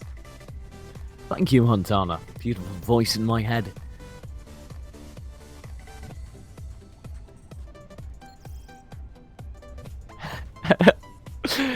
I'm okay. Ladies and gentlemen, welcome to Surprise Map 4. It's like when you think you've gotten all the presents out from underneath the Christmas tree, and then you find one more behind the tree, and your dad's like, that's the bicycle you've been wanting for the last year. You're like, oh. That's what just happened to me. Do not deviate from the plan, and victory will be ours. Vivi's Adventure now up 2-1 in the series for this best of 5 grand finals, which I apparently was not informed was a best of 5. But you know, things happen. Yes, Twitch chat, it was totally intentional. Don't even question it. It was completely and utterly intentional. Well, because this is best of 5, we do have 2 more maps maximum. 1 more minimum. If Vivi's Adventure win this one, it's all over here. Sebastian H over there, joined by Dids for PGR. Are going to be trying to hold strong, and I do believe they have what it takes. Now, on the defense, that will be the pressure on them from Vivi's Adventure, the team that's now up a map. Dids racing in onto Mbawati with 1 quick kill from the air. Eli Vote will shut down Sebastian H, and quick return joined by another Eli Vote with 2 quick kills. Soodle does get Lilish in return, but you can see the aerial duel of the two. different Pharaohs right now. One of them has a Mercy though, and that will mean the Eli Vote comes out on top. He does have the Winston racing through the air in an attempt to electrocute him from the sky, but it won't happen just yet as Mumbuwati will shut down Dreft the Winston in question, and it does look like it's a very, very quick capture so far for Vivi's Adventure.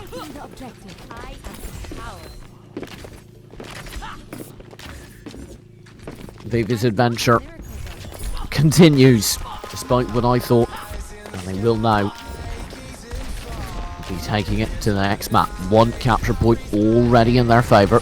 Now racing after the second will be Eli Vote, dancing it to the back. There's the barrage, but it's completely shut down. He sleep darted mid-air and slaughtered on the ground. Somehow manages to make it out, but no, Eli Vote will fall to Dins in the eventual outcome. In the meantime though, Mumbuwati, Henzu and Henzu again all grab the kills they need on the point. Sebastian H falls, it's all down to Dreft, and Dreft is being electrocuted. It's a science experiment and it's not consensual, but there, the electrocution has resulted in rage of a primal nature, and it will be an awful lot of people being thrown around here on the point, but not too many kills to be honest. And you have the sound barrier rolling through and the Dragon Blade, both for the attacking Vivi's Adventure. Henzu will grab one with the Dragon Blade. Lullish grabs Dids, and it will be the nano boosted Snoodle as the only answer back, using his whole hog as best he can, but as best he can is the key word, as he does begin to crumble under the pressure. I think Lullish electrocuting him and slaying him. Mumbuwati will grab one onto Snoodle. Get the final bit of damage. Drodo answers back onto Henzu, and indeed they do now have Shu dropping in to provide the sound barrier. At the same time, Henzu will roll through with swift kill onto Shu to shut him down, make sure there is no more healing on that front. Dids when the time bomb shuts down Mumbuwati. Tracer on tracer action, and not in the way you want, as Sebastian and Sudal both grab kills in return. It does look like maybe Vivi's Adventure might be being locked out. Maybe PGR are stabilizing here on this point, and it does appear they've managed to do it. Vivi's Adventure 2-0. On the attack, you need to change this thing at the bottom again, Huntana.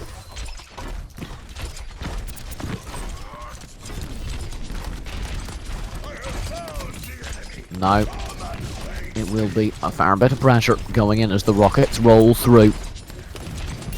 Drodo on the point for PG. Will hold strong, and now under fire it will be Reinhardt on Reinhardt action in exactly the way you want. At the same time, there's a Dragon Blade and a barrage rolling through. Mumbuwati able to grab two over on the soldier, and just like that, this may be it. This may be the point irreversibly captured, as we do have Vivi's Adventure on the brink of locking out this capture. They're so close. They just need to get Drep. They just need to get the 8. And just like that, they will have it. But no, Sebastian H is rolled back over on the Mace. Shu has come on in with the heals, and this conga line is not working out at all for them. This is the worst kind of conga. It's the EU conga. And it's the tactilizer from Mumbuwati trying to grab one. He's only going to get that as Lillish Ryan chimes in as well. Finally, they're able to go ahead and secure one solid tick of capture. That will be at least a third, but they're not going to get any more thanks to some clever use of the Maywell and the Ice Block to go ahead and guarantee that it's going to be stalled. There's the Nano being used onto Lullish, but he's going to be shut down by an Earth Shake, and that will be it. There's his own rolling through. Self-destruct will activate in his space. He will be able to shield it in time, but Zoodle rolls through, grabbing 2 quick kills from the defending side. It will be Henzu on attack, grabbing one as quick as he can. Vivi's Adventure still looking for a way on in with this conga line approach, and I don't think it's working.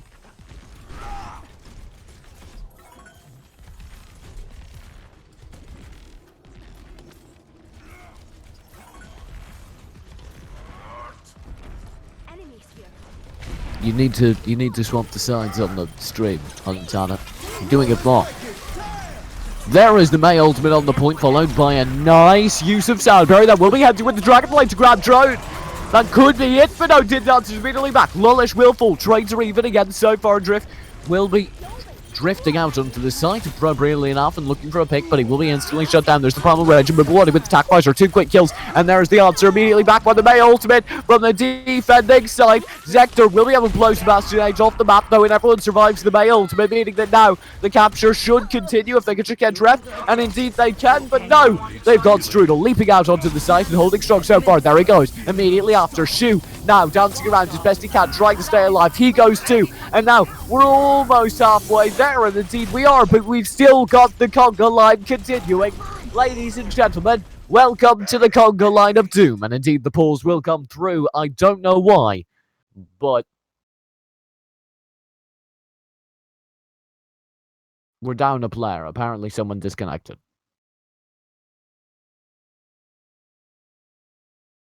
As a reminder to those viewing the stream, Vivi's Adventure are on the attack now.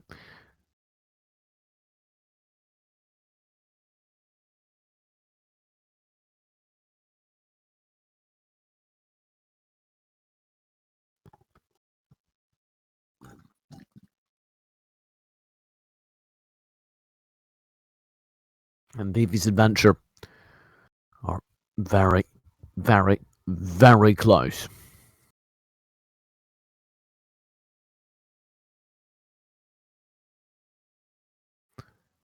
And there is a little bit of salt in the chat. Hopefully people are okay with each other.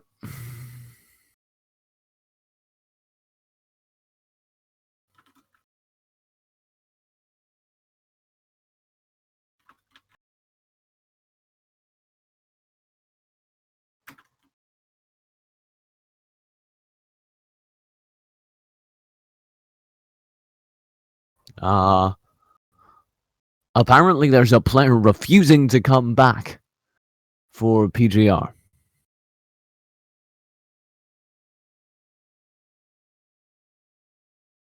Uh-oh. What? PGR just forfeited? Or no? Vivi's Adventure just forfeited because one of their players died. Well, Let's get you healed up. that was odd.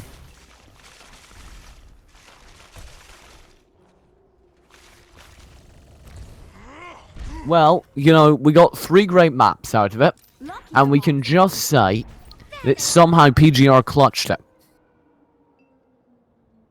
And then we don't need to get into the whole bit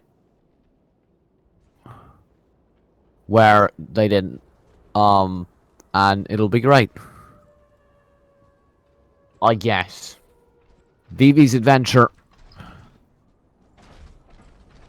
go ahead and forfeit the match rather than play with a stand-in.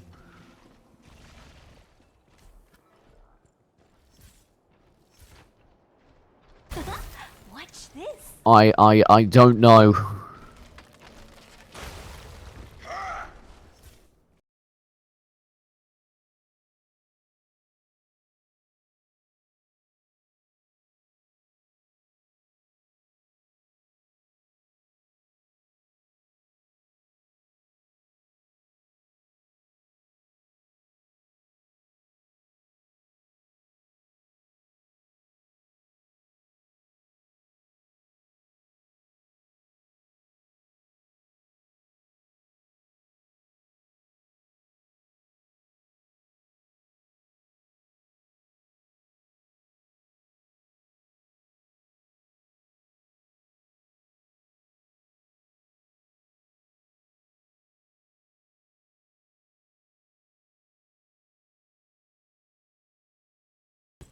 Alright.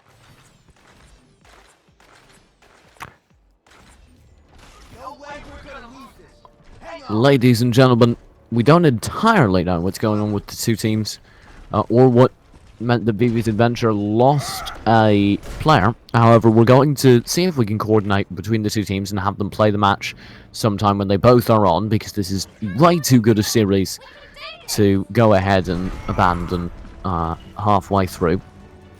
In the meantime, though, until we have that result, I guess by de facto, You do have PGR as the winners of the Coil Overdrive Tournament 15, and regardless of who won, it was a truly spectacular tournament tonight. Every single game was intense. Every single game was exciting. And I loved casting every single moment of it. Thank you guys very much for coming with us along this ride. Hopefully by next week we can go ahead and update you on what happened with